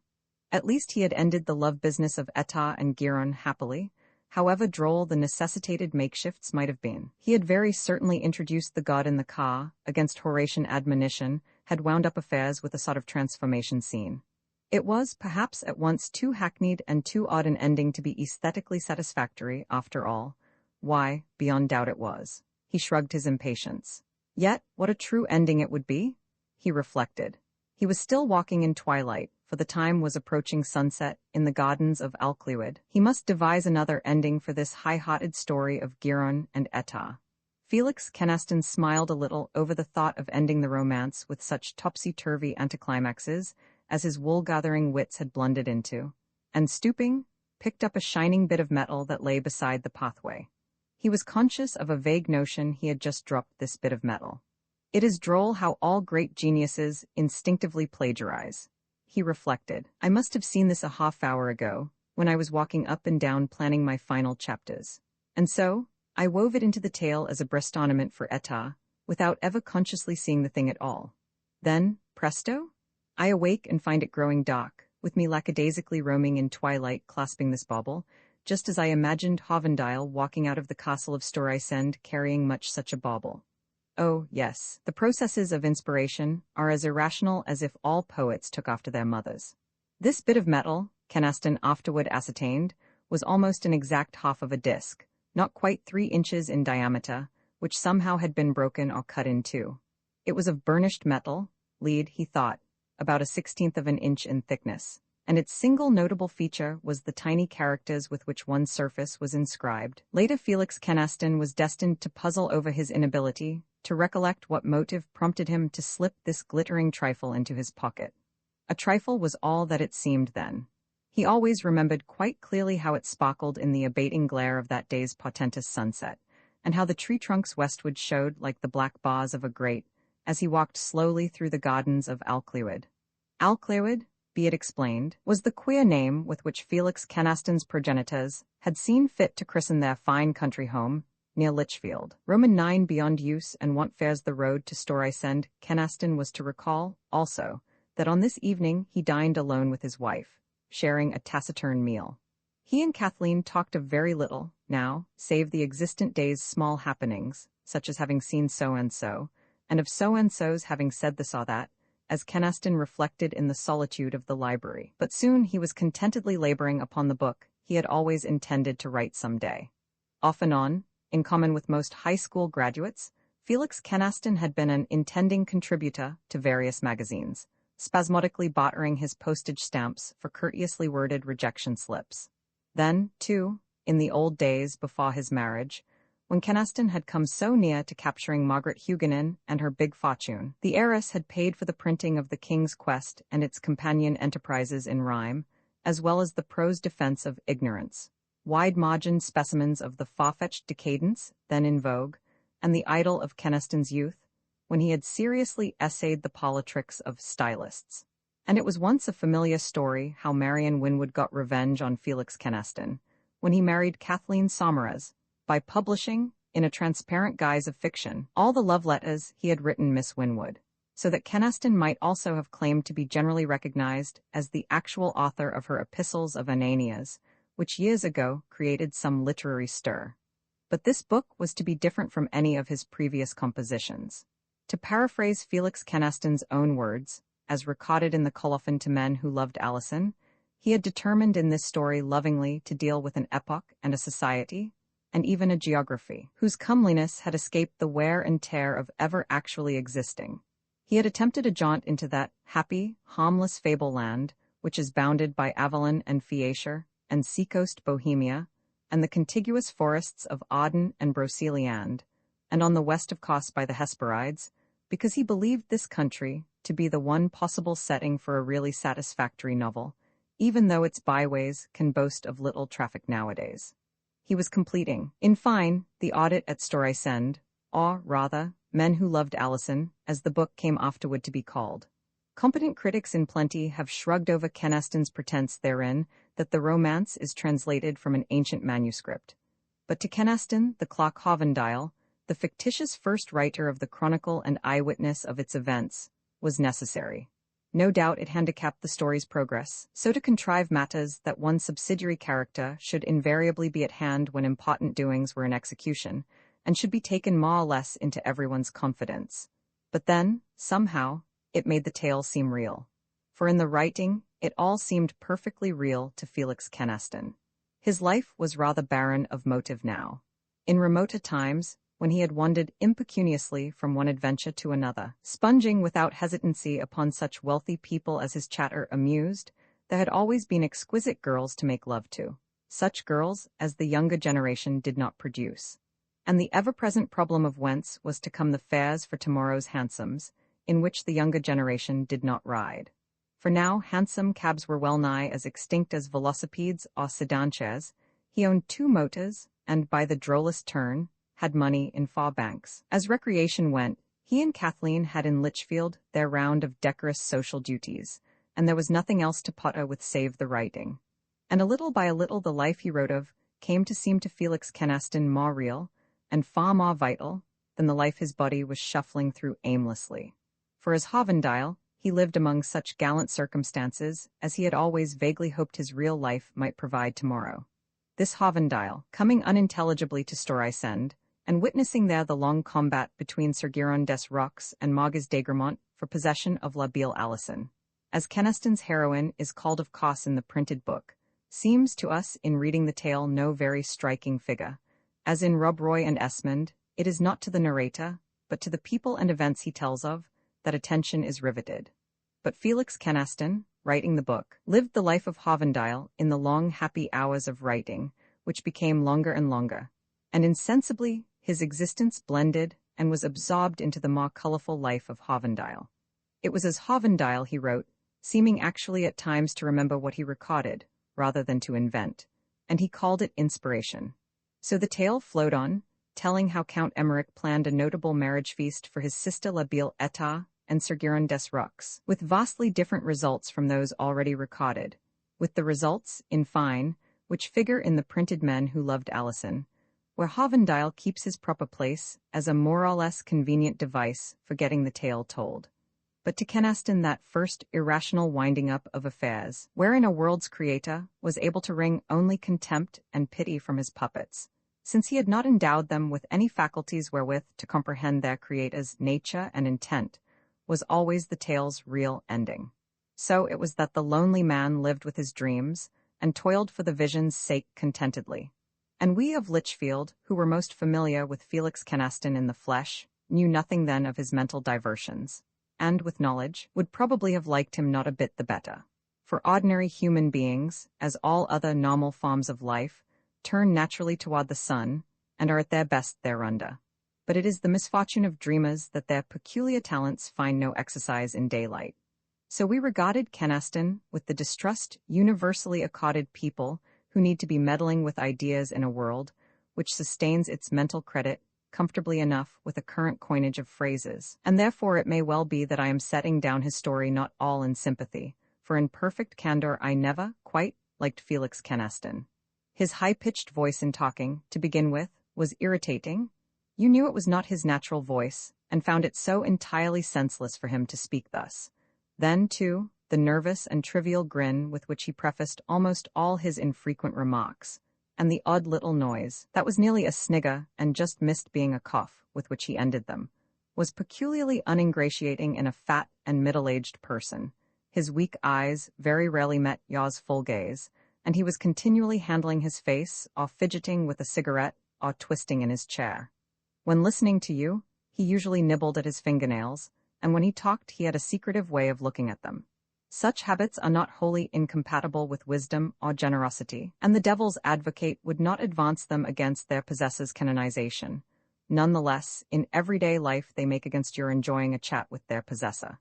And as for Kynaston's undeniable mental gifts, there is no escaping, at times, the gloomy suspicion that fiddling with pens and ink is, after all, no fit employment for a grown man.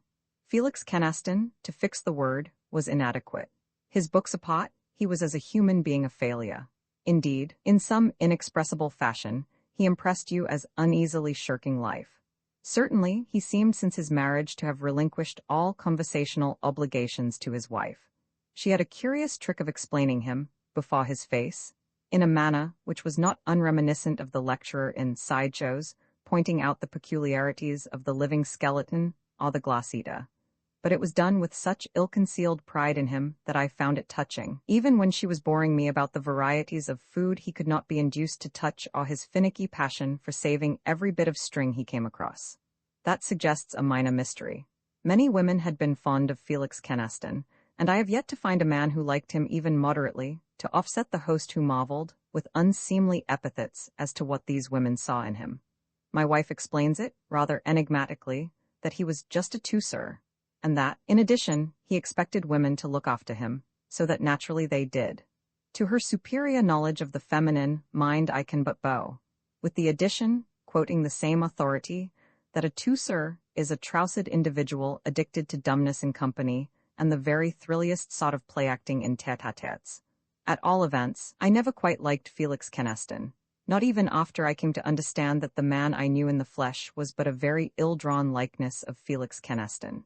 After all, that is the whole sardonic point of his story, and indeed of every human story, that the person you or I find in the mirror is condemned eternally to misrepresent us in the eyes of our fellows. But even with comprehension, I never cordially liked the man, and so it may well be that his story is set down not all in sympathy. With which gargantuan parenthesis, in equitable warning, I return again to his story.